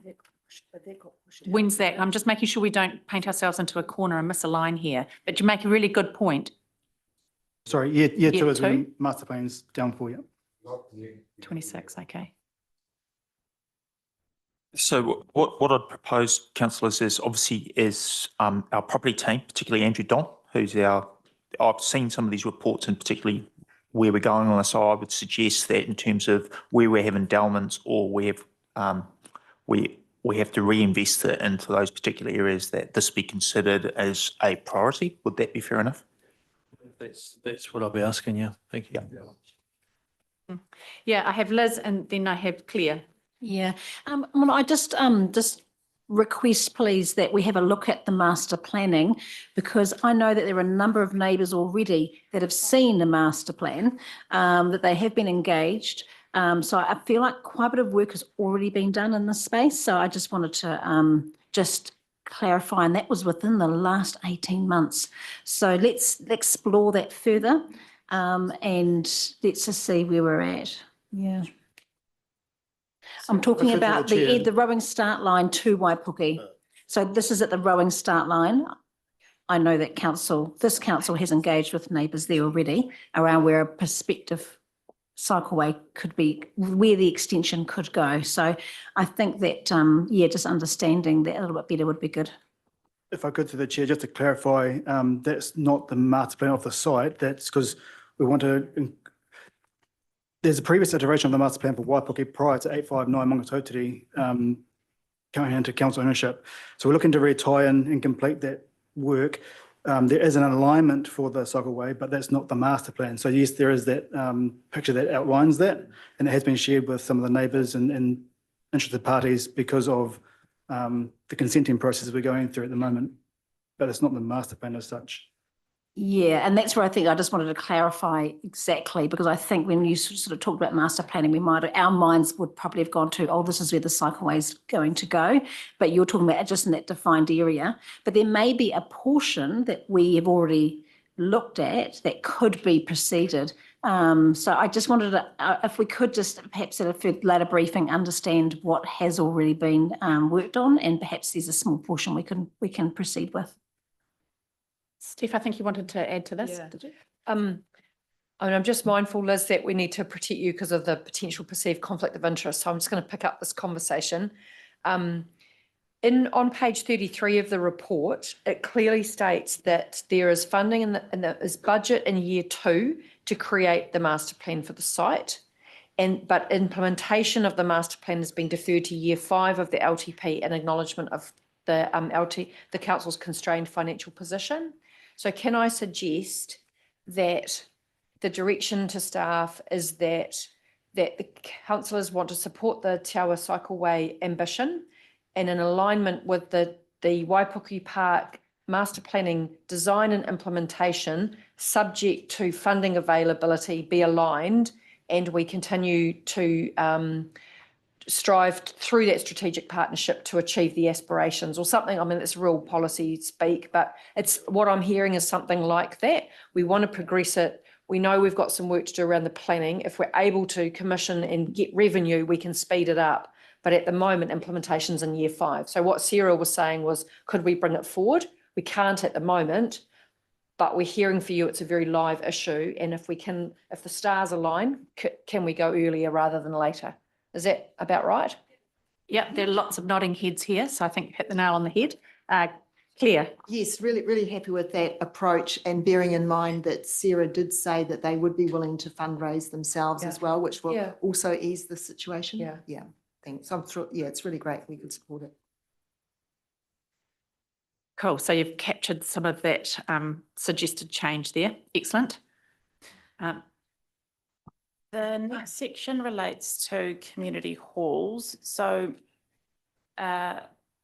through this consultation process, we made contact with all of the community hall facilities, I guess kind of seeking feedback on whether or not they thought that their targeted rate contribution was sufficient to meet the funding requirements to maintain their facilities. We have received 4 submissions back from different community halls. So this is Te Rori, Rangiaowhia, Kaipaki, and the Te Miro Settlers Hall. They have each requested kind of varying increases in their target rate funding. In addition to this, which is kind of not detailed in the report, the Pirongia Sport and Recreation Centre have also requested to increase their target rate funding through the annual general meeting. So that's kind of what's prompted this whole piece of work. Given that we've got about 20 of these types of facilities and we only received feedback from 4, what we're looking to do, as described in the staff recommendation, apply kind of equity across all of these facilities and inflation adjust them. This would total 42,000 for the coming financial year and be inflation adjusted thereon in. Interesting approach. I have Claire, then Roger, and then Lou, then Mike. Yes, thank you. So I just take a slightly different view in that I'd really like to support the requests that have been received. And I'm not so sure about across the board applying the CPI increase. The reason for that is I think we should actually consult with our communities about that before we do it. I'm aware that some hall associations do actually manage their funding reasonably well, and so they're not seeking an increase now, but I appreciate that there are definitely cost pressures out there. Also, there were some special arrangements agreed at the time when the Pirongia Sports Centre got their targeted rate, and one of the stipulations was that it wasn't to be increased. Okay, so I don't have any evidence of that. I didn't know it was going to come up, but so I think it would be good to just do a bit more work around it, because I'm not opposed to increasing the rates for the people these groups that need it. But if we've got a contract with our community, we can't just ignore that.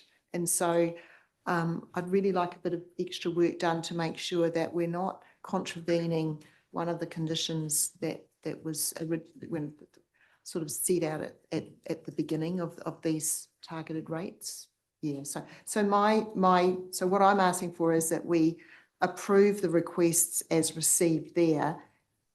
I'm not too sure what to do about the Pirongia Sports Centre, what time that was received, and whether or not they have followed the process that maybe they needed to do. I don't know, but I would just like to take a bit more time and consult on the other ones, maybe next year or something.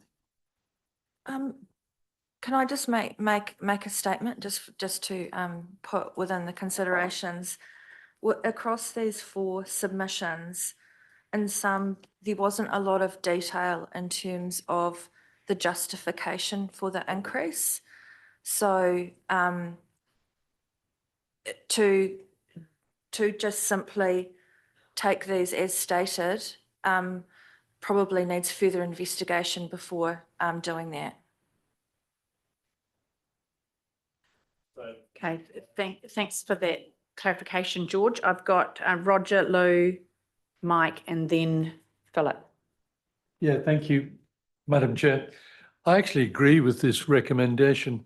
And just to talk a little bit about Claire's suggestion that in fact it might be in an agreement that a funding does not increase, but effectively in terms of what these targeted rates provide, by not increasing them pro rata to the cost of living, you're actually reducing the funding, or you're reducing the effectiveness and provision of that funding.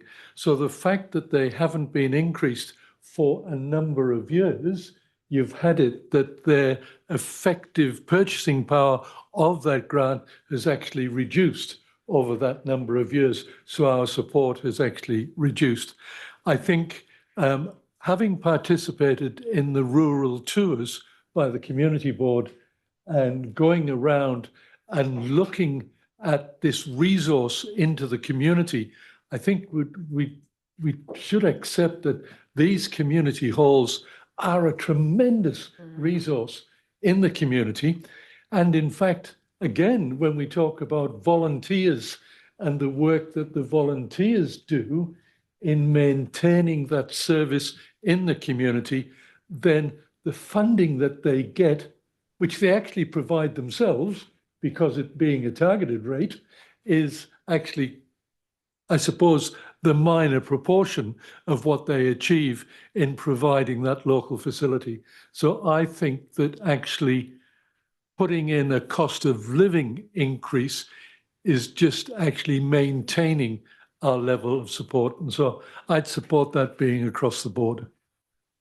Now, before I go to you, Lou, Kirsty just wants to add a little bit of information into this discussion. Thank you. Through the chair, just a point of clarification that we do require a decision from you today on this. It's not something that we can further investigate. And the reason being that we've already outlined to you at the beginning of this meeting the time pressures that we're working to in terms of being able to rerun our finance system to be able to then Can I ask a point of clarification? And it is Absolutely, Roger, yeah. It is to do with that.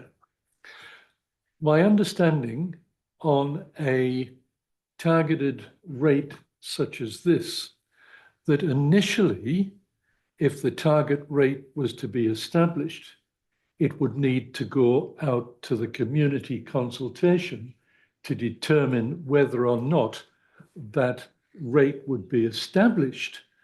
But that requirement is not there now for us to so we don't have to go out for consideration if it's just this cost of living increase, that we have the power, if you like, to make that decision on behalf of that community, whether it doesn't need to go out for community consultation. Is that correct? So through the chair, you're correct in that there is a requirement to specifically consult prior to the commencement of a targeted rate. Yes, that's correct. Yeah, that's correct. Remembering, of course, not all community halls are targeted rate funded too, just remembering that. Lou. Yeah, thank you, Madam Chair. Just quietly, I've been around a lot of these halls, as I say, with community and having a look. How many of these halls are actually operational? And that's an issue. I know, for example, Parawera has virtually got cobwebs all over the windows. I mean, there's no operation there, but it might have a targeted rate. But are we funding something that doesn't need funding? And the second thing I would like to ask is that in doing this adjustment, are we just going across the board? What I'm saying is that some of the halls have progressed a lot, and I'll take my own district, Puhui. It has built an incredible infrastructure, okay? And adding to that is not necessary at the moment. They've got their funding and everything operational. So just asking the question simply, how many of the halls are operational and in your portfolio, and how many need to do it? And I just challenge this a little bit, that we're going to just blanket fund everything without investigating who's credible. Lou, we honestly can't answer that question now in terms of operational level of operation across the different halls. I did have a spreadsheet from about 2 terms ago that Alwyn and I worked on, and it was very complicated. It's not all rural halls are the same. And so yeah, they're quite bespoke arrangements according to some of them, and some of the ones that are the highest performing or the most used and draw on a larger proportion of the community are not even target rated. So, and then there's the complication of who owns the land and who owns the building, and whether they're active or whether they're not, and, whether you've got a champion in the community who's picked up the reins and running with it. So it is quite a complex area to treat all the same, I guess. So I was going to go to Mike, but and then Philip and then Bruce. Thank you, through the chair. I've made a lot of scribbles here, and I probably won't get through them all, but one of the fundamental things I've heard from you, Kirsty, is we're going to have to make a decision today. So I think that's the first thing. What's set in front of us is set in front of us. I liken it to a coffee shop. You set your coffee at $5 for 10 years and all of a sudden you make it 12 overnight. You're going to run into issues. And really, from what I can see here, some of these increases are exactly that. They're like 100%. Some of them are beyond that. So outside of the money, I think we need some policy procedure, some support here for these halls to make good decisions at sort of AGM time or whatever. So this doesn't become ad hoc strategic planning, which isn't. It's hope is not a strategy. And then they can make some better decisions, because it's not really about whether the hall is great now and there's plenty of money there now. It's actually about the longevity of a hall over the districts, over forever. So by coming up with some policy development, I think, and maybe I didn't quite realise that not all halls were targeted, to be fair, but so I've learnt something. But for that targeted rate halls at least, but this policy could go to the others. Of at AGM time, use this. So I like the CPI thing because it's just fair and reasonable. And then if there's a case to come back to us or come back to us to approve their improvement, it's based on a case. If 4% CPI is not enough because of, come back, show you've consulted with your community. So outside of this, I think there's some work that staff we can do to help these hall associations. So look, it is down here. We've got to make a decision today. I actually support Claire on that. This is what they've asked for. I'm going to support that because it's targeted, that this is what we give them today. But going forward, I would not support this ad hoc approach to how we target halls in the future going forward. I've got a list here. Philip, Bruce, Monty. Yeah, thank you. I support Claire here, and point of clarification, it's my understanding that it's the halls that drive this. It's their decision whether they request further funding from their community. I mean, being on the community board for the last 15 years and getting around all the community halls, particularly on the eastern side of the district, the vast majority of them are in really good shape. They are the hubs of the community. They are really active and in great condition. And, you know, volunteers, we've been talking about volunteers all day. You know, the world would be a poorer place without foreign volunteers, and these hubs are the community, just like our halls and our main centres and things like that. So I support the 4 recommendations, and I support Claire on this. And they're the ones, you know, that they come to, they come to you when, will come to us when they're needing funding, and it's a targeted rate. So yeah, I support the 4 recommendations here. I have Bruce, Monty, Delmarie, and I think Roger again. Yeah, thank you.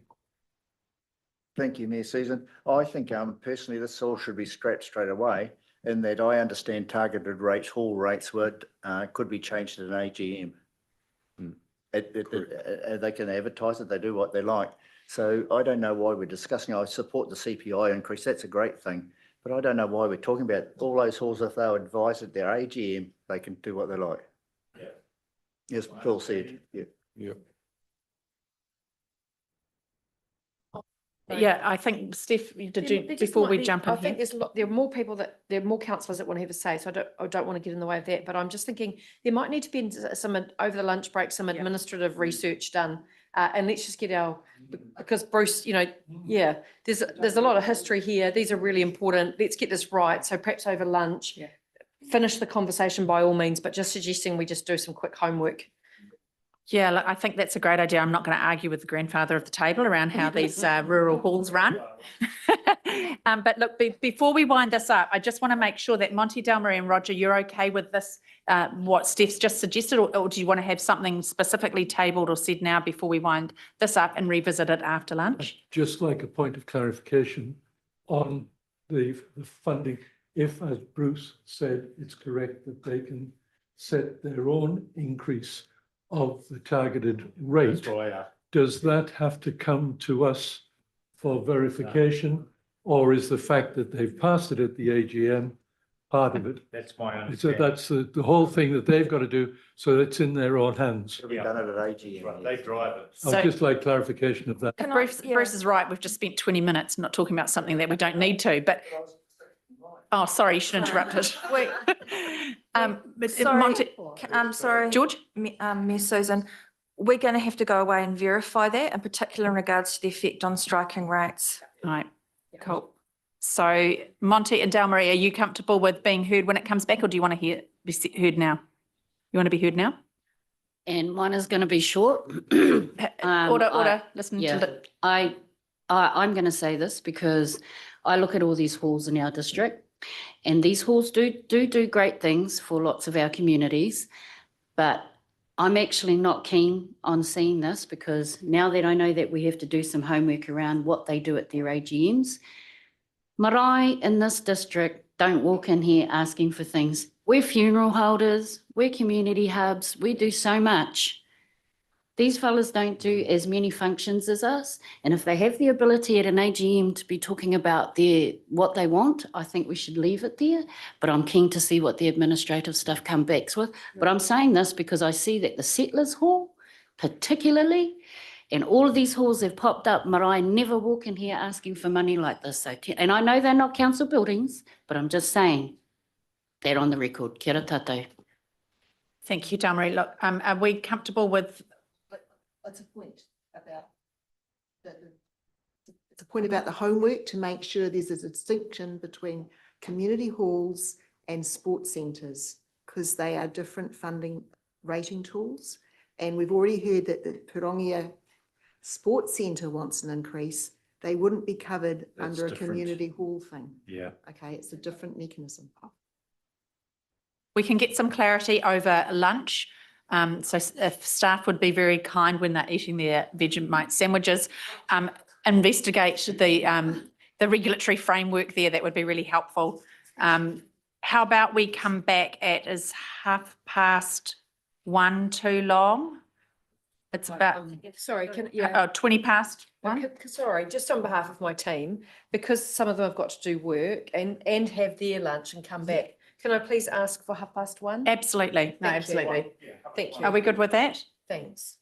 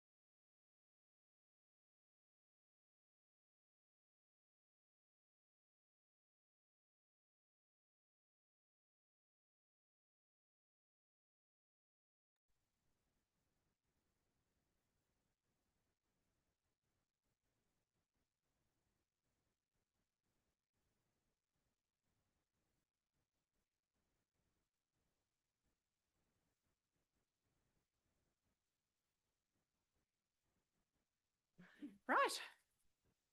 Welcome back, everybody. All fully recharged and re-watered, refed. So we can kick off again where we left off before lunch. I'm looking forward to getting a grasp on over what was discovered in terms of this hall question. So can I throw to Kirsty so she will avail us the situation? Through the chair, I wish I could, but alas, I can't. So the councillors raised a number of valid points, and there is a lot of information that we simply don't have available to us right now. What we are going to recommend is that we put to you a separate recommendation, and that would be for staff to consider a possible approach and to come back, recommend that to you, whether that's through the long-term plan amendment or annual plan early next in 2026. In doing that, we would work alongside the halls themselves so that we have a fully informed as to the situation that applies in respect of each of those. Yeah, look, that makes a lot of sense. We need to know the scheme. We need to have some facts behind this rather than just going off ad hoc. I'm happy with that. Is there any voice to the contrary? Well, I mean, Claire? well, I'm just concerned that like some of them might be needing the money this year. That's all. Yeah, it might. Yeah. Yeah, we've got no money. Okay. Okay. Yeah. All right.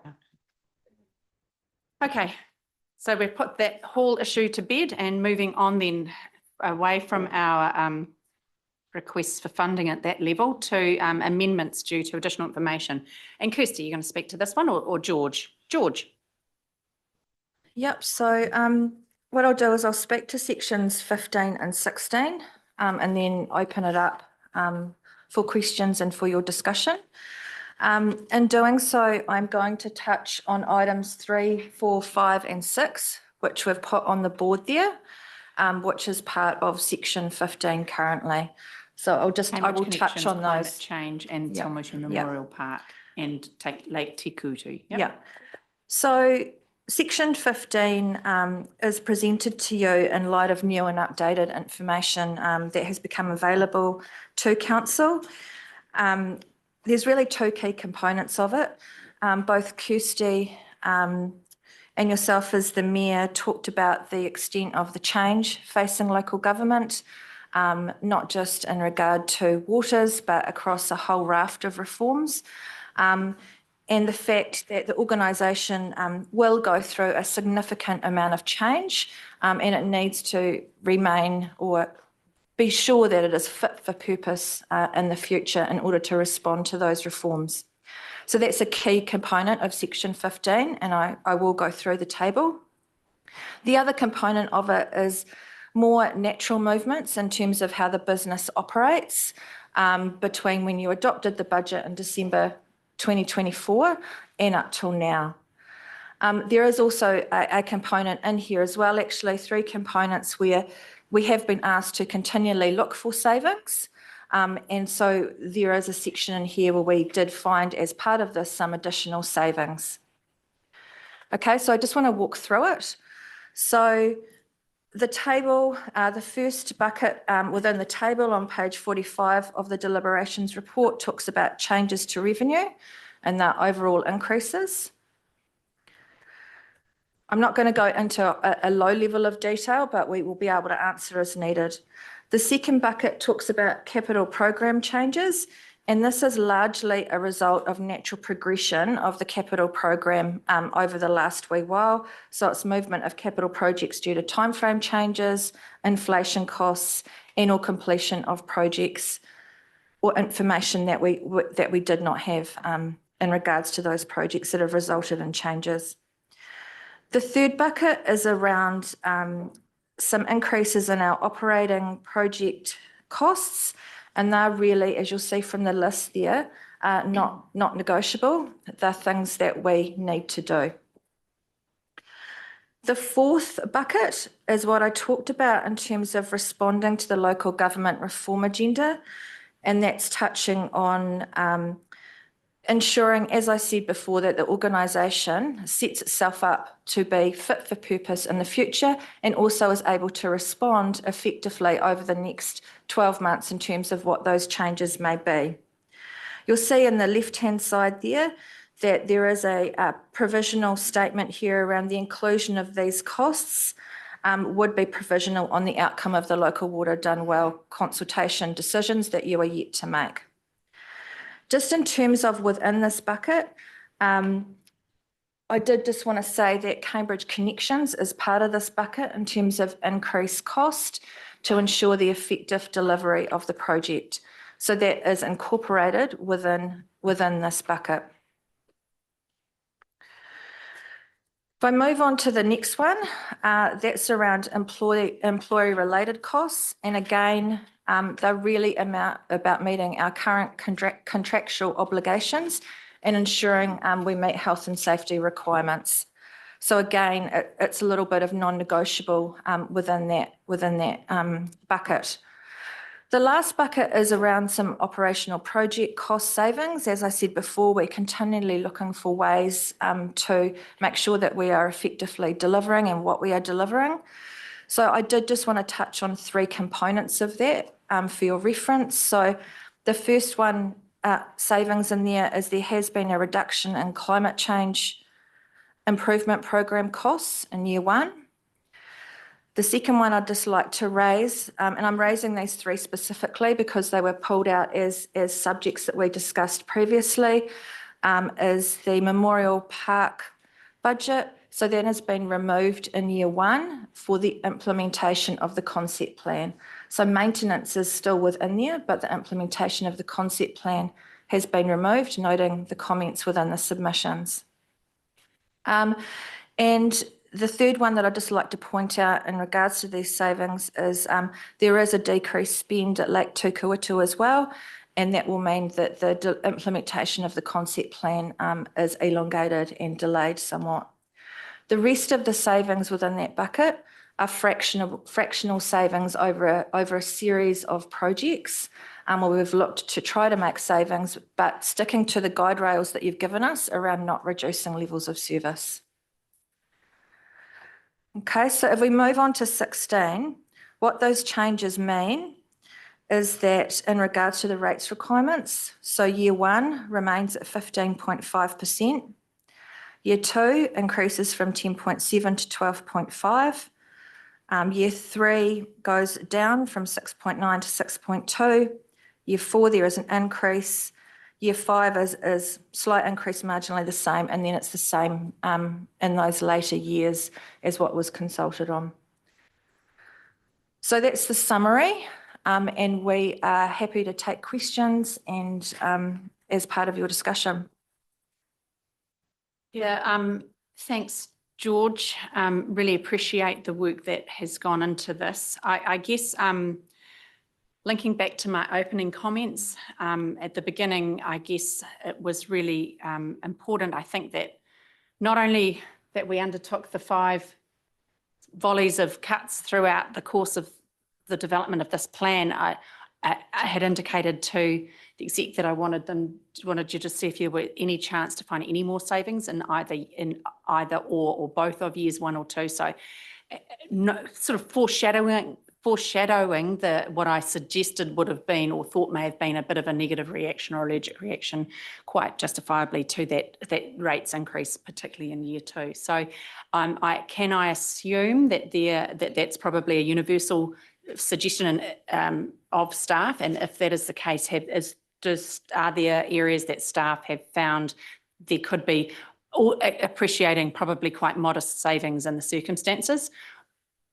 Yes, and what we'll do is James will just give an introduction into that, and we will look to share something up on screen, James. Yeah, that's correct. Yep, so if you could put the year 2 document up on screen, please.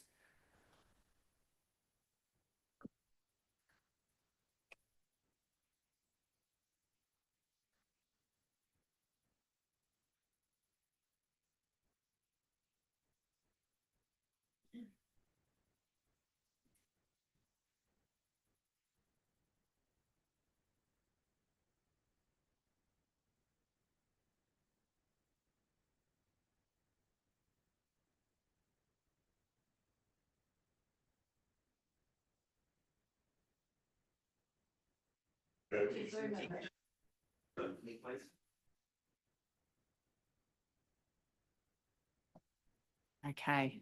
Right, councillors, before I get into this, just a little bit of context. I think we've had 11 or 12 sweeps now through the operational and CapEx budgets.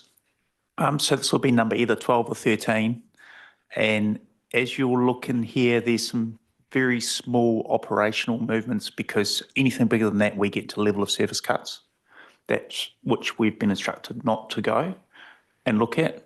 However, we have looked at some various other items, and I'd just like to kind of give a bit of context to this. So just here today and through the deliberations, I've heard the following items that council would really like to change in the next 2 years to advance the council forward and how we work, how we do things to deliver on our programs, right? That all makes good sense. We all agree that's a good thing to do, right? So I'm just going to read those out. So fit for purpose reviews, which is going to be really, really critical. Property strategy around commercial and social. Talked about that today as well. We've talked about financial reporting and monitoring improvements. That's a big one for you, Councillor Montgomery. We've talked about KPI growth in reporting. We know we've got the waters transition subject to successful consultation and approval, which will be a massive change project for this organisation. In addition to that, we have to do amended LTP, another AP for each of the next 2 years on top of that. And then we've also been asked to think about alternative funding revenue models.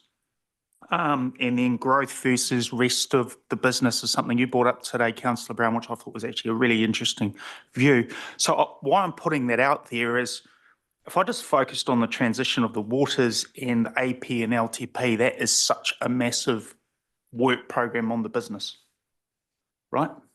So adding the other 9 things, I wasn't really joking before when I mentioned what I said about the Harry Potter wand and stuff. So if you go back to the submission that George very well walked us through, you'll see the 4.5 million of effectively organisational improvements and key programs to help make these things happen. Because the answer is we don't have the existing capability in the organisation capacity to do all this work because it would already be done. And the common theme that's run through all the consultations, deliberations, even for those community members that haven't been happy with our budget, is they've recognised the regulatory change and the impact of it and how we're kind of not really able to control it. And so that's a really good segue into walking through what I'm now proposing, that we could look to reduce some rates back down to what we went out for consultation. So year 2, to get our rates back from 12.5 to 10.7, there's some various savings we've looked at making or reductions. So as we know, we've put additional budget into Cambridge Connections as part of the 4.5 million that was in the improvements bucket. We're proposing to take 110k out of that. That would leave 308,000 in the year 2 budget. So that would come out of year 2. So we would just slow that down a little bit, right? In terms of the Cambridge Water Tower demolition, it's actually in the property group. I actually moved that from year 1 to year 2, and now I'm proposing to take the year 2 out because we believe that the strengthening will be the likely option. And if it's not, then we'll have to come back and have that conversation and talk to council about that. So there's still 300 of operational expenditure in year 1. We'll need that because we have to go through consenting, etc. It's not a capital expense. We'll need that budget. So there's 360 that we can remove there. In addition to that, in terms of organisational priorities, so we've had a big conversation about the staff, and I've mentioned about the big workload and what we need to do and the capacity, capability, DCs, all that kind of growth stuff, is we would look to take 290k out of that budget in year 2. And what that would look like is specific focus on business capability capacity. So I'll give you an example as people that we would use to help us do the AP and the LTP in coming years. So that's going to put a big load on the remaining team. Business intelligence and data insights. We need to cut down the pace of that. That's really, really important. That'll be a hard decision to make, but we're talking about KPIs, monitoring the growth projects, all that kind of stuff. We need enhanced data tools. You know, I know Councillor Brown, you talk a lot about AI. There's budget for that, how we do that better. Change management. We've got an awful load of change management to happen as an outcome of those 11 initiatives that are potentially going to happen. And then leadership development as well. So that's the organisational priority piece. In addition to that, we are looking at removing the year 2 climate change budget. And there's already been reductions in year 1.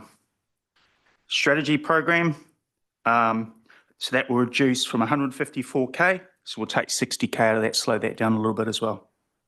Te Arawai, we will remove 75k in year 2, but we won't touch the year 1 budget. There's some small numbers there in terms of LTP pre-engagement, so we'll reduce that from 96k down by 46k, and Kirsty can probably answer the questions about exactly what that means for the work programs going forward. Feasibility assessment, utilisation, community buildings. This is actually something in my group's property budget. We're going to reduce that, and this is around an assessment of all our community buildings, because we've got some that are really, really well utilised, like the woolshed, etc. We've got some not so much. So we're looking at how do we rationalise that as part of our overall property piece. So we'll have to slow that piece of work down as well. Efficiency improvements in year 2. What that looks like is we don't know yet, but what we do know is in year 1 and over the next 18 months, we'll be going through the Waikato Water's done well. So Steph is committed, and maybe Steph can talk about this but a little bit later on, about that. We think we can make some efficiency savings on the back of that process and the investment in organisational capability and capacity. So in terms of total reduction transfers, that drops us back down to 10.7 if all of these items were accepted, which is about 1.8% of the budget. Just want to be very, very clear, this was done very late last night and this morning, as you can see, because I've labelled 2 number 1s there in the headings. But that's because they're both really important. That's my excuse, that they're both really important. And the actual 1.8 could be a little bit more because we have to go through the modelling of the system. You know, so if that's the case, we would look to ask councillors on the adoption of this is that we have the ability to find that difference between organisational priorities and the efficiency gains. James, thank you for that explanation. And at speed, that's a really good summary. And I just want to acknowledge the team and a direction to try and find some more savings. I just want to say for the record that the amount for the organisational priority, so going back to the report, sorry, on page, because for those listening, you will be familiar with this, but that number around responding to local government reform agenda of about $4.5 million, that's a big quantum. A significant chunk of that will be transferred to the CCO. It won't be at ratepayer expense. It will be debt funded and transferred to the CCO. That transition program you heard from Gavin Iron as to the costs that Waikato District Council incurred when they transitioned to water care. We've looked at a whole range of different models, tested our intelligence with other CCOs around the country, and the quantum that we are developing and still robustly testing is significant in any day's terms, but it will be transferred to the CCO. So it's not an ongoing cost to ratepayers in that sense. I just want to be clear about that.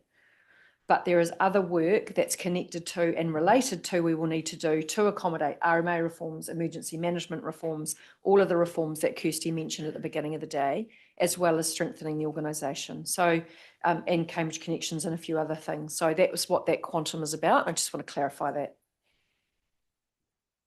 Thank you, James. Yeah. Otherwise known as Harry. Yeah, thank you. Thanks, James and Steph. Look, I'll open the floor for comment. I've got Andrew and then Mike. Yeah. What can I say? I'm happy to see the number come back to what we consulted on. I mean, that is important. And I can live with most of that stuff. I'm pretty sad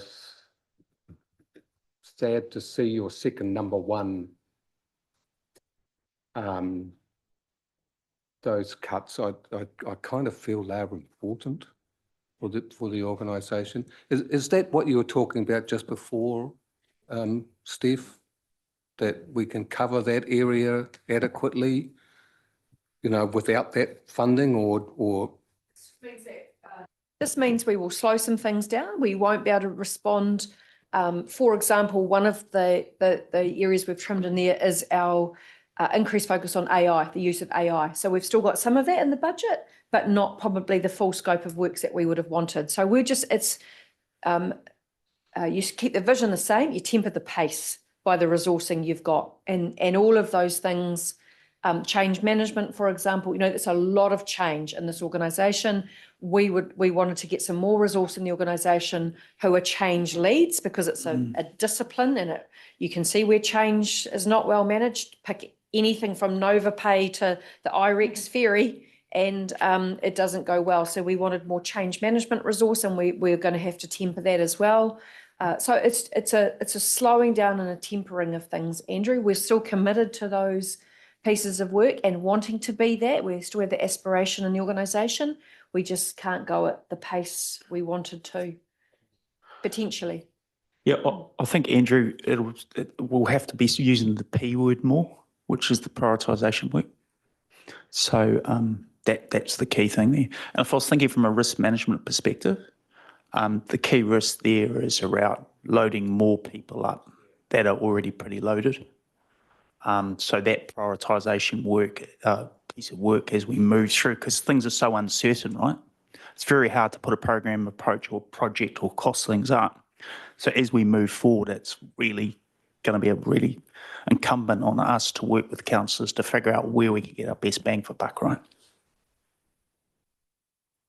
And also knowing that we will recast this, once you make your decision in July on waters, we will, the next day, we will start doing all of the work involved in assessing what that means for moving waters out. So that's a big chunk of the businesses to support that, but then we will start to develop the budgets for the newly amended LTP, and things will shift and shape then too. unless, of course, we don't move waters out. Well, if that's right. And then we'll be having another conversation, right? Okay, yeah, good points made, Mike, and then Roger. Thank you there, through the chair. Hey, thanks for the work that you've done on that. It's fantastic. You turn that around in a good amount of time. And what you've got up there, though it's hurtful, sort of to me makes sense. I've got one question first before a couple of other comments. The 110K out of Cambridge Connections, does that leave about 800 and a bit thousand still in that program over? So it does, right. Right, because so you're looking roughly around about 500 in year one and between 350 in year two, right? Right, thanks for that. Because I did write some comments down there about Cambridge Connections, but I don't know whether I really need to read them. Just the importance of that particular program off the back of last year. So, hey, 110K. Yeah, we've got a good person in place, and I think, you know, hopefully she can work with 800 and a bit. Susan, what the Mayor picked up on at the start of this was looking at years 1 and 2. And hey, I think you've done a fair job, because you gave us a rationale of why this went up, which was pretty last minute, but a lot of it out of our control. And you pegged it back, which I think has been appreciated. But year 1, so has there been any work done on year 1, or is that still to come further in this discussion? Do we, yes, but do we want to finish the year 2 sure, discussion? Yeah, so no, that's absolutely fine. My question just was, is there more coming? Yeah. Right, fine, thank you for that. I need just to adjourn, if that's the directive of council. So we'll wait, but I think George is right. If we can, Susan, look at. So hey, if we're happy to adjourn, happy to pass a motion around there if we need it. Cool. Roger, Lou, then Claire. Yeah, thanks, Madam Chair. Yeah, and thank you very much for doing this work. I'd just like to make a general comment, which is something that I wasn't pleased about, because we are called here to make informed decisions, particularly in the deliberation. And we actually didn't get this information until yesterday. And I know it actually went public before then in terms of the document being put onto the website. But for those of us that did the hearings and the submissions prior to thinking about deliberations, that I never looked at the deliberation detail until after I'd heard all the submissions, because I was hearing those submissions with an open mind. And so we didn't look and get this information until yesterday. And I really feel that with it coming to us, I think there could have been more detail in that information. What you've done, you've actually listed 13 different bullet points, and you've actually not given us any detail in terms of those individual bullet points, which I think if we were going to make an informed decision, then that, but given particularly the lateness of the information, would have been really a requirement. But Can I just interrupt you there? I think Kirsty Okay. wants wishes, I'll and try you to can come come back to you. back. Yeah. Yeah, absolutely, Roger. But I think Kirsty needs to address some of the matters raised. Through you, Madam Chair, I'd like to provide clarification that the information wasn't late in coming to elected members. The report and agenda for this deliberations meeting was made available to elected members on Monday evening, and also available on our website on Monday evening in accordance with the legislative requirements. In terms of the constrained timeframe that we've been working to this week with hearings and deliberations, we have talked about that over weeks in the lead up to, or through the audit process, in the lead up to the decisions that were made by Council on the 8th of May in providing approval to publicly notify the consultation document for consultation. We highlighted the pressures that delay in the audit process put on the organisation. We were endeavouring to do what was possible to ensure that we could still strike the rates to be able to collect those year one rates.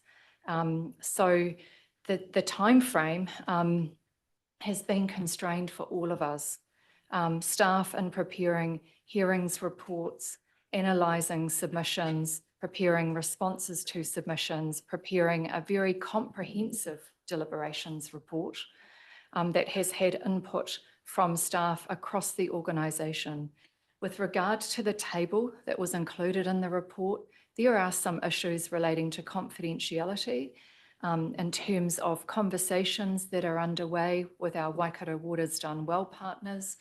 That decision not having been determined as yet, we've still got hearings and deliberations on that separate process running in parallel with the long-term plan. There are also changes to work programs that have, and there are people impacts. So we've had to provide information at a high level that has regard to those considerations, but also provides you with sufficient detail to enable you to make robust and informed decisions. Thank you.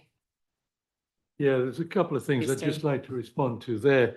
And certainly, I think we got your message 3 times in 3 separate occasions about really we can't make any changes to any of the capital funding or the implications that really the deliberations on the LTP were actually constrained within the advice that you gave us, that any changes as a result of a submission was not really practical, and the implications going future. But all right.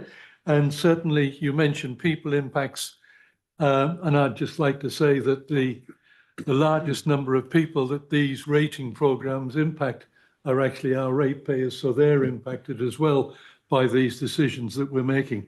I do have a situation, and we're going to deal with this giving instruction to the group in a minute, but this, the changes to year 2, 1.8 million, when they were determined, actually, when requested, the savings to compensate for that were found. So it makes me question if they're able to find those savings in year 2, remembering that we've got a revised LTP next year, where changes could have been made as well, but no thought has been given yet to changes in year 1, when we've got the biggest increase in rates. And I feel that I'm being cynical here, but the focus that you've put on year 2 at this point is taking away the priority of having a focus on a 15.5% rate increase in year 1. And I'm just hoping that that's not the case, but we'll find, and I've made my point, and so I'll finish there. Thank you, Roger. I think, Kirsty, did you want to address some of the earlier kōrero there from Roger? And then Andrew, are you happy to address or want to follow on comments there?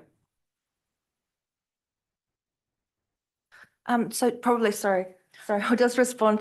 So just a couple of points in terms of, I guess, the decision-making process and changes. What we have indicated is that post today, if there are any changes after today, then that very much puts our rate strike at risk. So changes can still be made as an outcome of this discussion today. If they are made to the capital program, it's a very high risk that we can't strike rates. If we make changes to the OPEX program, that risk lowers because we can turn it around.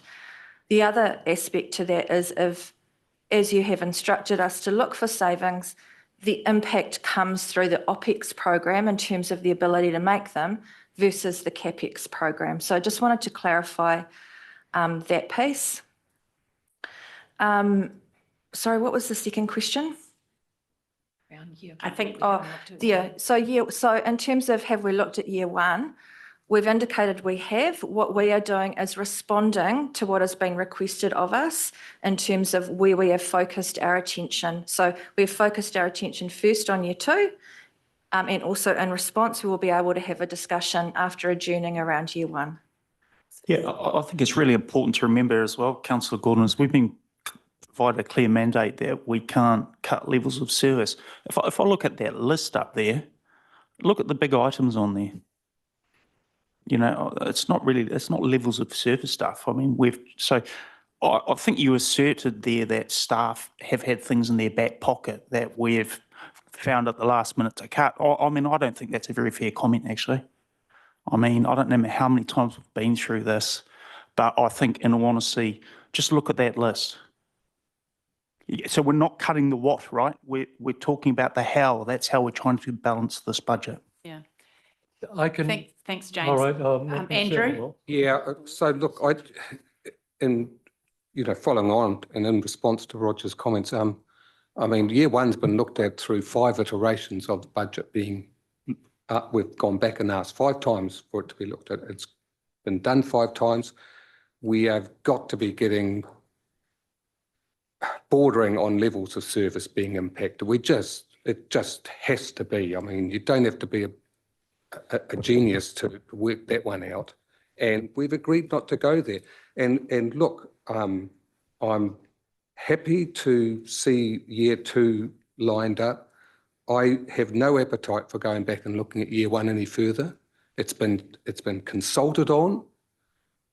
It's there in black and white, and if we reduce year 1, we're going to be cutting levels of service, we're going to be impacting our debt headroom numbers, we're going to be doing all sorts of things. We're certainly not fixing our balance sheet. So doing all sorts of things that we do not want to do, in my view. Thanks, Andrew. I've got Lou, then Claire. I think Andrew actually was right on the line with that one, and I'll totally concur with him. The big thing for me was the fact that we'd gone out and consulted. We've only been 2 weeks since we ceased our consultation with the community. And then we presented figures which we'd researched and we accepted the liability for that. And as doing that, we have to stick to what we've said. And I really firstly believe that. So that's a critical thing as a councillor. We have developed this, gone out and spoken. And as I say, when we started looking at an increase of 1.8% in year 2, that actually broke that contract as far as I'm concerned. So we need to address that. The second thing is that I also believe that we are stuck in a rock and a hard place. 10% of our 15.5% is not created by us. We know that. We've seen that in the figures.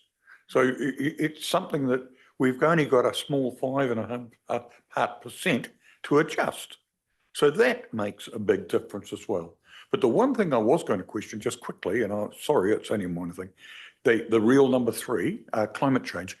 Climate change, we're seeing a little reduction. Will that actually impact on the problems we're going to have with the Resource Management Act and also the Emergency Management Act? I'm a bit worried that we're going to see an act that is going to actually transfer to local territorial authorities a lot more responsibility for stormwater and emergencies. And I really think we should develop that a little bit as well. So I hope we're not reducing that capability too much.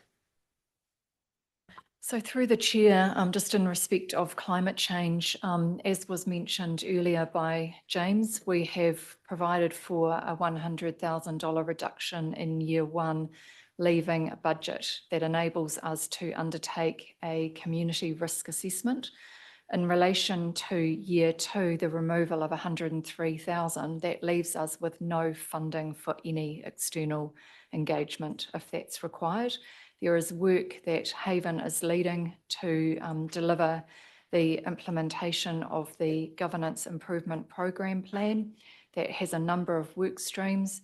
That work will remain ongoing, but there will be some restrictions in terms of us being able to engage external support. Notwithstanding that, there is great collaboration that is happening as between Haven and his counterparts in other Waikato Regional Council jurisdictions.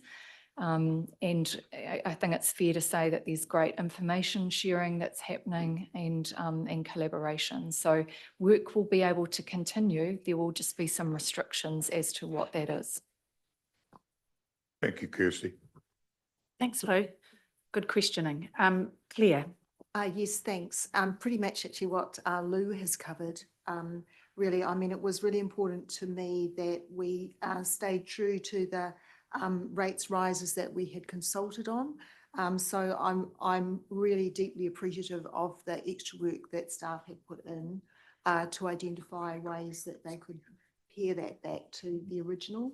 Yeah, I'm a bit nervous about some of those figures there, appreciating how important they are, but also take on board that we were going to go through an LTP amendment as well in year 2 and that, yeah. So yes, it's never a nice experience to see unexpected increases in costs in that, but I think it's really important that we are able to stick to the original schedule of increases at this stage and put our best foot forward for the next year and working through those amendments. Thanks. Thanks, Claire. Liz, and then Dalmarie. Not sure if I was next or not. Question around the Cambridge connections, the 110,000. Steph, will that slow down the project? Because the explanation we've been given is that these all need to come out, and the implication is that they could be slowed down. So I specifically want to ask about the Cambridge connections. I spoke with Katie about this and gave her a heads up. And there's still a substantive budget in there for years 1 and 2. And you know the work that she will be doing in the coming months with yourselves as elected members and the community to reset the program, the program outline, the indicators for success and the timeframe for the work involved. That's going to actually help her really lock in her budgets and what she needs for the coming years. And it won't just be year 1 and 2. She's comfortable that she's got the budget, if we did this, to allow her to do that piece of work, and know that in the LTP amendment for year 2, if she needed more or she had an adjustment, she could come back and she will have to bid for that work for year 2 again. But she's confident that this gives her an indicative forecast of enough to be able to do what she needs to do. What that doesn't really outline is actually the resource committed to this. Katie will be drawing on people's time and expertise from across the organisation. And so there is a lot of extra in-kind resource going into that project, if you called it in-kind resource, because every staff member and their time counts. So there is all of that resource that we need to make available to that project from across the organisation. So yes, it's a trim like all the others, but she's confident she can still make progress and then scope the project going forward. Okay, I'm satisfied with that answer, because slowing down that project is a not negotiable for me. And I don't think it's negotiable, you know, it's just something that needs to proceed. I've got another question as well.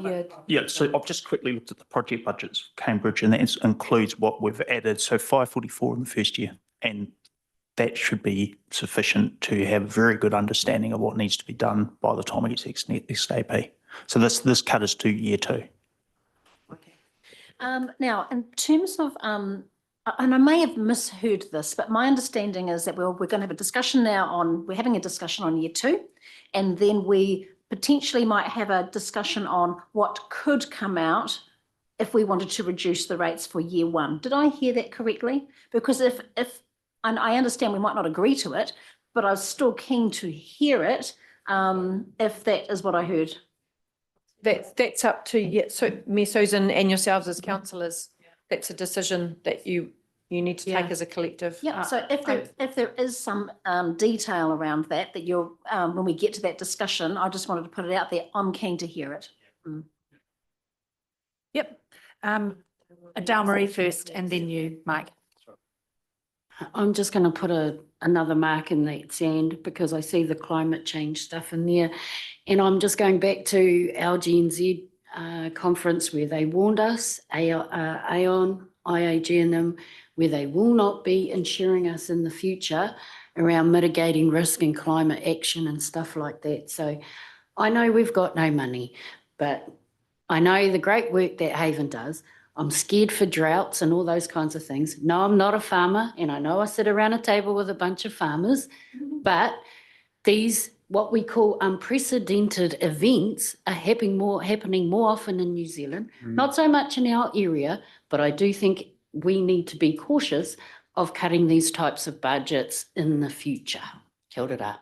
Kia ora, Dale Marie. And I guess to your point, I can invite you all to look at your our table mat here, and on the right-hand corner, what we will focus on for the next 3 years. These are our external strategic priorities. The third one is responding to climate change. Just want to check in on where we've set our priorities have been or should rest. So your kōrero is very well made, I guess. And Bottom right, Bruce. bottom right. Your iPad's on it. So thank you, Dale Marie. Mike Pettit. Yeah, thanks for that. Hey, I'm just keen on trying to get to the start line with year 1. So I've actually written something down here, which I don't do that often, but hey, comments such as stick to what we went out with, don't particularly wash with me. It's an argument that's been put forward, but what is the point of consultation but to listen and make good decisions from the feedback? So my maths isn't perfect, but around 35% of the responders asked us to reduce rates, right? And we either can or we can't. So I sort of argue that we don't know what we don't know unless we allow staff to go away and come back with any potential savings. And staff have alluded this afternoon that there may be possibilities. So what is to be lost in gaining the latest insights and make the best governance decision with the latest information? We've seen how quick things have changed in the last weeks and days. After this, we can make our own decision based on that information as individual councillors. Therefore, asking staff to take a recess, I see no risk in us as elected members to make the best governance decision.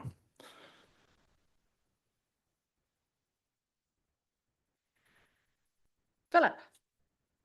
Yeah. I mean, everyone's struggling with this one, but just Cambridge Connections there. I mean, by reducing it and it's 0.1%, does it just make a mockery of last year and the big PR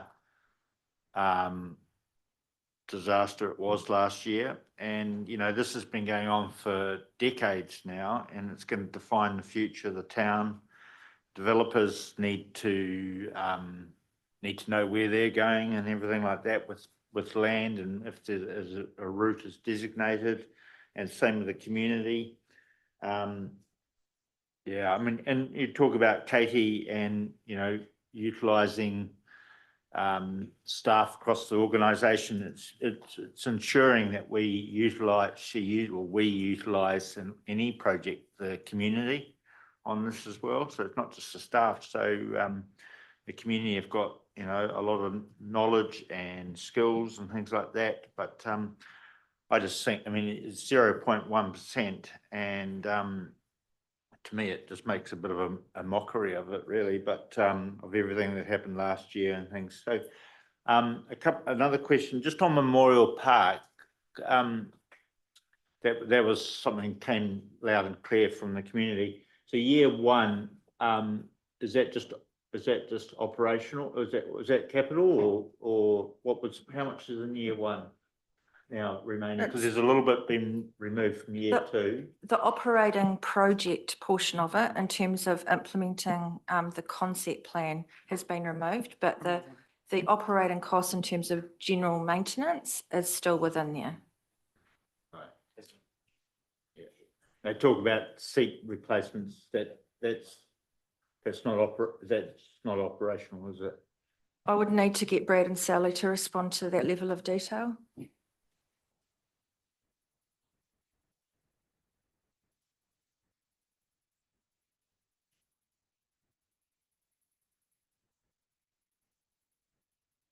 Kia ora anō. There is also no capex in year one.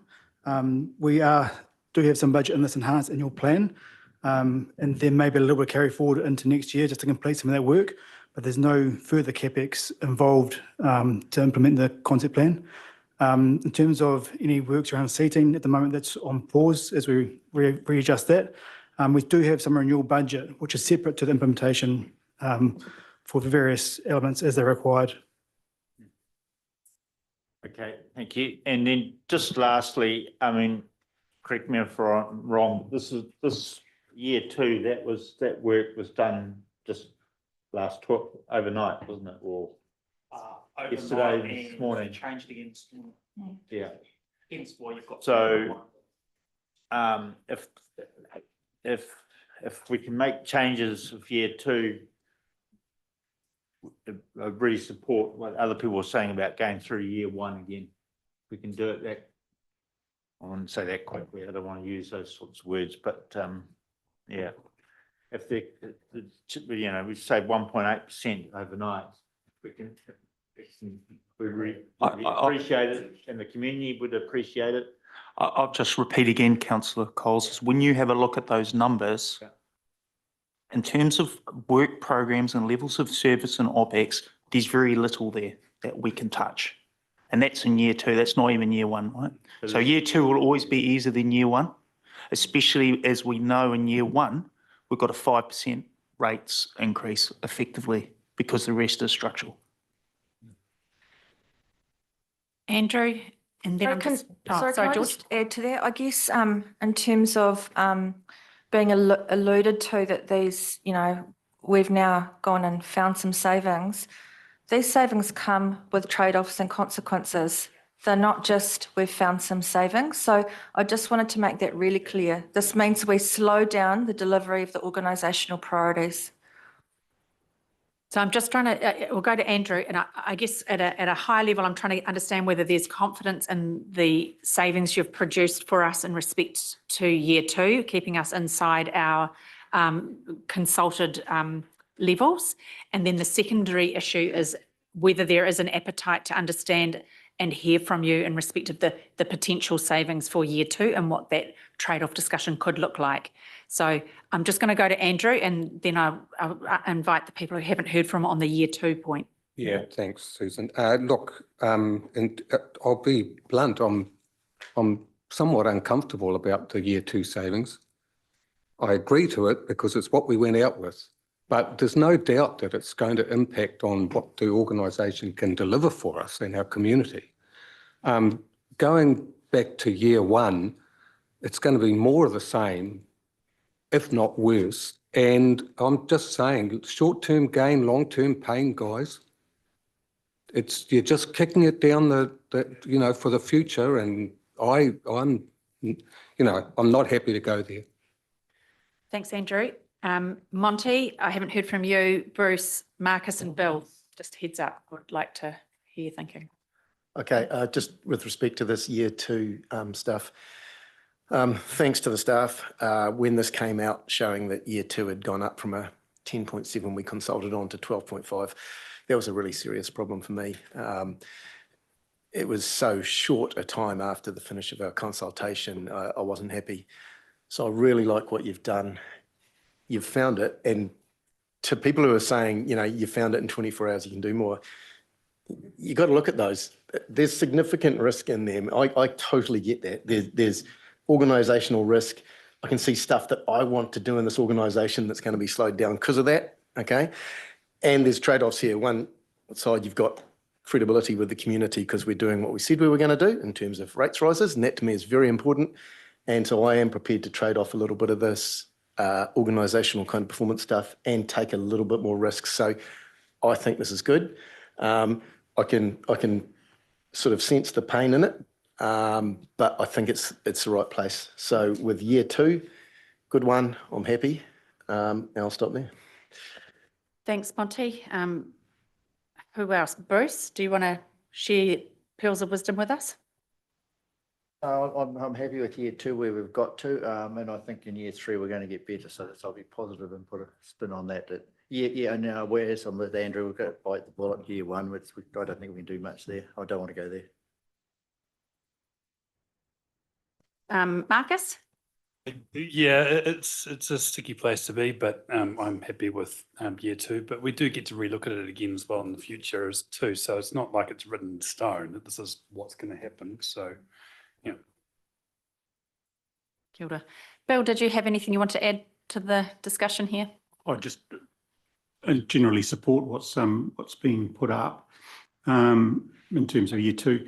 And looking at it, I was looking at it, but I'm not going to ask you this question, but I can see that there's, because we've just been through hearings, and one of the things being discussed by the community was consultancy costs. And I believe that there's some consultancy costs in there that we're either reducing or getting rid of. And that to me is hearing from my community. So that was the first thing I wrote. I couldn't work out whether it was sub 1 or number 8. So I'm supportive of it from hearing from the community and the fact that there is going to be some reduction in there, I believe, in terms of consultancies. Great. Hey, look, what I'm hearing is a unanimous in its totality in respect to the year 2 changes, with some trepidation and acknowledging that this will, as a consequence, place staff in the organisation in an increased space of risk. And nobody likes that idea, but also mindful of what we've had our conversations with our community about vis-a-vis that year 2 rate rise. So can I suggest now, because there does appear to be an appetite to have a clearer understanding of what could be done in year 1. So could I invite us to adjourn for, say, 20 minutes? for staff to perhaps refine what some of their thinking may have been and then come back to us again, and we can have a more informed conversation around what that could look like and what the impact and or trade-offs of those could or couldn't be. 20 minutes? Yep. So let's come back at 10 to 3.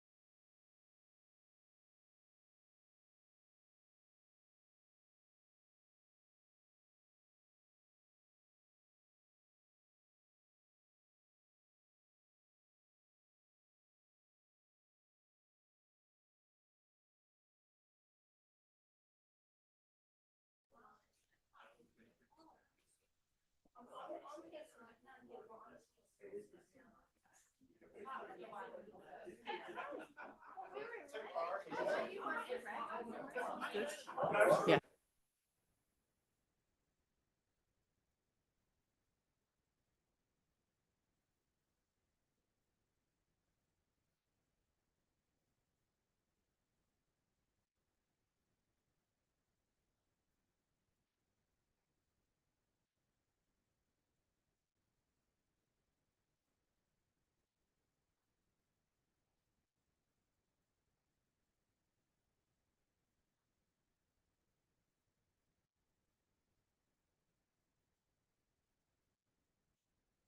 Right, welcome back, people.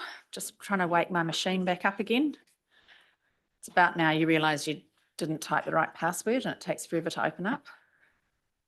Right, we're reconvening, but before we move on, I have to do our suggest we have a resolution to extend the meeting, and I'll read it out, that it's acknowledged that the hearings for the draft 20.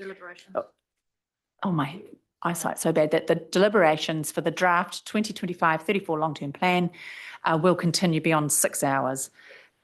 Philip will move that. Do I have a seconder? Bruce will second it. I shall put the motion. All in favour say aye. Aye. Against? Carried. Funny if somebody was against, eh? The majority of us against. What happens then? Oh, Close the meeting. yeah, end the meeting. Funny.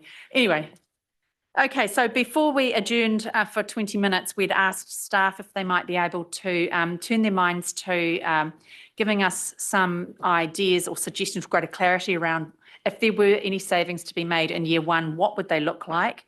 What would the impact be and how much would it be? So who am I throwing to here to kick that off? James. Yes, thank you. Year one. That's what year one looks like in terms of savings. So we went out, just a quick reminder, we went out to consult on 15.5. We've combed through a lot of the operational and CapEx over the last 3-4 months, many times.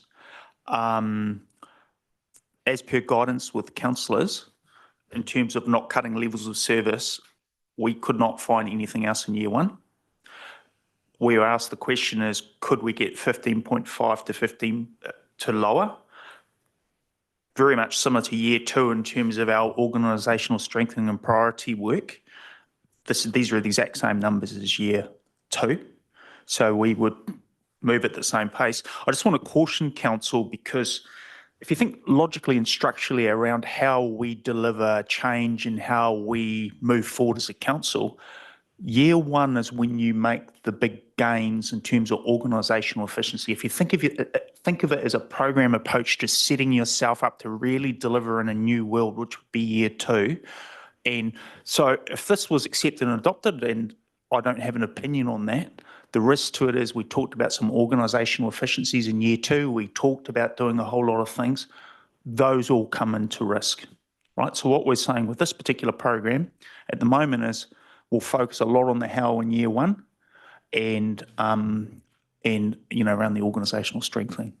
So, I mean, as you know, there's nothing left in operational kind of projects to delay without taking levels of service cuts. Thanks, James. Andrew. Yeah, look, thanks for doing that. And I see no reason to change my former opinion at all. And I suggest that we move on. Thanks, Andrew. Can I just point of clarification, James, are you saying that if this reduction in year one was agreed to, it would further erode the efficiencies of in the same group that's reduced in the subsequent year? So it sort of compound the could compound the effectiveness of year twos. Okay, that's correct, Mayor Susan. Yeah, okay. And that's logical, right? Yeah. Yeah. Okay. Just wanted that clarified. Who would like to speak? Claire. Yeah, thanks, James, and thanks, staff, for having a look at that. I agree with Andrew. I mean, this is really important work in those budgets, and I think it does need to be resourced in year one as we originally intended. Yeah, because I mean, I am hoping that some really great gains will come from that investment. Yeah. So I support not changing the current headline rates increase in the budgets. Thanks, Claire. Lou? I won't say too much, but I do say we consulted on what we did, and we've actually had acceptance from the community as far, probably not happy with it, but they accepted it. All right, and the problem of altering what we've already gone out and consulted with is that's going to have ongoing effects in year 2 and year 3 and year 4. We've actually got them there, they're budgeted, and we have to leave them in there at this current point in time. Thanks, Lou. And Mike? Through the Mayor, thanks for going through the exercise, and it's interesting to see what it came back with and the consequences of it. I mean, I've just done a quick calculation on, say, rates of $4,500, and it's $13.50 over the year. That to me is not, it's not worth, it's immaterial, that's the word. Thank you, Councillor Brown. But thanks for going through the exercise, because you don't know, like I say, what you don't know, and now we know. So thank you. So Mike, you're a no to the further reduction in year 1? As per, yeah, okay. Anybody else like to speak to this point? Monty and then Roger. Well, yes. Roger, then Monty. I'm just going to maintain my stance on this budget. I can't approve a budget with a 15.5% increase in the first year. So I will be voting against the budget and maintaining my view. In all integrity, I can't do anything else but that. I've got to remember my constituency and those that can't afford 15.5% increase. And that includes your constituency as well. But yeah. Monty? Yeah, no, I wouldn't support these further cuts. It's too much risk. We want to do some of this good stuff. It's really important to the organisation. So, no, I don't support it. And look, to anyone out there listening who's just not believing this, when you do look through the operating project budgets, this is real, because the team have had to just look at operating project budgets because we gave them that instruction at the beginning not to attack levels of service. If we had set this up as, it'd be a entirely different instruction to Steph. If we had said we want to slash and burn this organisation, that would be the instruction. I've been in business long enough to know you can always cut costs. It's not could you, it's should you. And the instruction we gave was very clear that we wanted levels of service maintained. So look, to future councils, if they want to slash and burn, it's not hard to find a CE that'll do it, but that's got to be the instruction right from the outset, and it can't kind of be on the last day. So you've done what we've asked. It's the numbers have fallen how they've fallen. I'm happy to move on, okay? Yeah, points well made, Monty. Anybody else want to be heard on this issue of potential savings in year 1 per the screen behind me? Mike? I've just got one more comment, and it's actually not about year 1, but I don't know when this is going to wrap up. But it's actually about part of the reason, to me, why we've got to this stage. And this mightn't win votes, but I don't care. It's like, historically, we have actually not charged enough for rates, you know? And I liken this to when I got my batch, and I've said it several times, that I've got a 70 square metre batch in Russell that's not worth a lot, and I pay more rates in there than any property I own in Cambridge and its surrounds. Those guys up there know how to rate, but we just haven't rated enough. We've tried to, I don't know why, but we haven't done it. As a staff organisation, as a political organisation, I think it's been a massive wake up, and it gets back to that cup of coffee to me. You're paying $5 one day, and now we're telling you to pay $6.50 the next. It's a blinking hard swallow, and that's what we're asking the community to do. I think what we're saying is, this will not happen again. You know, this cannot happen again. Yeah. Thank you. Yeah, it's sector-wide. As a sector, we're incentivised to suppress rates and not meet the true cost by virtue of the way that we're elected. It's as simple as that. Dale Marie. Kia ora noa. Apologies, Councillor Gordon. You are right. But what I will say to that is, yes, it will affect my constituents, the people that I bring a voice to. But I will also say, we've had our land stolen, we've been gentrified, We're still here and we will never go away. So I'm going to stay with the consensus and I'm going to vote. In my heart, this hurts because I know it will hurt everybody, not just Māori constituents, everybody across the board. So I say this online to all our people listening, ka aroha hoki. But no, this is a really uncomfortable space for all of us to be in right now. Tēnā tātou. Kia ora, thank you, Del Marie. Yeah, go for it, Lou.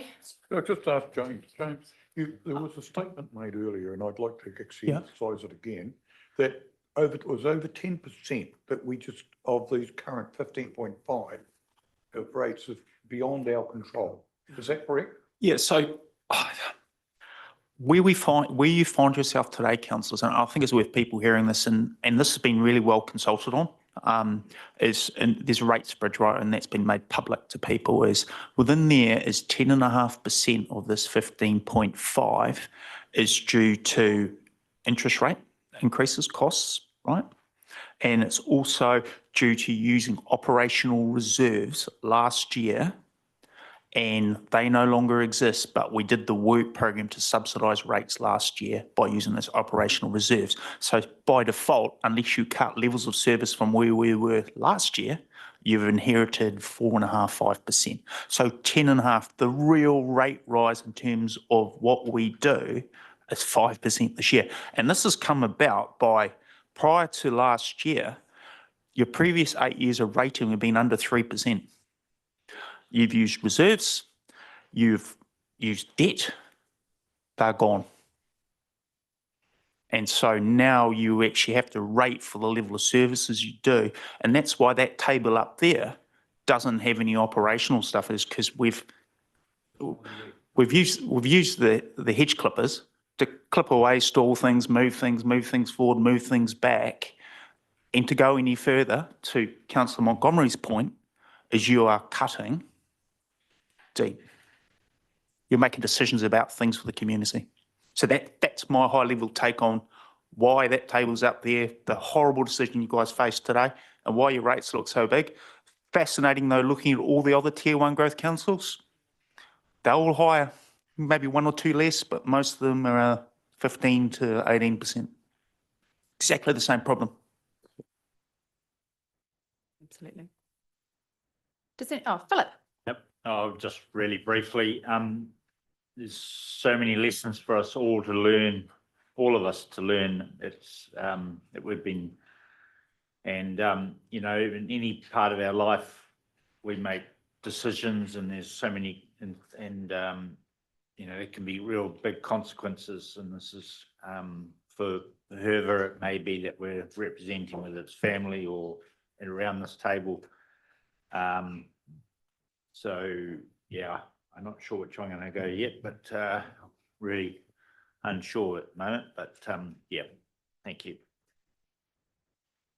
Okay, so look, what I'm hearing around the table is we've worked out, we're comfortable with year two, the savings that have been found. Now we're looking at year one, and what I'm hearing around the table is probably a majority of people who wish to stick with the consulted number and pass up the offer of savings as found by staff. I don't think we need to do a show of hands. I think it's fairly compelling argument. Got sort of numbers. I've taken down people's opinions as they've expressed them. So with that said, we really have reached a point in the meeting where we need to address the recommendations. Is there something further you wish to say, Kirsty? No, I would just like to ask for a few minutes so that we can just work on amended. A few amendments. I was going to say there will be amendments that need to be made, and it was that you were a step ahead of me. Yeah. Do you need time? Is that just a few minutes? The process is well advanced, but we just need to finalise. Excellent. So 10 minutes. Thank you. Excellent. Let's return at 3:20. Clarification. Yes. Were there some items on that board that we had to reconsider? And I'm particularly thinking about the Safer Communities Cambridge that we put on the board that we need to agree and approve in those recommendations. Do we talk about them later? Sure. No, because George is- approving the Yes. budget. Thank you, councillor Gordon. We do need to seek some direction in terms of whether you would like to increase that from 20 to 40. That's the numbers? Yes. And it was a targeted rate, was it not? Targeted rate. Can I move that we do approve it? Not yet. Hold on. Fair? Yeah, I'd just like some clarification or confirmation what the rating base is for that. Yeah, if we did approve it. I know we talked about it, but I thought staff said they needed to check that it is only. It was Cambridge and It is. Rangitaltiri. Correct. That's for the Cambridge, yep. Yeah, thank you. And for the equivalent Te Awamutu, it's Te Awamutu. And just a reminder, I'm declaring an interest, a conflict on this one. On Cambridge Safe Community Trust. So from an without doing a formal vote, is there appetite for that to be one of the recommendations that staff will include as an amendment? Yeah? Cool, we're comfortable with that, Bruce? Clarification from James, you said Te Awamutu, but it's Ki and Prirongi. Is that right? Yeah, that's no. Sort of mirror image. So that will be incorporated into the amended recommendations, which will pause for 10 minutes on to finalise and come back and vote on those. Yep. Excellent. See you at 3:20.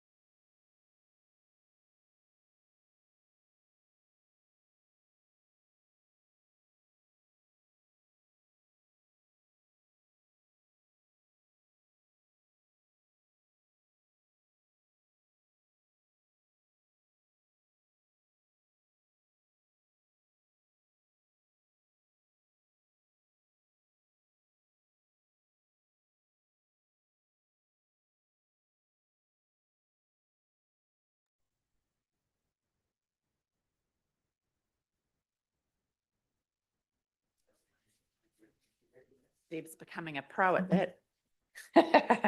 Excellent. So welcome back. Now, if I could just turn everybody's minds and eyeballs to page 14 of our agenda, and it's page 3 of the paper. Obviously, there will be significant changes, which I believe Diana and other staff have worked on, which will be put on the screens. And Kirsty will step through. We will vote them individually because I anticipate there may be some members, to Roger's point earlier, he may not wish to support some parts, but nevertheless the balance. So I think the plan will be for Kirsty to talk us through them. And obviously there are significant changes in part from what appears in that paper. So the floor is yours, Kirsty.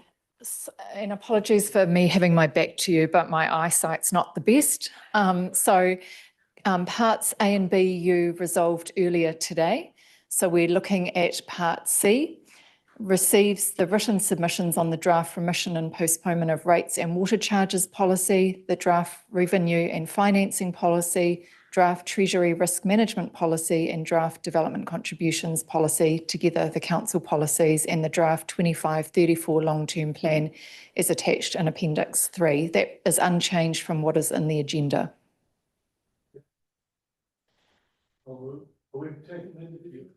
Yes, that's the recommendation. Okay, so we're Roger's happy to move paragraph C, recommendation C, and Dale Marie will second that. I'll put the motion. All those in favour say aye. Aye. Against? Carried.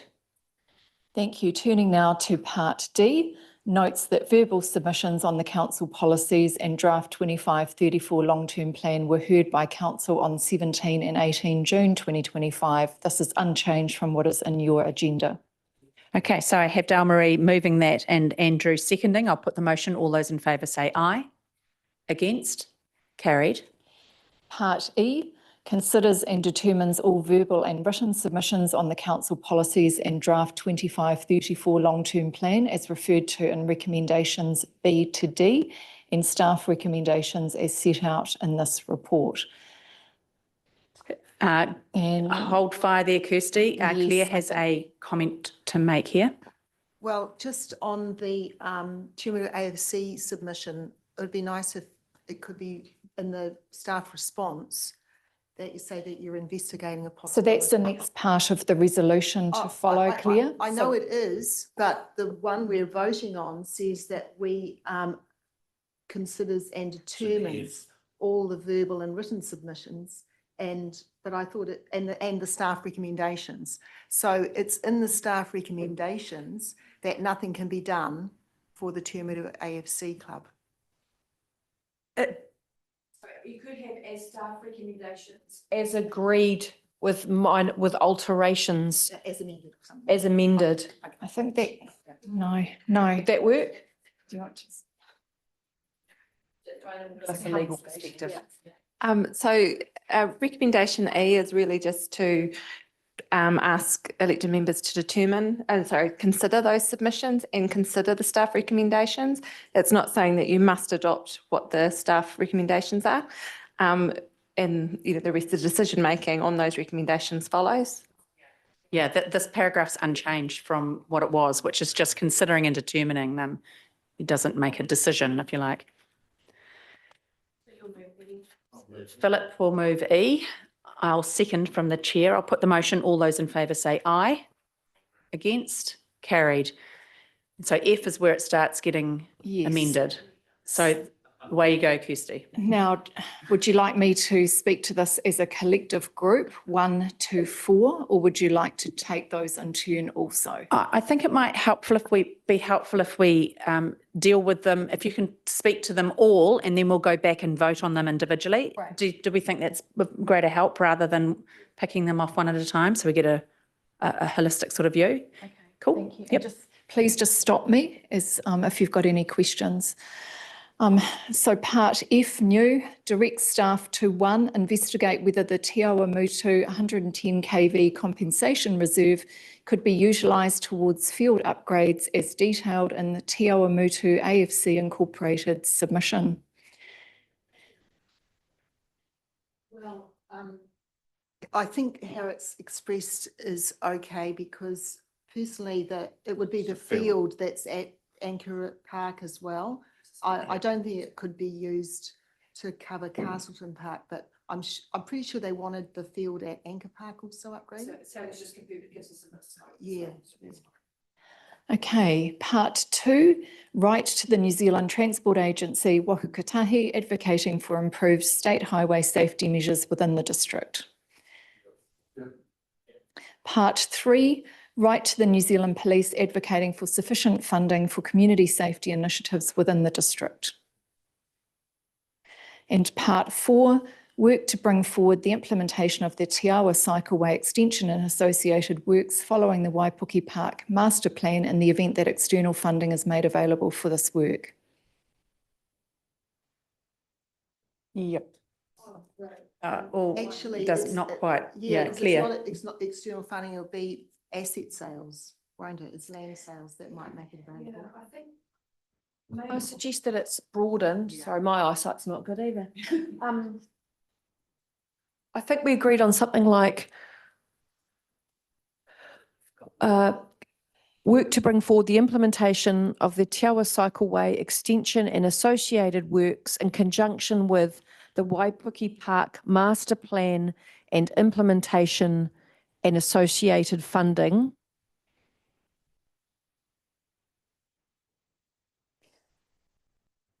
I think if the issue is around funding, the wording I wrote was subject to funding availability being achieved.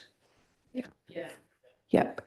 So if you're comfortable with that, if Diana, you're able to capture that, please. So take away in the event of, Diana, so it's. No pressure.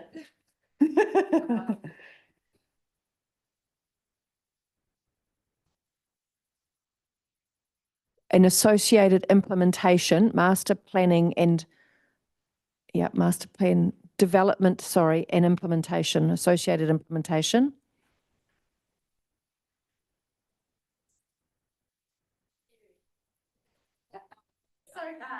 So hard to type when people are looking at you, eh? Yeah.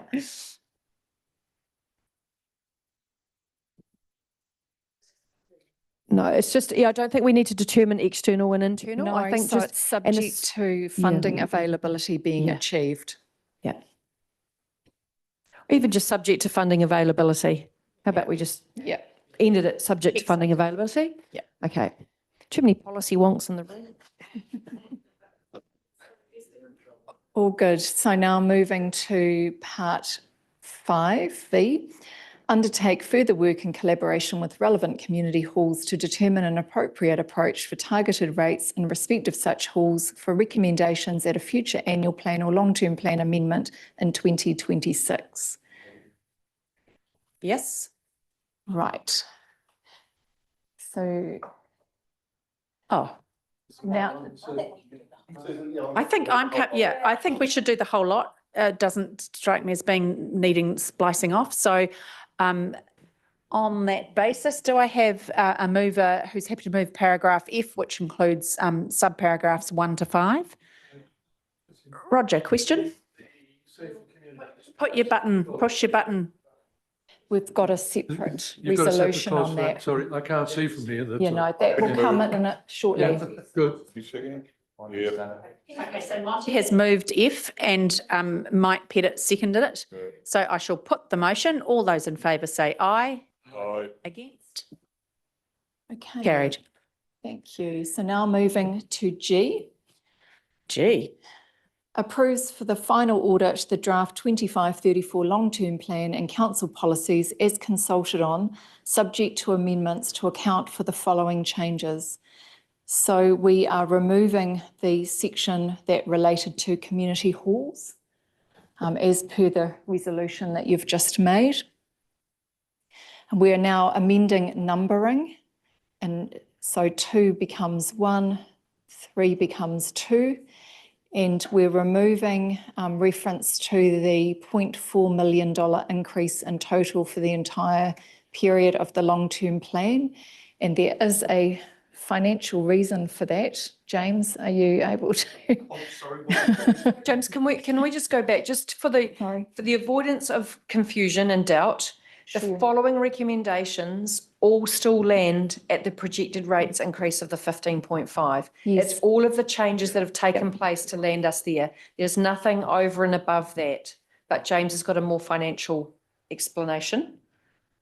Just remind me what the question was, sorry, Kirsty. So we're deleting the $0.4 million increase that is referenced in part 2 there, and that's on instruction from Yolanda. Yeah. Unable to accurately estimate. Yeah, because what will happen is we will take away all the changes today. Because they weren't approved, we will put them in our financial models, all the modelling.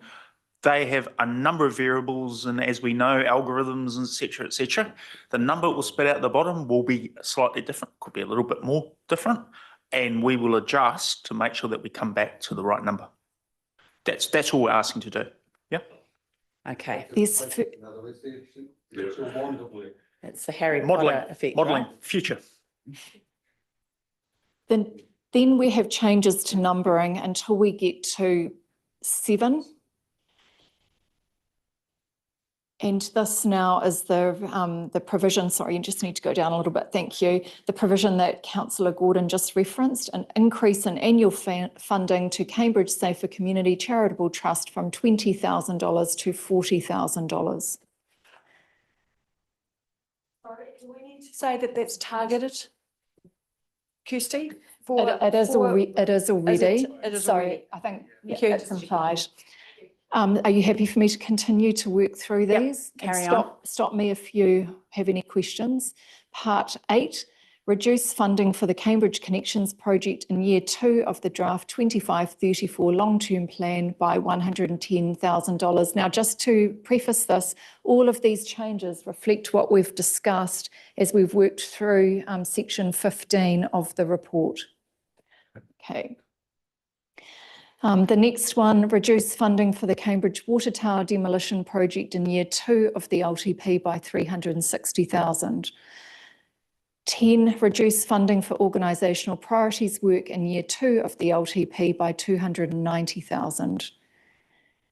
11, reduce funding towards climate change work in year 2 of the long-term plan by $103,000. So this is, as we've worked through previously, reduce funding towards strategy program in year 2 of the LTP by $60,000. Reduce funding towards the Te Arawai project in year 2 of the LTP by $75,000. Reduce funding towards LTP pre-engagement in year 2 of the LTP by $46,000. Reduce funding towards the feasibility assessment of the utilisation of community board buildings in year 2 of the LTP by $65,000.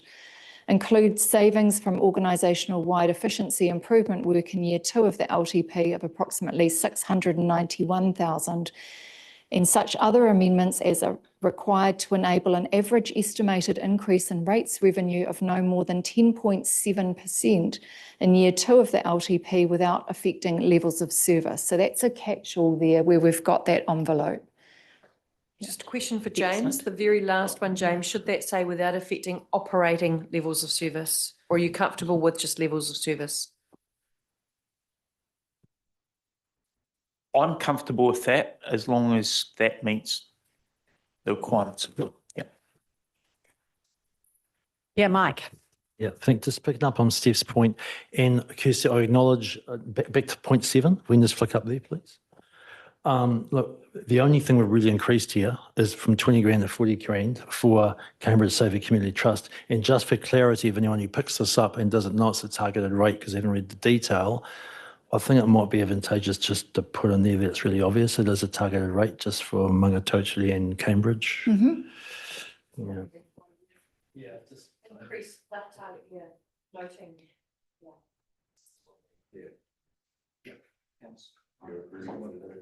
Thank you.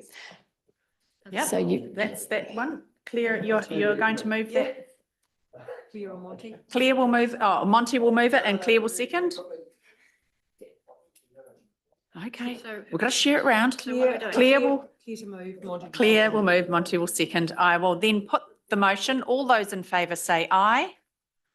Against? Carried. Right. Part H notes that the draft 25-34 long-term plan with recommended amendments has an estimated average rates increase in rates revenue from current ratepayers as follows. So the only change there to what you had in your agenda is part 2, which previously was 12.5%. It's now 10.7, and that reflects the discussion and previous resolutions that you've made. Excellent. And so I think this is where we'll start breaking them down, because I think, Roger, you want to have the opportunity there, right? We're comfortable with all of that, because that reflects the rates increase as set out across the duration of the 9-year plan.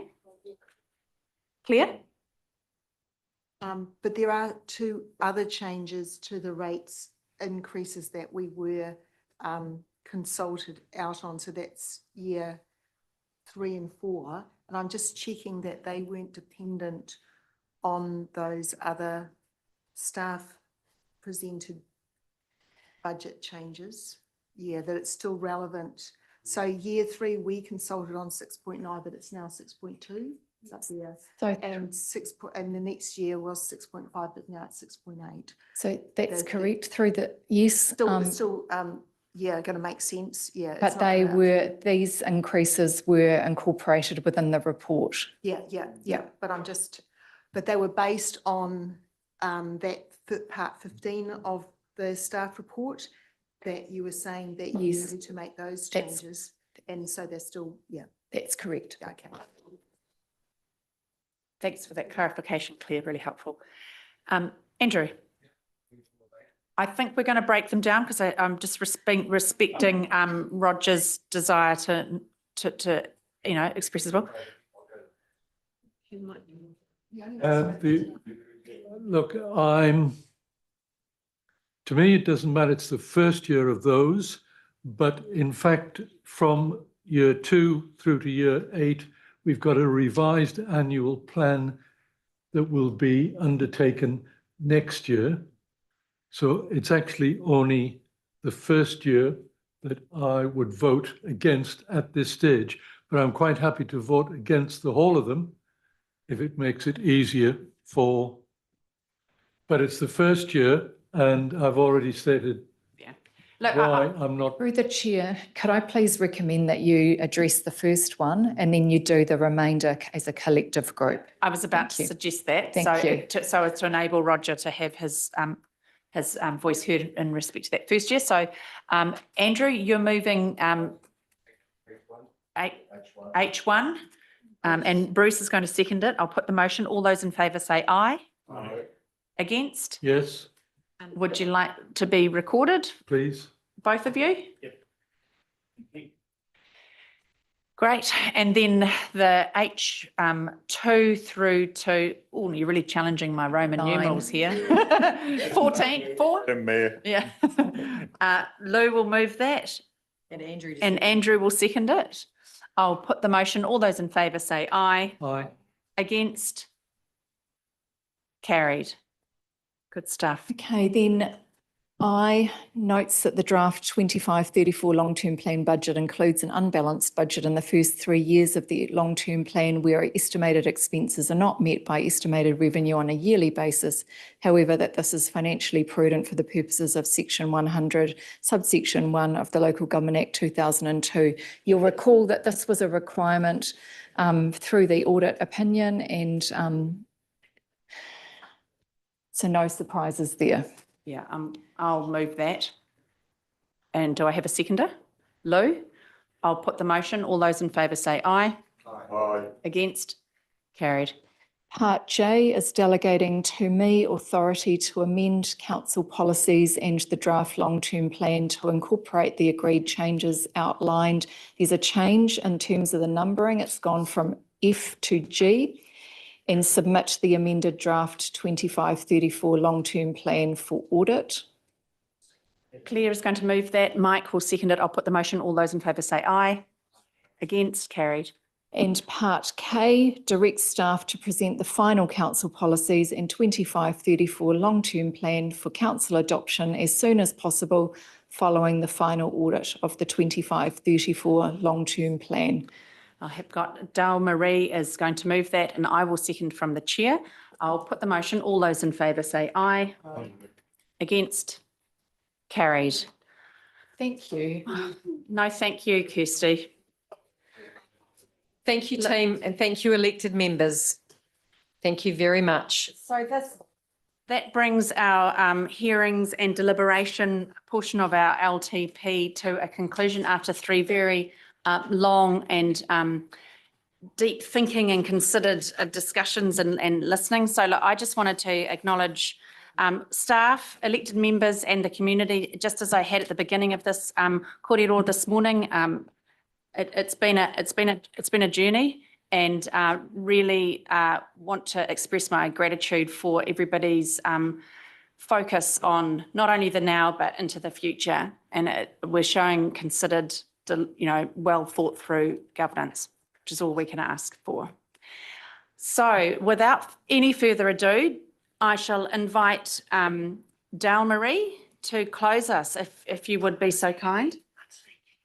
And noting also it's Matariki on Friday, and look forward to seeing as many of you as I can out and about at Matariki events, particularly the one in Cambridge. Hai, tēnā tātou e te whare. He mihi nui kia koutou nā kaimahi o te kaunihira, te katoa, koutou rā nā rangatira i te tēpū, koutou nā kaimahi i rungara, tēnā koutou. Tēnā koutou katoa. Kua mutu o mātou mahi, mō tēnei wā, manakitia mai, mātou katoa, o mātou hoa, o mātou whānau.